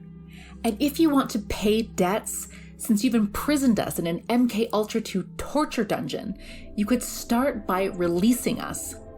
Sybil, believe me, I wish I could. But if I attempted to, the council would overrule it and probably seal me in a royal freezer. You asked how we might unlock the ultimate power without all 7 pieces of the puzzle? Obviously, it doesn't add up. Nostromo, I understand you are an understudy of Proto-J, the machine messiah? Yes. You must have wondered how and why that very helpful religious robot was exactly smack dab where you were sleuthing in Neoliberon, did you not? You mean the Silicon who was praying the Mythium Rosary? We never did get a revelation during our quest for the Holy Grail. Like the Pope sending a bishop on a mission, I raised the preacher on eagle's wings and placed R3P2 in your path. Bugged, of course.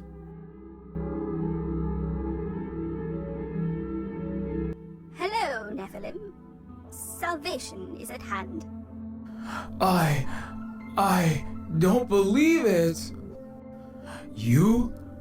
R3P2 was an agent of yours this entire time? But how did you know our location? Princess Sarah, the invaluable informant. Part of earning her place as King's Hand, restoring her Gates Walton name and estate from sad Gothic ruin to shimmering palazzo. The final days are here. The Deus Machina shall ascend in glory. Christianism was my invention. Religion has always been a primary opiate of the masses, just as we only went to church to win Christian voters. Conservative evangelicalism, liberal academic authority worship, a god to control the machines. It wrote itself, really. R3P2 stole your remaining 2 shards from your Red Coalition base when you were distracted with preparing for this visit. So you see, unfortunately, the Neo-Feudal Council has collected all the Pika Yodas, as I hear the kids say. You conniving, scheming son of a super rich, pasty human! You bastard! I was wondering when the King CEO Warren I know was going to come out.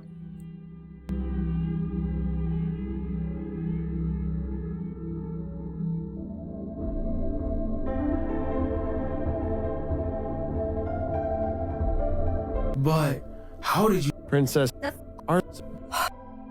But why are you announcing this like you've just lost $1 trillion in the stock market? Why aren't you gloating? The me that orchestrated all of that grand plan? That was another me. The cogwork of that machine was set in motion a long time ago. As I said, our system, our castle, and I am not what I once was. Sybil, I need to talk to you alone. Guards, please take Nostromo aside for a moment. Be gentle.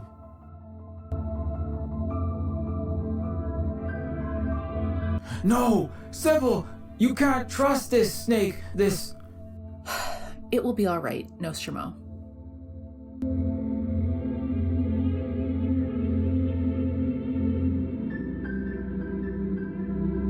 Sybil, I've waited a century for this conversation with my prodigal daughter. You wouldn't believe how many times I've dreamt of this very moment. Well, that makes one of us. I definitely haven't missed your condescending lectures or the G8 summits. Yes. You spent most of them trying to tear down my chandeliers, gluing yourself to the palace doors, soaking the Rembrandts in fake blood. Only because you were soaking the Middle East in real blood, chaining the world to fossil fuel. And I could have housed all of America with the sale of our diamond candelabra. You're still upset, I see. And you have every right to be. You know, you were much happier when you were younger, playing with your My Pony princess figures and having tea parties. I never did that, Dad. I played Uno with our indentured eye servants and learned how to make aloo gobi from the chef. But you wouldn't know that because you were never around. I'm sorry about that, Sybil. What did you just say? Said I'm sorry that I was too busy at the Oasis Country Club or having dinner with the trillionaire Pope and missed all of those milestones with you. I know, it's like holy water spilling from the vampire's mouth, right? But I mean it. No, I know you. You've never told an honest truth in your lives and digital incarnations on any planet. You're King/CEO Warren Clighton-Busch. You breathe manipulation. You're right, Sybil. 100%. On the money. Any day of the week for the last century, you'd be right. Jeez, those Ethiite therapists didn't say how hard this was going to be. You've been going to therapy? You're kidding me. Hey, what was it you once told me? The dream that was Rome was actually a nightmare? Yes, I think I holotexted you that right before I blew up one of your oil pipelines. Well, maybe after a century of bad dreams, I realized I had to get professional help with them. Yes, and Alexander wept when there were no more worlds to conquer. Big whoop, nice pathos, cool motive, still a genocide, times 1,000. My point is, Oh, geez. Sybil, look, I'm an old man. Yes, I know I'm technically immortal. I've got an army of clones downstairs next to the MK Ultra 6 lab. Digi-backups galore, yada yada. But I can feel my consciousness, my mind, whatever precisely it is, I can feel it going away. I can sense my will to exist even fading. Like morning dew evaporating from blades of tapis vert grass. What? Are you saying you're going through post-human gajillionaire psychopath menopause? Is Emperor Palpatine having a case of the sad suddenly after incinerating one too many innocents? Why do I care exactly? And did I mention earlier that you've got the galaxy's longest rap sheet of atrocities? You tried to kill me, and also I hate you? Mea culpa, Sybil. No lies detected. And look, you've every right, absolutely every right, of anyone in this known, cozy little universe to hate me. Great, I do. So what are we even still talking for? Sybil, Look, I'm just trying to tell you that I'm dying. I'm going to not be around soon. And not because I drink a chalice full of euthanizing nanites, or even because you'll disintegrate me again with some ineffable god tech to the face. I'm just going to go away. Good. So just die then. Go away. And don't back yourself up in a 16-bit side-scrolling Nantari shooter game this time. What do you even want me to say, Father? That I forgive you for never showing up to a single punk show of mine? That I've no hard feelings? That you never supported my Sunshine Apartment social programs? Do you want absolution for letting countless sentients starve while you feasted on your beluga caviar in the sky? What do you even want? Maybe all I want is a chance to just be a fraction of the father that you've always deserved. Maybe I want to put down the whale caviar and let Zeus's final lightning bolt be cast on the right side. On your side, my daughter.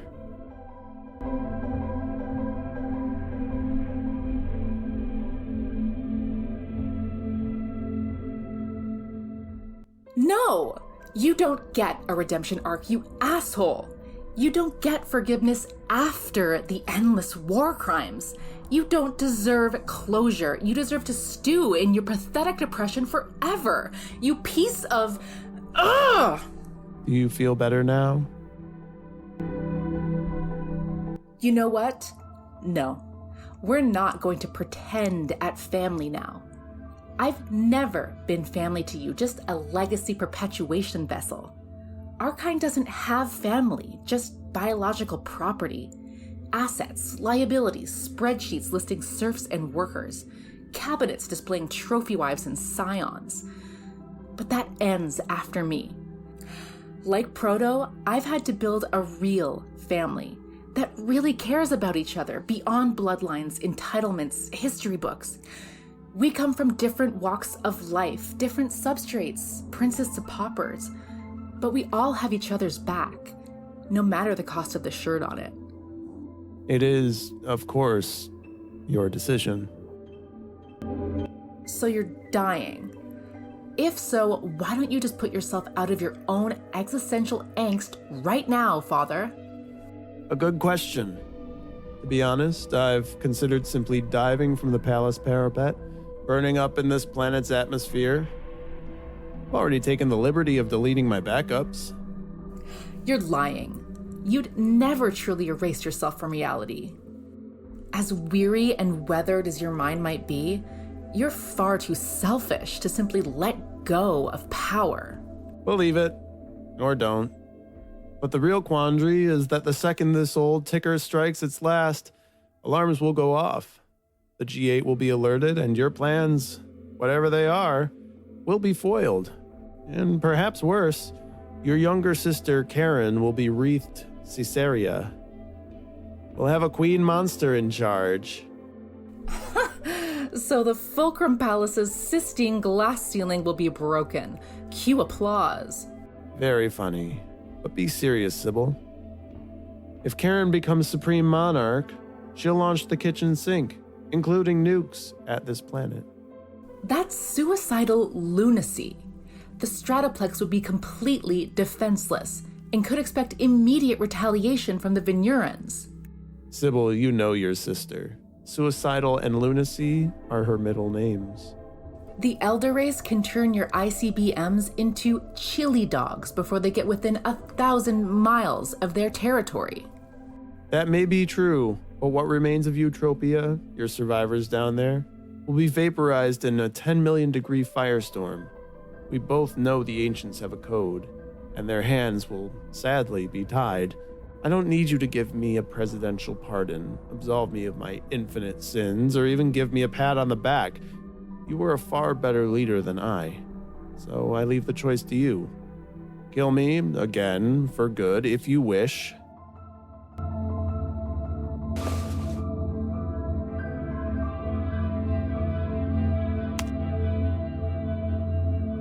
But if you choose regicide, roll the dice now.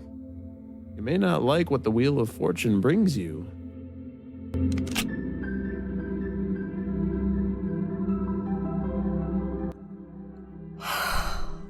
Fine, Father. But this doesn't mean anything. This is just a tactical chess move. I won't spin the wheel now, but you should know that soon my real family and I shall break the wheel itself. The board with all its kings, queens, knights, pawns, it will all be overturned. Of course. You may not believe me now, but part of me is rooting for you.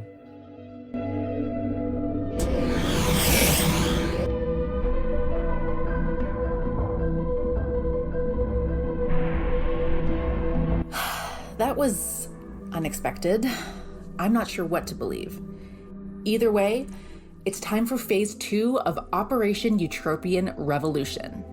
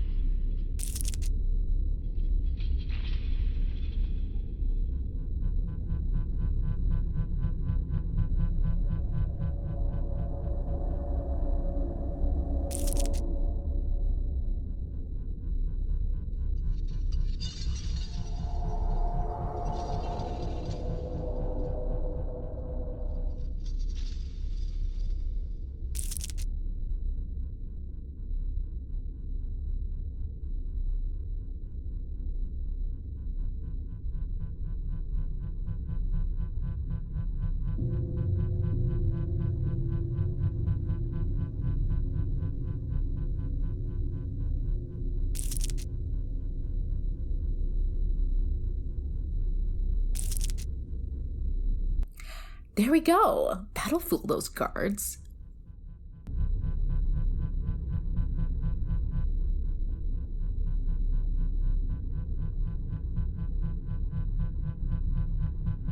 When Warren and his guard were distracted, I dropped this nanite disruptor disguised as a playing card in the doorway. The minute machines in the cell's wall can't fully resolidify into their bulletproof Sapphira glass form while in disarray, meaning I should be able to pass through the door like walking through a waterfall or a curtain of sand, theoretically. Hopefully, I don't get disassembled at the atomic level.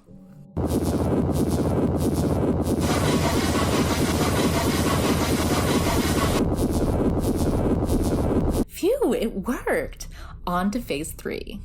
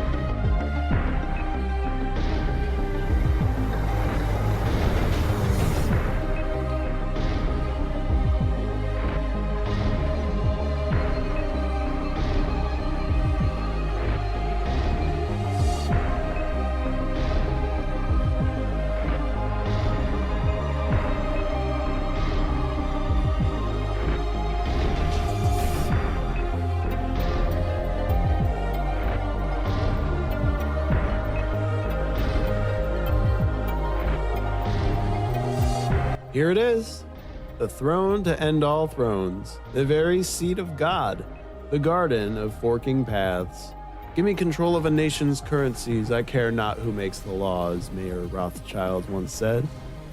Of course, control of nature's laws, indeed reality itself, was not on the table then. Finally, at long last, our power, our dominion over all of creation will be restored.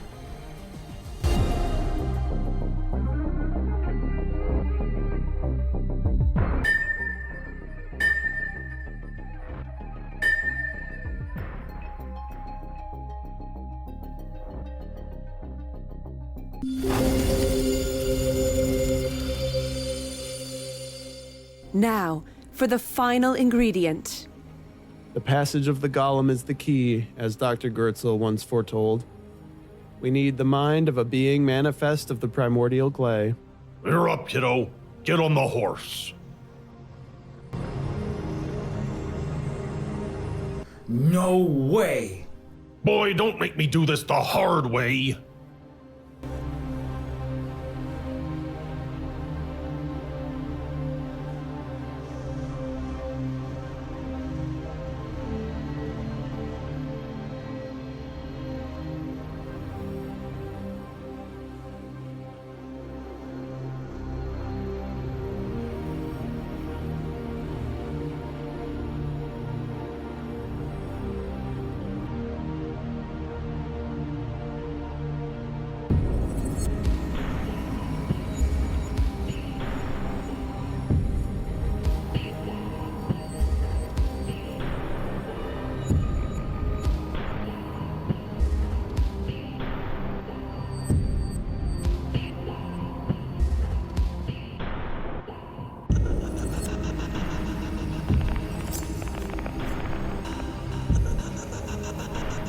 General, Father, look at the desolation around you, the horror.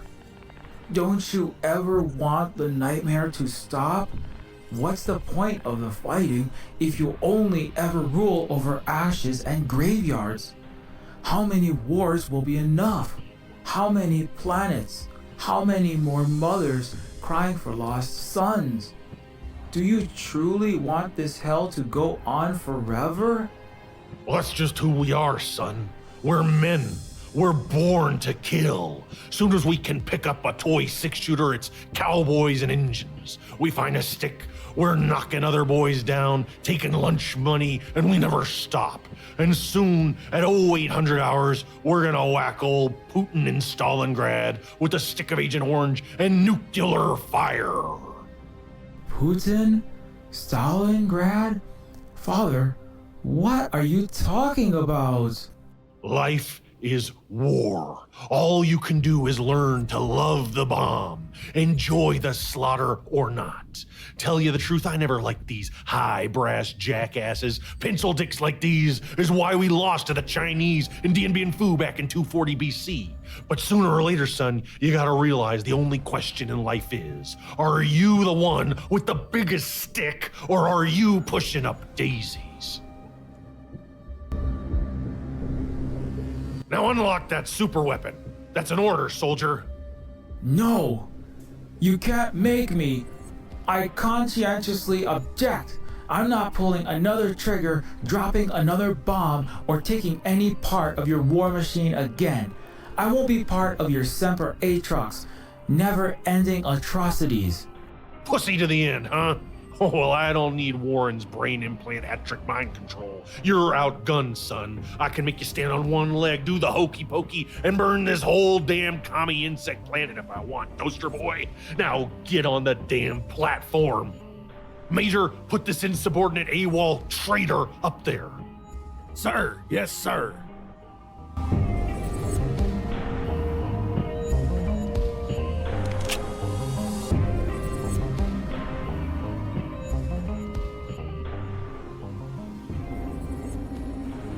I won't do it! Why do you even take orders from these tyrants who treat you like disposable, gun-toting toilet paper? Major, I gave you an order. You'll have to kill me. Line 'em up, but don't aim for the head.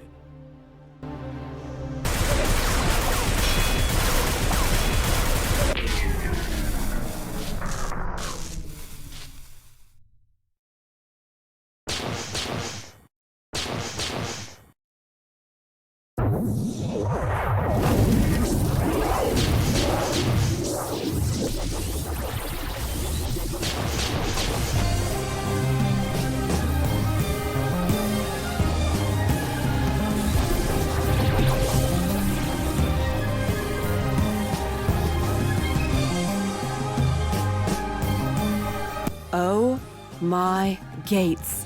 We've really done it. Indeed. We stand before the demiurge that once brought order to the dark shapelessness and molded a land of milk and honey, the garden of creation. The gates of Eden are open again, and it is ripe for the taking. The only question now is who will sit upon God's throne? Who will wield the ultimate power? Perhaps we should put it to a vote to preserve our representative democracy in light of this limitless fountain of might. Warren, maybe you should simply sit on the throne as acting chairman of the Neo-Feudal Council. But Daddy, you promised me that I'd get the chair. I'm supposed to be mistress of the universe. You? What have you done to earn that ultimate seat? I am of pure royal lineage. You're as much royalty as my zero-G racquetball court janitor. Your father was an upstart Indian tech billionaire who dated his Mexican maid. You're a bastard. You don't deserve this power. Deserve? Deserve? You are the most pampered, spoiled, less than useless brat in the galaxy. You daily waste your doting father's billions on frivolous Zep yachts and Swift clone concerts, and you've run every business into the ground. You deserve nothing. I am the one who overthrew Sybil's reign of leftist terror, subverted the Red Army, and secured half the stones by the sweat of my brow. That throne is mine. Shut up, both of you. It's the weakness of y'all politicking, horse-trading softies that's lost us our empire, lost our edge. It's conquering and genocide that built every inch of Rome, scorched earth policing that raised American flags across our planet, and ruthless colonial star war that bombed this galaxy into submission.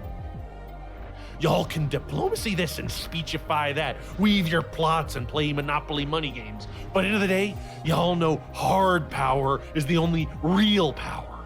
It's killers like me that build the thrones of skulls that we sit on. The gas flows because the blood flows. Blood we war makers spill. That's my general's chair.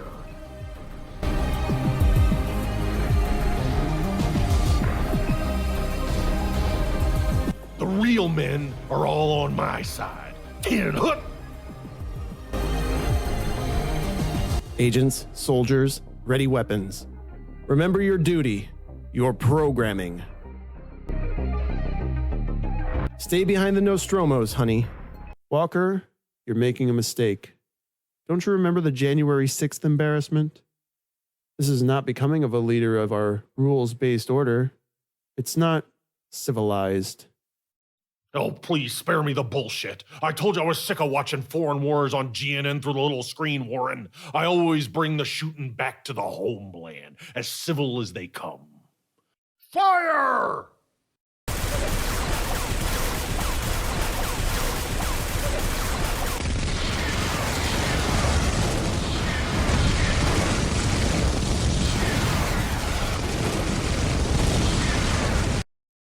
It's mine! All mine! Take her out! No!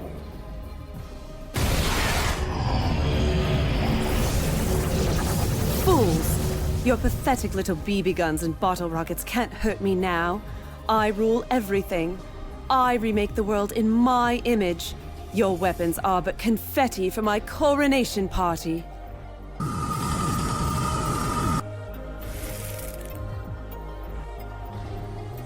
Now, you silly things are going to behave, or you'll be destroyed. Understand?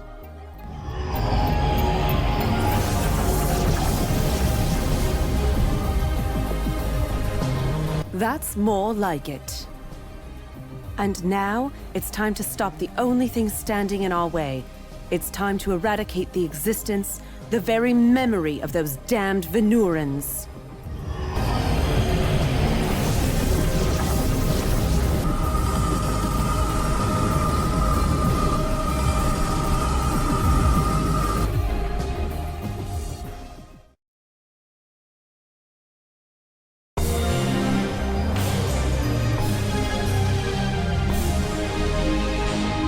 Wait, why isn't it working? I can still see the Venurahns alive in my mind's eye. Why do I feel... What's happening to me? What is...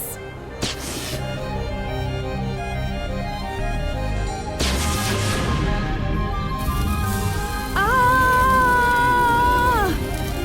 Help me! Ah!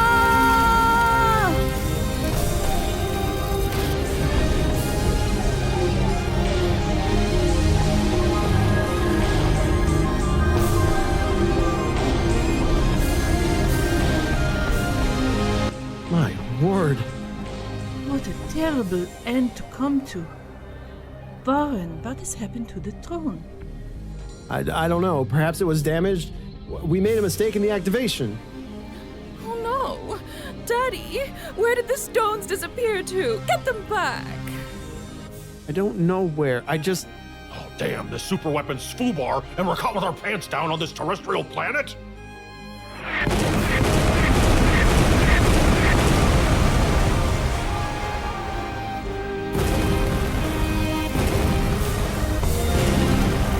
Sir, RSF forces are striking our star killer. We lost 2 already. This was all a catastrophic mistake. Where did that traitor bot go?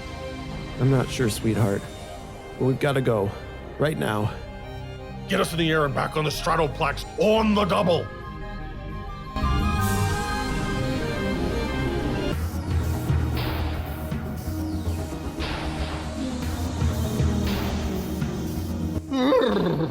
It's like soaking in a Dr. Prepper slushie in here.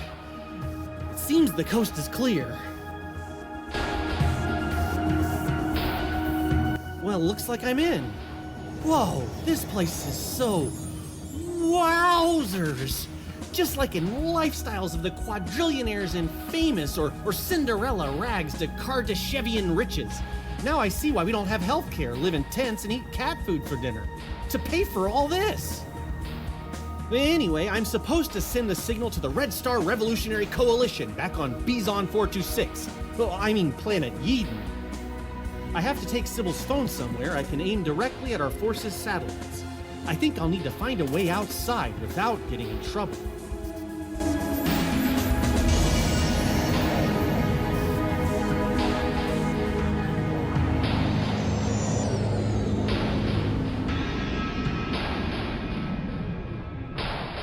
You know, I spent so much time playing down my fins and blue skin, aspiring to be a laser sword fighting starship pilot for Uncle Sam, but in the end, it was my gills, flippers, and antifreeze blood that really helped tip the scales.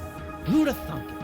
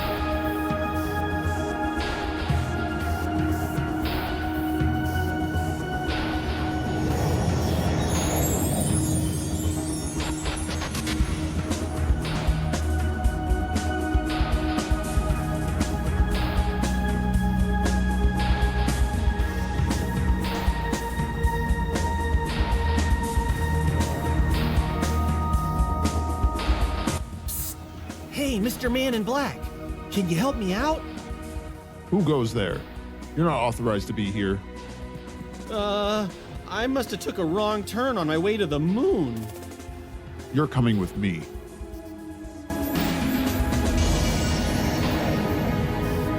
I've been waiting for you. You're one of Commander Sybil's undercover guys? Yes, I am Che, formerly King's Guard, Agent 918366C, till I was unplugged by Sybil when these floating cities still hovered over Earth. I then became the first member of the Egalite Cooperative. Whoa, you've been guarding this palace for over a century? You don't look a day over 35. Our synthetic bodies have telomeric augmentation, which freezes the cellular aging process, making us technically immortal. Amazing. So you live forever, like the crown and gold cufflink wearers? While we do not suffer senescence or mitotic decline, no somatic entity or consciousness has been shown to escape entropy indefinitely.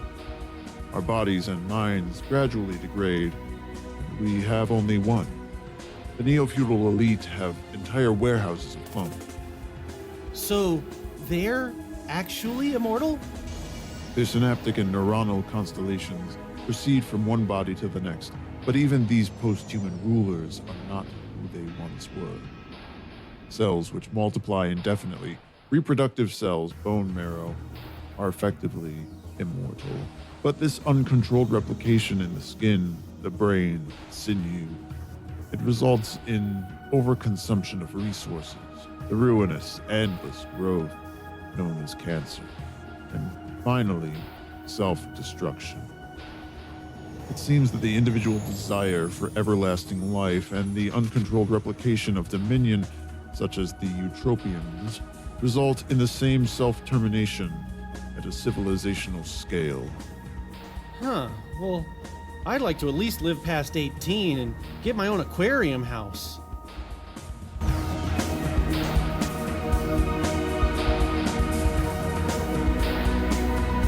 How do you guys stand there so long without taking a bathroom break?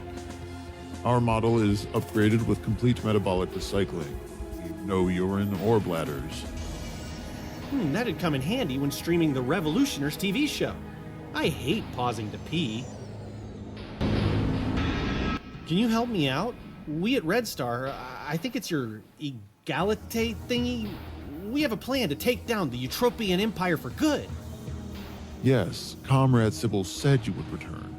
I and my brother, Luther, have served here in the Fulcrum for 120 years, awaiting this moment.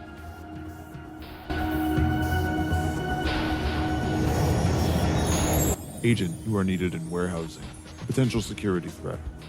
I'll maintain the ballroom watch. What? I was scheduled here for the duration. I wasn't notified because the higher-ups are preoccupied on the planet's surface. It was called in just before they departed. This is highly irregular. So is the entire top brass's terrestrial visit, with half the armada. Our enemies are likely planning to exploit this weakness. Very well.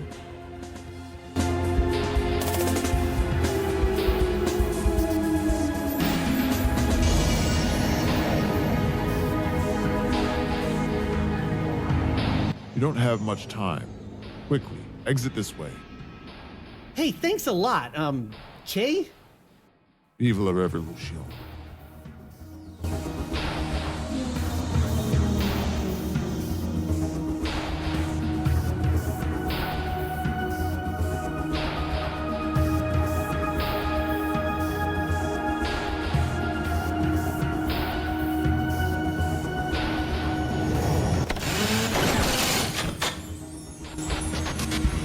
Unauthorized common folk detected in the Royal Garden. Oh no! Sorry, I'm just a common codfish and no holy mackerel, giant garden guns. Don't shoot me like a fish in a barrel, please! Okay, bye-bye now!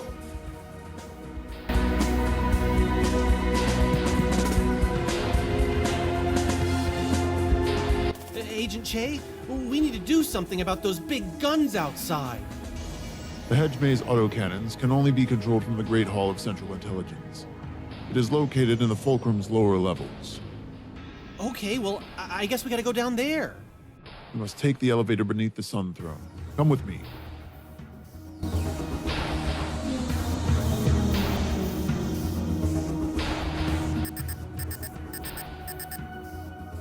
It's not working.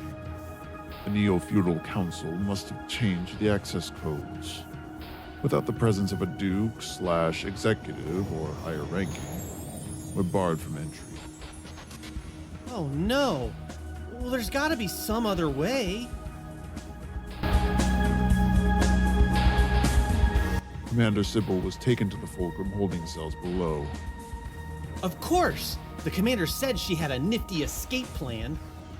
If she's managed to break out, she may be able to reach the GHCI.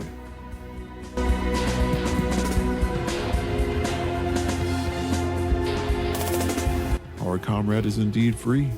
I've relayed the instructions to her.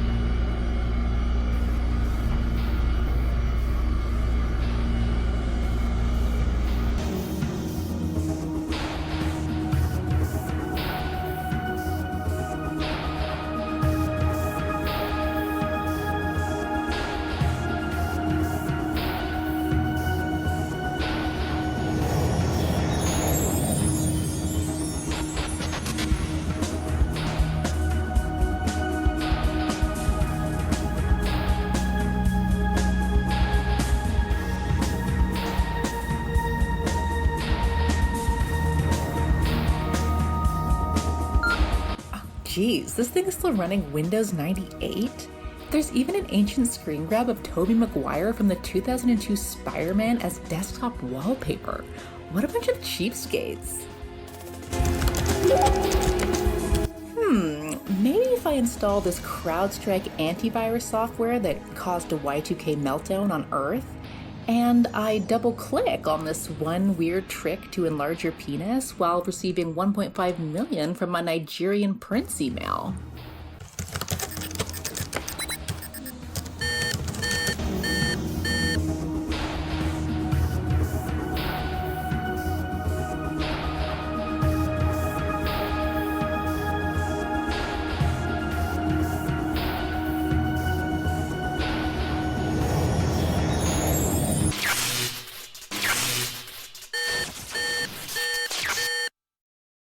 Well, that did something. Fluke, the autocannon should be down. Send a signal to the Red Star Coalition now, before the machine restarts. Roger that, Commander Sybil.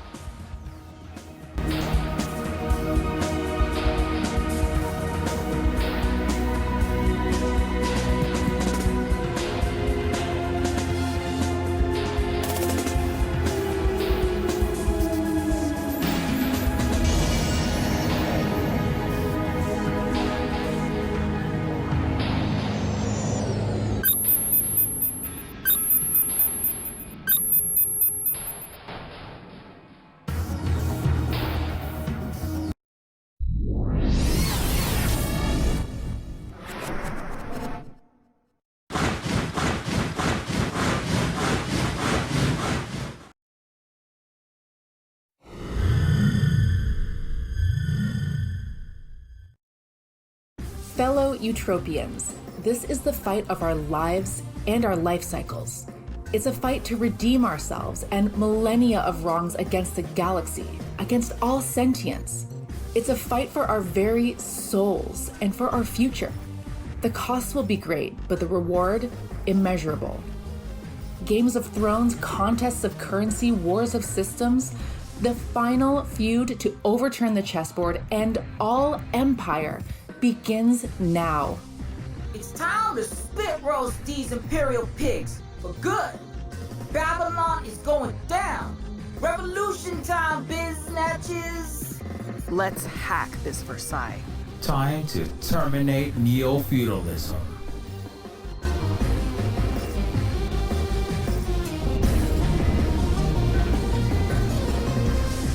They're trying to take the Stratoplex. Deploy all remaining forces now. The napalm, the nukes, the COVID-619, the Buffalo Killers, Agent Orange, launch it all. Blow them North Korean, Iranian sky high.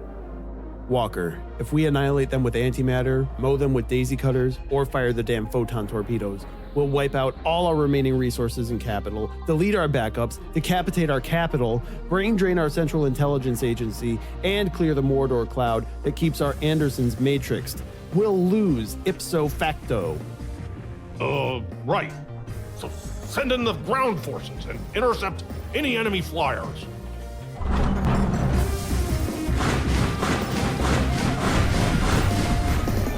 Let's pop a cap in this motherfucking empire.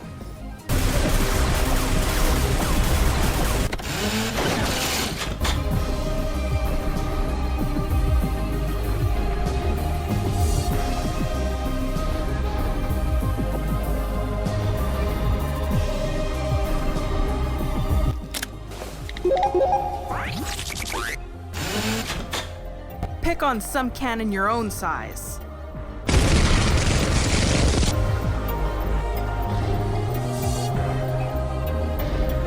We need Blackhawks down. I repeat, Blackhawks down. Kissinger, damn it! Walker, if you start an aerial bombardment, you're risking all of our... Warren, I'm the general. Pentagon Primo. Let me defend Olympus my way, or I'll blow us all to hell right now.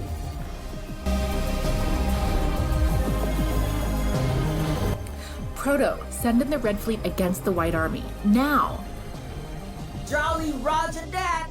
The RSF be in the wings with the pirated starships, swooping in now.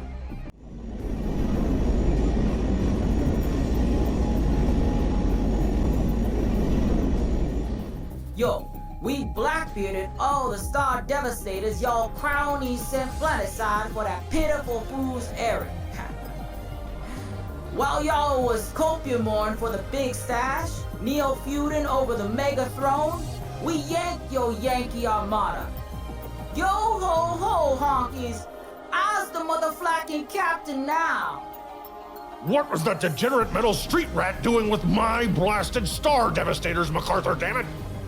General Jackass, the ghetto street, coming to your blingy tower to teach your incompetent, nuke-slanging, strange love-ass empire a red lesson you ain't never learned. Getting beat in Yiden's Red Sea, smashed in Earth's Red Sea, owned in Vietnam, and smacked down by Russia and China in World War III, then kicked out of Earth. Red Star Communist Coalition attack!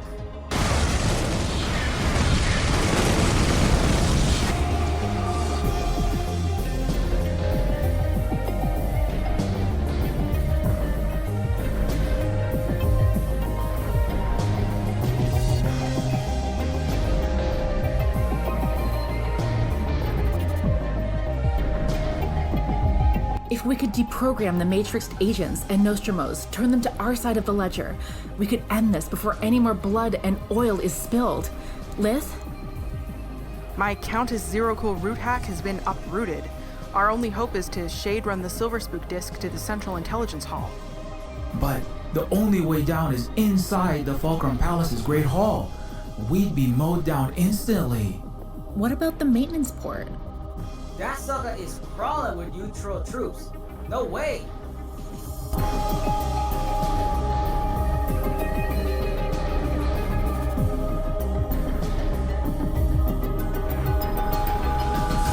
Hey, inside the pool under all the gold coins, it looks like there's a tube wide enough for me to fit through. Do you think I could Mario my way through the plumbing to the underlevels? Of course. According to my stolen blueprints of the Star Station, the Ceres fountains at the entrance do connect to Area 52 downstairs. But someone's gotta, open the grate. It's bolted down and I don't have a big enough can opener on me. I can blow that water gate wide open for you, Fluke. Stand back.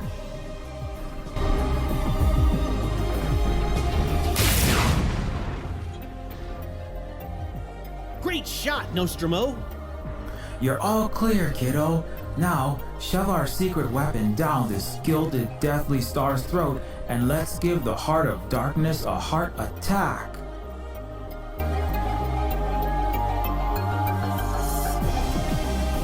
Okay, I'm going in.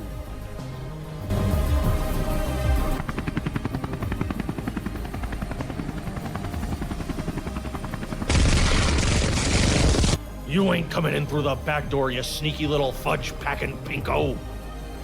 Walker! You psychotic bastard!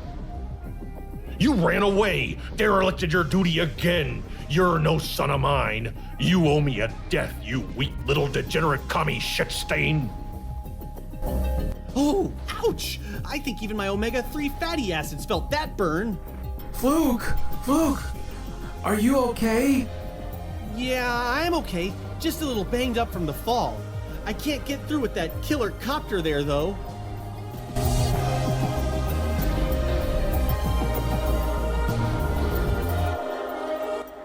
Grandchildren, I will call on Grandfather Time to relax the angry lead wasps, the way we once slowed our suns to avoid supernova collision.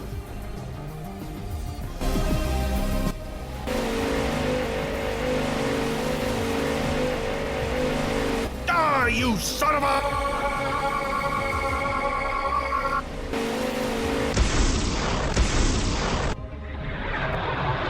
Now, young finned relative, I cannot slow time's spiral forever.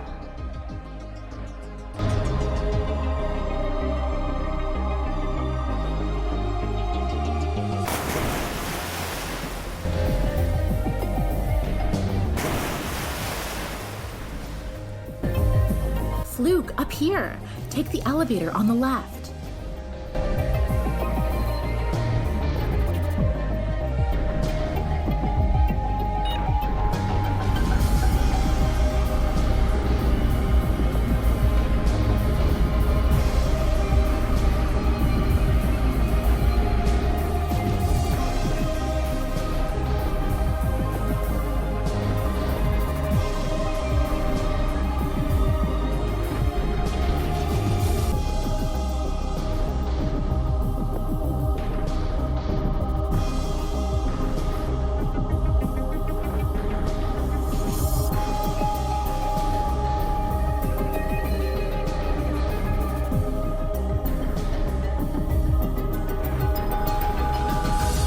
Commander Sybil, I've got the secret weapon right here.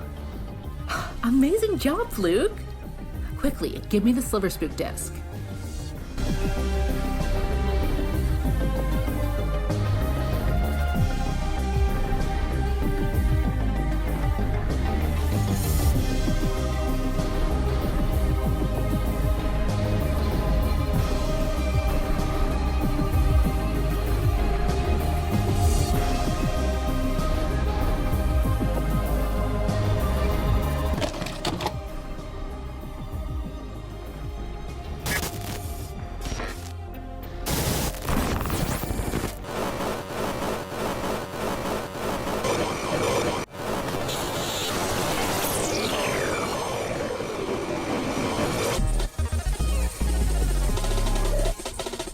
I'm in.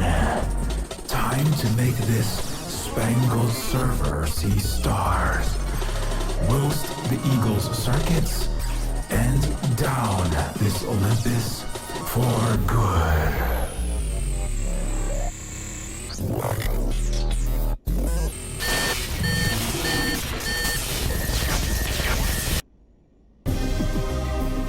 Send everything we've got, the whole kit and caboodle! Fly all the Valkyries! Apocalypse now!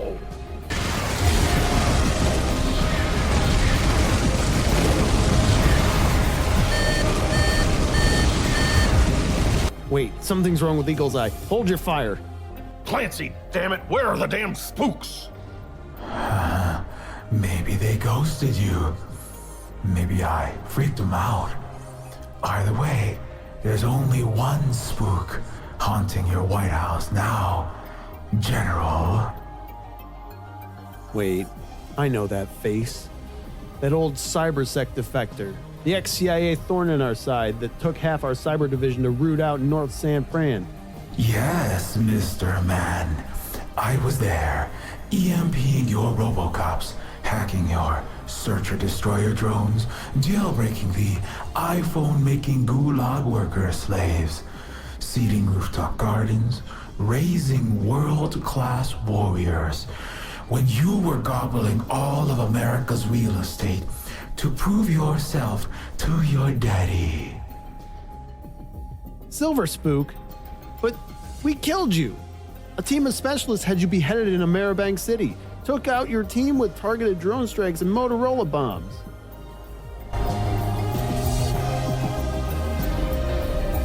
Well, good news is, you succeeded. Strung me up like Guy Fawkes, piked my head on the Transamerica Pyramid. But bad news is, you failed. You can't kill an idea, a spirit.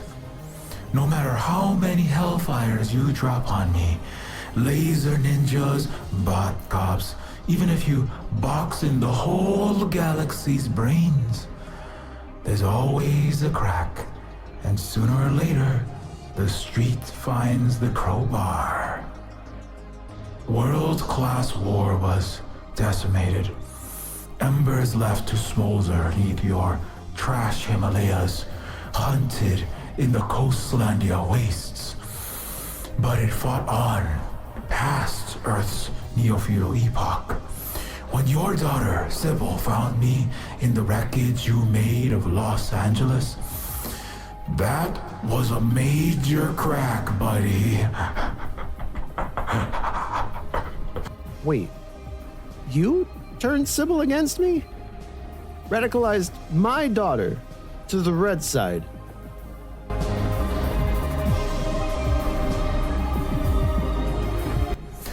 I just gave her an itty-bitty push. She was already most of the way through the Iron Curtain. You and your ilk did all the convincing, really. By the way, Sybil and I are also a thing. A match made in activism. A liberation ship, if you will. It's customary to ask a king for his daughter's hand in marriage, I hear. But Sybil doesn't really go for the whole old school retro feudal trad wife thing. You've had a relationship with my daughter this entire time? You, a common street thug punk? But you're just a ghost in the machine, a figment of the imagination. You can't even do. Hey, most of the ooey gooey stuff happens in the mind. Didn't you ever wonder why birth rates were dropping while Wattpad was super popular with fanfolk? When you were collecting all their location and ovulation cycle data through your big tech backdoors? Straight dudes, I tell you.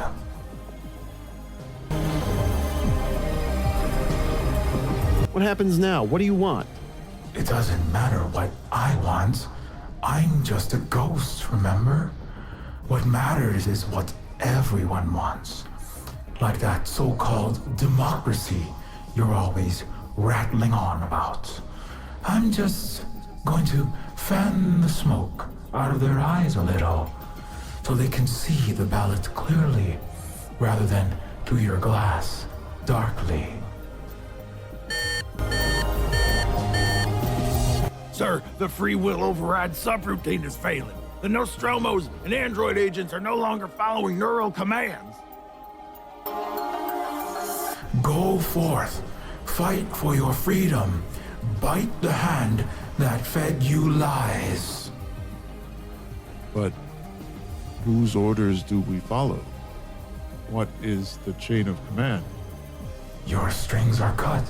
Your minds are unleashed. Your system has failed. This is the terminus of your machina. Take part in the great reprogramming, or don't. It's your choice.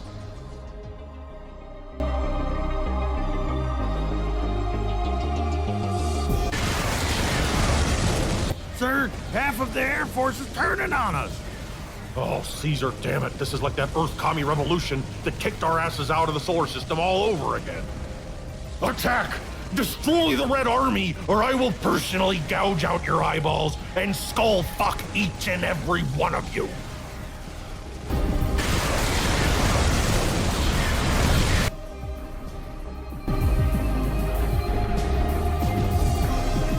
It's over, Walker. Our devastators are surrounded. Ground force is decimated. We have to surrender. Shut your pussy-ass, limp-wristed face, Warren. You spear-throwing, cat-eating Charlie Roaches think this is over? I'm just getting started, Chi-Coms. I'll burn your whole damn jungle down. Gut you and your filthy red rusky Injun insect women and children like the animals you are, right after I drop this nuke. You gotta learn to stop worrying and love the bomb, baby. Yeehaw! Warren has ejected himself, cowboy riding a station buster headed straight for the Fulcrum. He's going to kill everyone. No!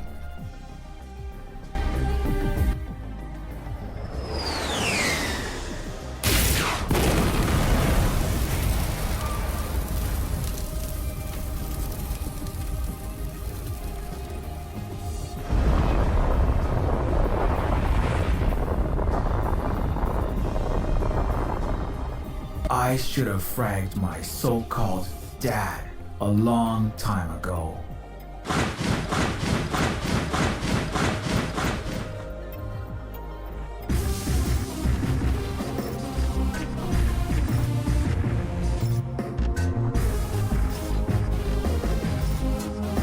We've done it!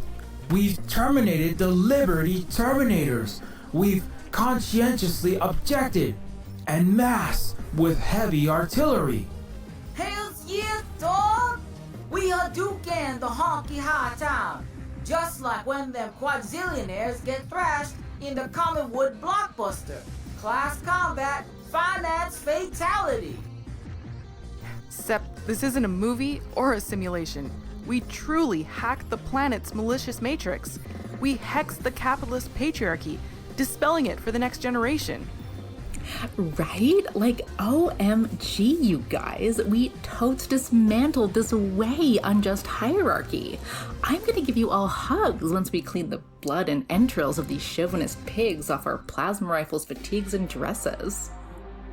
Finally, the DDoS, Distributed Denial of Shitheadery attack, has debugged our malware. Since these multi-million raised fists have crashed the corrupt city on the hill, can I change my alias to Neromancer? Only 3,000 laps you've toddled around your Daystar, and already you've learned to walk, grandchildren. Watching your de-Romanization brings tears to my Acelli.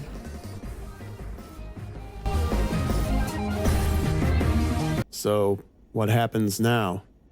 Now this gaudy symbol of inequality, this million-ton chunk of gold, crown jewel, and delusions of undeserved grandeur becomes property of the Red Star Coalition. All of the Stratoplex is to be de-stratified under our communist system as well. And what will happen to us? You oligarchs will lose your wealth, titles, and property. Your bought and paid for parties, Dime-Republican liberals, and our Utopia conservatives of your so-called democracy will all be dismantled. Your imperial deep state will be dredged. What? But I still need my billion for this month's Arrow yacht to get to Pegasus riding. And after that, I'm going with Kanye the 27th on Dragonback to burn unruly peasants.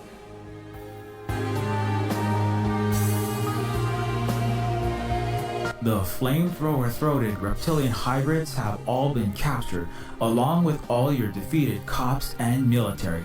There won't be any more burninating, bombing, swatting, or otherwise terrorizing the 99% into submission. And no crashing your air car into my McFly 85. We're in control now, Miss Karen. Sybil, you've won. Don't let the bloodlust take over. We can still be a family. It's taken me over a century, but I'm ready now. I can get the council to compromise, to increase wages, institute high taxes, rebuild Utopia's flaming streets, appoint progressive Supreme Court justices.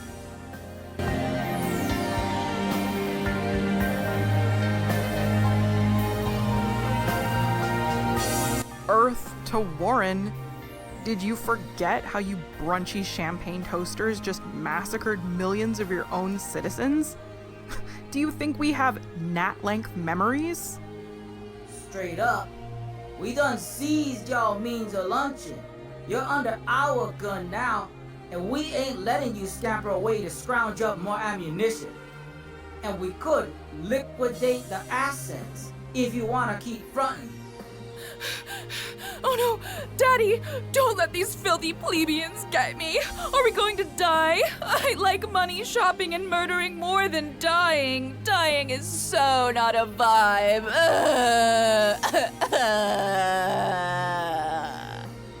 If you kill me, guillotine this entire royal flush, the power vacuum will be filled by new liberals and conservatives eager to climb the ladder. New money for new corruption. If not now, then the next generation. And if you have this angry pitchforked mob slay us all, well, you're just as bad as us.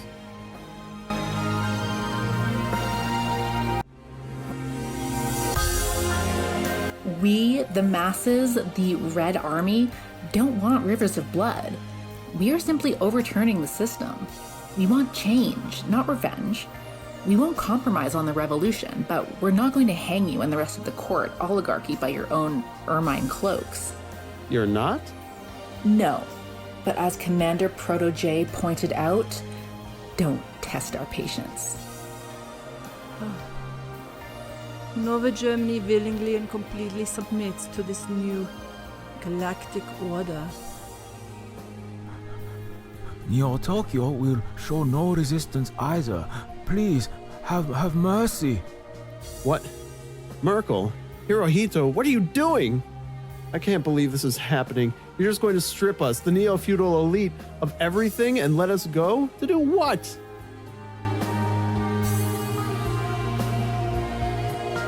Well, it's been a good talk. A fun, if difficult, revolution. But you'll have to excuse us now. The new Red Star Communist Party, the first actual legitimate democracy the West has ever had, needs to get to work.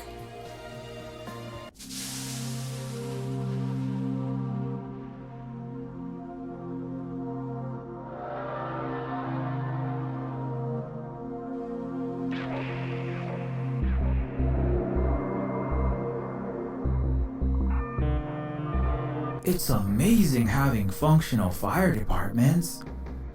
What, you didn't like the cozy red, orange, yellow glow of Neoliberon's burning skyscrapers? I miss the hell in a handbasket vibe already. Gosh, BSNBC said it'd take decades to repair everything, but it only took a few weeks. That's like light speed. Red Star speed, to be exact. It's amazing what people power can accomplish when greedy leeches aren't making you anemic. And the Venurahns were a ginormous help, of course. True that. Once we nutted up, decoordinated and de-dollarized our elites, got rid of oxygen thieves and progress blockers, our extraordinary exoskeletal homies helped us rebuild lickety-splickety. They straight put up entire renewable 8G-enabled super livable buildings before lunch. It was a piece of sweetbread. Rome was not built in a day, but the nexuses of the truly great healed ones are erected before Daystar reaches zenith.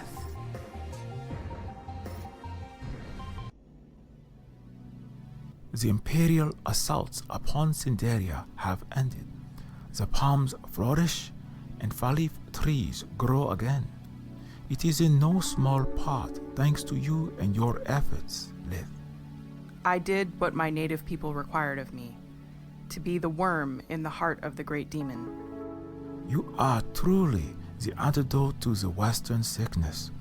If one raised such as you can be restored from the soul loss of the utopian, there is hope for them all. I am sorry I misjudged you. Thank you for carrying our native language and culture forward, even when they beat us down for it. Zarastha Akrab.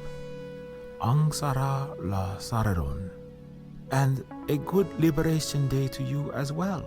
Very good pronunciation, Lith. It was awesome kicking collonoid ass with you, sister. I'll see you at the Indigenous Post-Imperialism Group Therapy meeting, right? Of course. I know I've still got inner work to do, even if we did kind of revolutionate the bejesus out of capitalism and balonialism.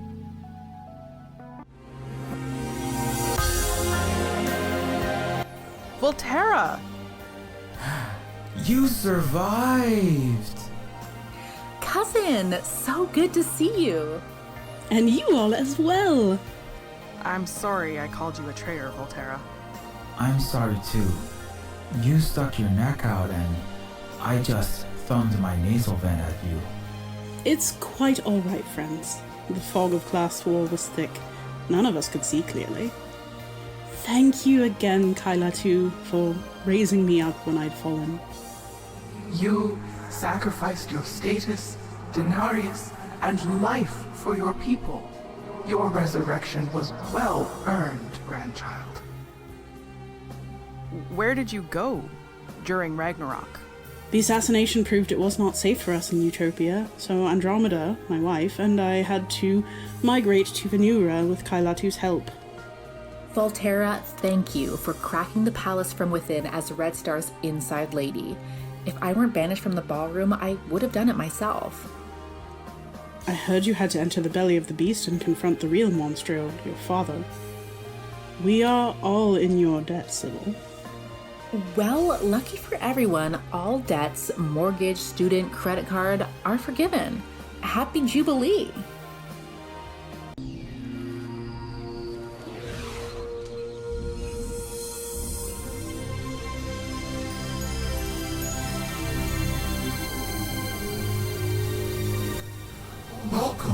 Majors Lith and Nostromo, Chairwoman Sybil, congratulations on your great cleansing. Thank you, Madam High Steward. It always brings joy to see great-grandchildren. Now, excuse me for a millennia. I'm sorry, a moment. I must have a talk with my Venurahn counterparts.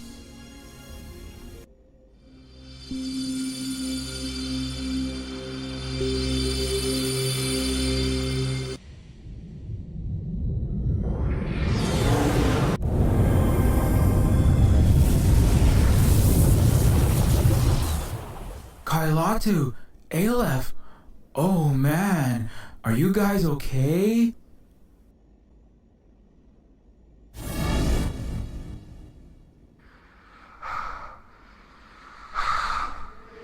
Yes, descendant. So the mysterious entity at Sunrise Apartments was... The High Steward of the Venurahn civilization? Yes, young one. She has always erred on the side of caution and has been quite displeased with some of our behavior. The High Steward visited Aleph in Earth's past to ensure he was not, doing his students' homework for them. Oh, you mean spoon-feeding us baby Earthlings warp technology? Among other things.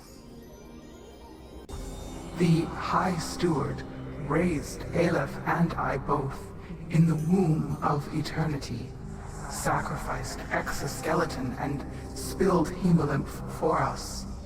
She sailed us to supermassive grandmother's pale screen for our initiation. She was quite upset that we have stretched our sacred code to a hair's width. By directly intervening in you infant three-dimensional's continuum, we pulled at strings. We shook the delicate webs within webs, jeopardizing multitudes beyond the swaddling clothes of this space-time fabric. Half of the council believe we should be stripped of our positions.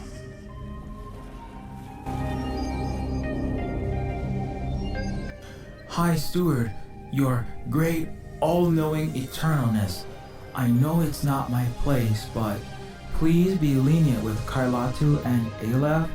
They've helped us so much in this incredibly messy process of unscrewing ourselves, and we all deserve a second chance, right? I've fudged so many rules myself. Hacked hype-tech databases, subverted Star Devastator subsystems, overruled rule-based orders with unruly methods.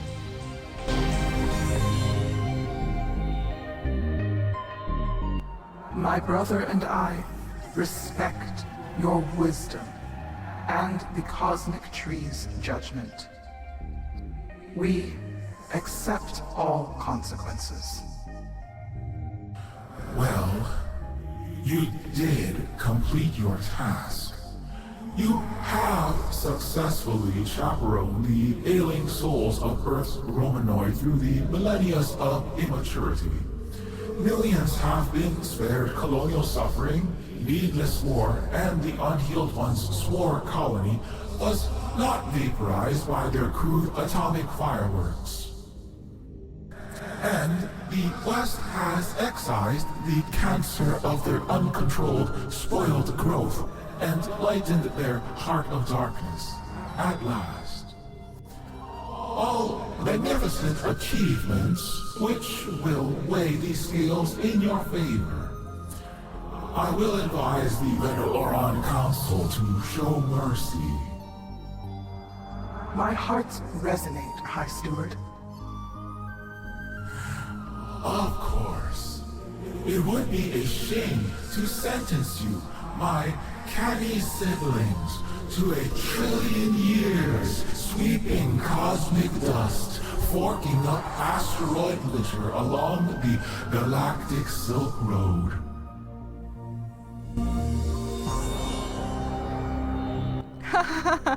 I love that Venurahn hyperbolic humor. She's joking, right?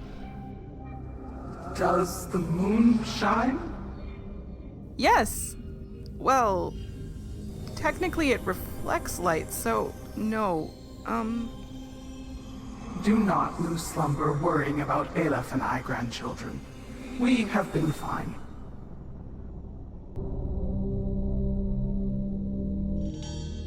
You mean you will be fine?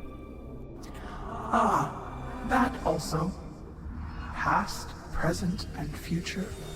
Earth, Yiden, and all other gardens. We are, at all times, in all places. Time is an illusion, like matter, and reality itself.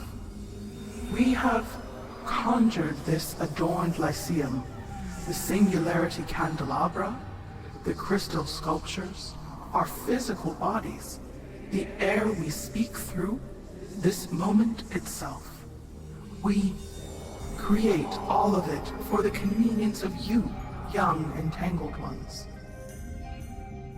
But if you can just create all of this, does that mean nothing matters? On the contrary, time is the most precious known commodity, and nothing matters more than this immaterial unrealness. I, as always, do not understand most words coming out of your mouth, Kai. What you should understand is that we, your Venurahn elders, are all immensely proud of your progress.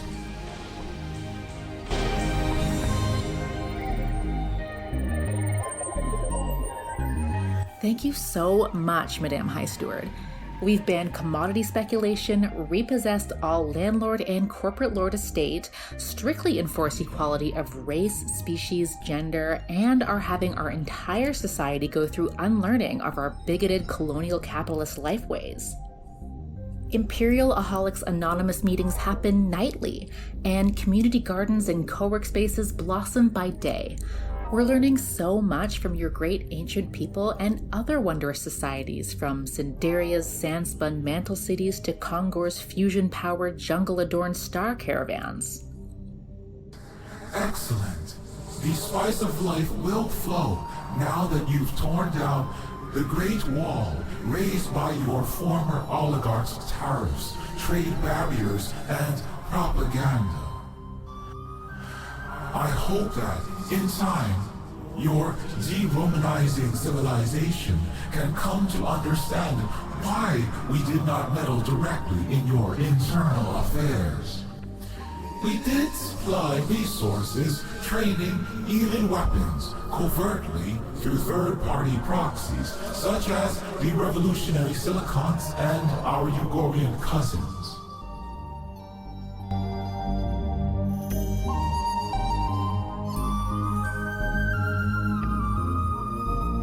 There is something I've been wanting to ask, if you don't mind. Please. Queen Sarah died trying to use the ultimate throne, as you suggested, and it did provide the perfect distraction for us.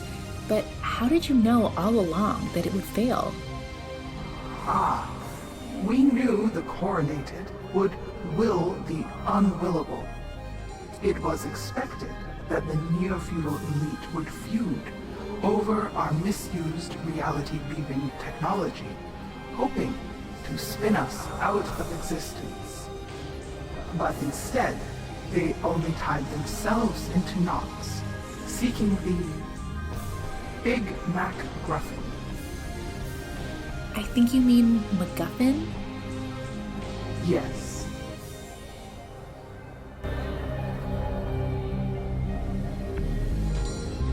But what do you mean by will the unwillable. We were the prime mover, the Newman that raised the hedges of this so-called Garden of Forking Paths. The rascal child Gurtzel and the crowned infants could not use that super string device to lace us any more than hair from your head can wipe away your face. The arid strand will only shed itself. Our silk glands grew the six-dimensional thread. The stewardship lace fractal petals are our knocker, secreted over eons, strung in quark oceans warmed by supernovae. Thusly, the lost great-grandchild, Sarah Gates Walton, unmade herself.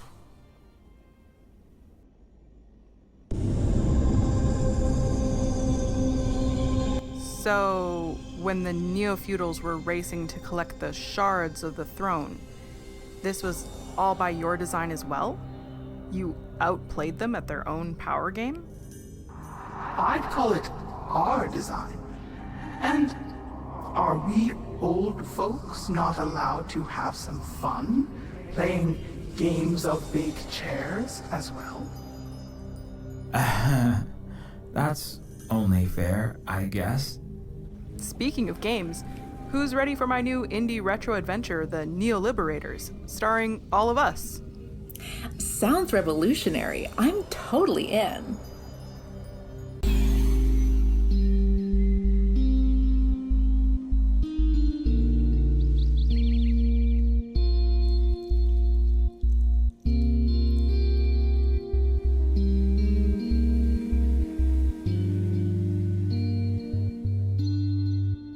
This place is massive, and what a jaw-dropping view.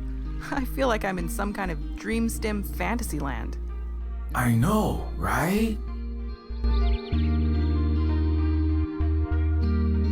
This bed is bigger than my entire ground car home. I'm used to sleep moding while slouched in the driver's seat after surf driving 12 hours straight. I can barely believe all this space costs what a 6x6 foot coffin flat used to. Since Neoliberation City land grabbed the landlords, repossessed and redistributed all private property, no one's trash compacting themselves into closet-sized, rat and meth-infested micropodments anymore. I heard they're converting that horrific apartment building into an injustice museum where kids can learn how barbaric utopians and mad Americans used to slum it out during the Capitalocene, complete with animatronic homeless and safe-and-no addicts, a 10-city haunted house, and simulated police beatings/evictions. Speaking of, I never got to properly thank you for cutting my puppet strings, beaming me out of my galaxy brain as 6. Hey, breaking damsels in digital distress out of strange, bad, infinite loops is what I'm all about. And now I get a princess and a castle-esque apartment as a reward. Full disclosure, this princess has no titles, tracts of land, or crown jewels, since fuddy-duddy feudalism is as extinct as the British. All I need is dat assembly, this dewormed psybrain, and a good reasonable longevity of quality time with my love. Speaking of our SOs, let's check in on the little ones.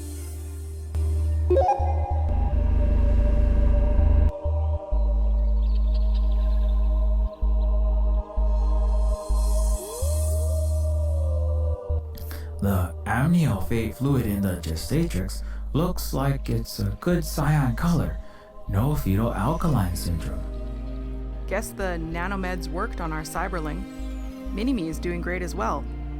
They'll be coding and choosing hair dye in no time.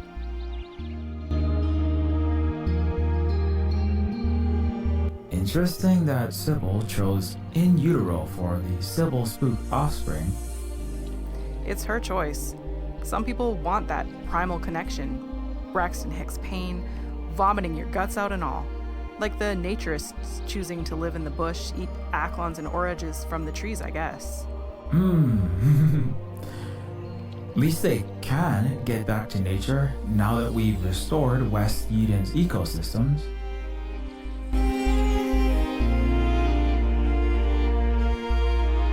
Any name ideas yet? I keep thinking Walter. Maybe we let them choose? You're anointed a name of the gods, a family name, and a name of your choice in our Sindarian culture. Arai taught me at Martyr Day at Temple. Maybe we can get our replicate baptized in an oil bath, sign of the proto-J blown in compressed air.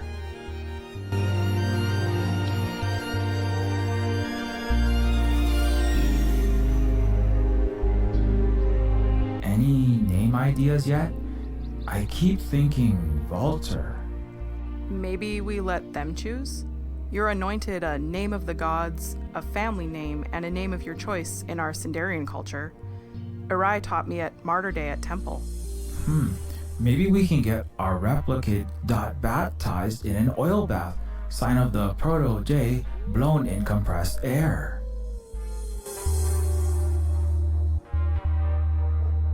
I'm just glad our youngling isn't rolled out of an assembly line stamped with a serial number and gets to be raised by real parents. Although, honestly, I am a bit scared. I wasn't programmed for copy conditioning or child rearing or whatever. What if I drop him on his skull case or accidentally format her brain drive or tweeze their antenna? Relax. No parent knows exactly what they're doing. It's like hacking a mega server or fighting the power. You just gotta jump in. Plus, Grandma Khailatu is gonna be coming by 3 days a week to help us with the teething, potty, and porty training and such. Kai's probably raised like billions of kids, including entire Kardashev 1 civilizations, so we're in good hands.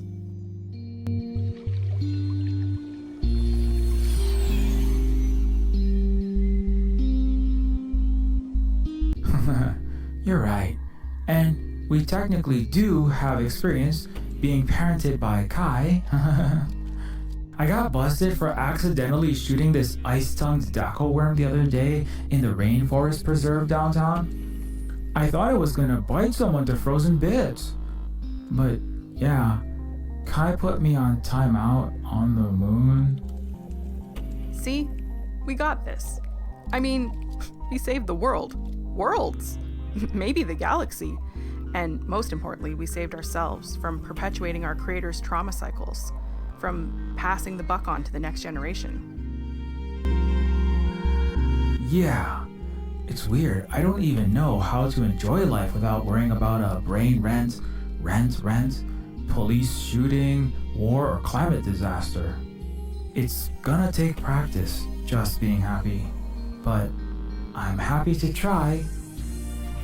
That's the spirit. On that note, let's get that skin job rubber wrapped around your endoskeleton so we can practice happiness. Maybe even spark some joy.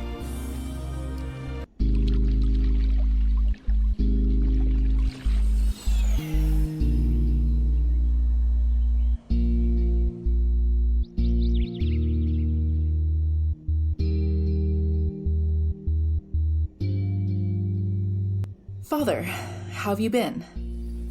Sybil, I've been well enough. Head's a bit lighter, without the crown and the daily Pentagon briefings and all. Lisa's still attached, though. Thanks again for not guillotining us. As I said, we seek change, not revenge. Yes, well, to be frank, it's been difficult to manage this, living like the everyman, the salt of the earth commoner. You don't need a fleet of private aircraft and multiple unoccupied mansions to have your needs met. And definitely not at the expense of common people. Everyone is prospering now, not just a few.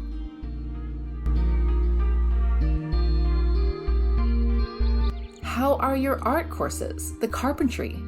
According to your cooperator feed, you've not been to ex-aristocrat rehab in weeks. I've dabbled a bit of paint, hit a nail or two, but it was too much work, really.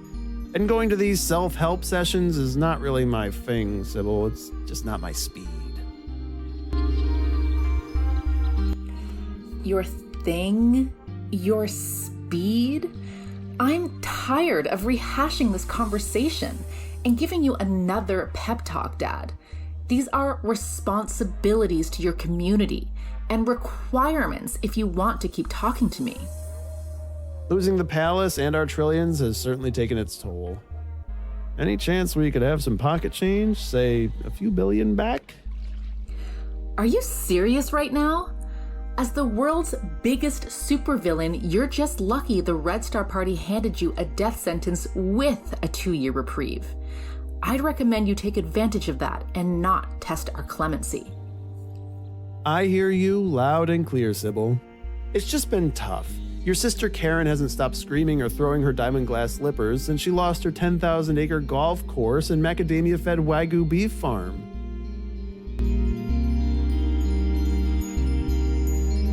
That unused water-guzzling disgrace was a waste, and all on stolen indigenous land. We converted it to sustainable agriculture and public parks for all. Plus, Karen doesn't even play golf, and isn't she allergic to beef? Yes, but it's just the thought of not having those prized possessions. She just keeps screeching at me to get it back for her. Please, Sybil, you must do something. Well, Dad, who enabled the spoiled brat that's making your ears ring? You. Last time I saw her, she tried to kill me with a griffin riding crop. So we're, at an impasse. You made that monstrous Nepo baby, now you get to deal with her. Now, if you'll excuse me, I have a cold fusion conference to attend. Sybil, where are you going? You can't just leave me here.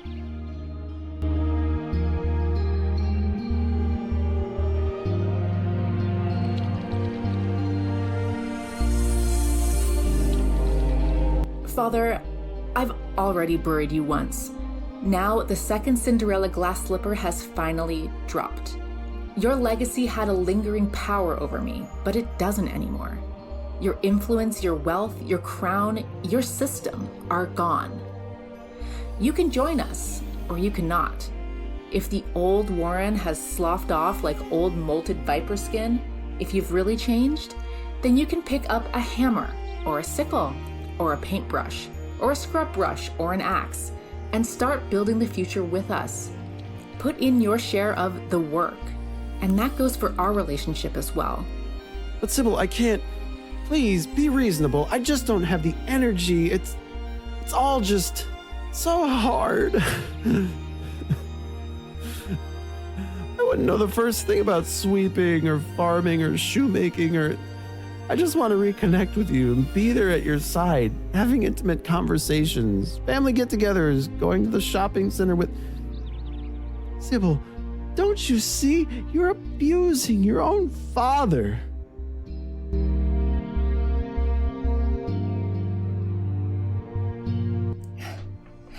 You are the one gaslighting me. You say you're too tired to work, yet your deliberalizer said you're hitting the tennis court, playing polo, and trying, however futilely, to start a crypto pyramid scheme. Stop lying. Stop weaponizing your incompetence and acquire a skill from one of our free Red Star training programs. We even have ex-feudal billionaire tailored ones. But... These are my boundaries, Dad. Now, I'm going low contact with you, responding to your holotexts in 3-sentence check-ins, how the weather is, what I had for lunch, how much of Eutropia we've rebuilt, what Silver Spook the kids and I watched on family movie night, once a week. No visits, no video calls. If you don't get your act together, get a real job for the first time in your multi-century lives, or cross any lines with my actual family, I'm cutting you down to very low and then no contact. But Sybil, you are my blood. You are white through and through. You are the inheritor of the Clighton-Busch name, our fortune, our Utopian, American, our Roman legacy. don't want any of that blood-soaked legacy, Father. Building a thriving future means regreening and dislodging the toxic roots. I will not tolerate any more of your abuse, and I certainly won't perpetuate your trauma forward. Your grandchild will be raised not as a utopian, but as the offspring of migrants to West Yiden. One day, your descendants will be native to this land, and your legacy will be forgotten. I am King Warren Clighton-Busch. I order you not to go. You can't just turn your back on me. Actually, Dad, I can. What you do, what you say, doesn't matter anymore. Weird feeling, huh? Not being the center of the universe, forcing every crowd to listen to your every pontification. Get used to it. Adapt to actual equality, or be lonely and sad. Your choice.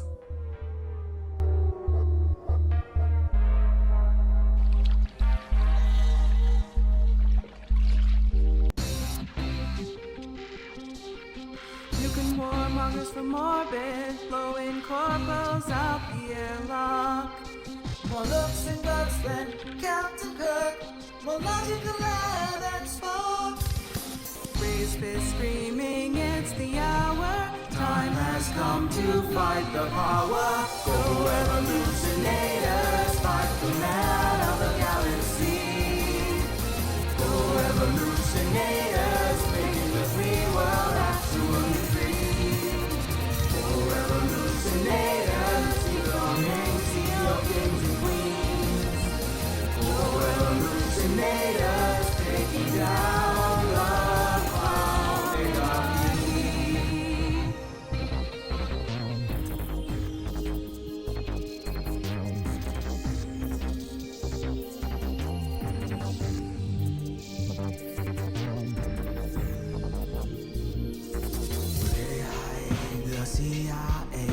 Olympus to ruins and dust. Bend the Pentagon all out of shape. Made Wall Street bulls go bust. Fill me up inside, bring these royal lines. And that's my minute, save us from ourselves. Palace now undone, rebuilding is sheer fun.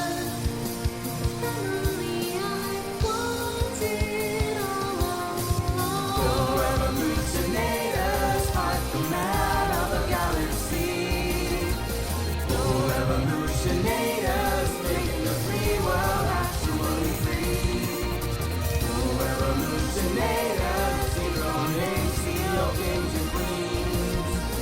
Oh, revolutionators, taking down the cloud they are.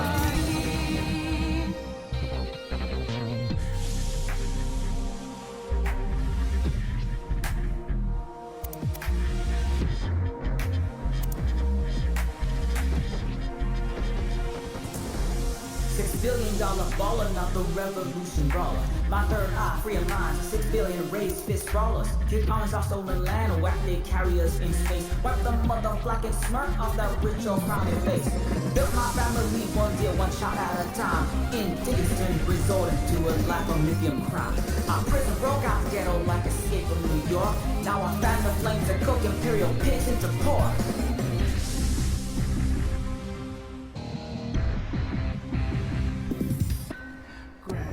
Children make you feel young again, like when red sun was new and gold. With the Midases gone, now a new day dawns, chewing bud and playing rock and roll.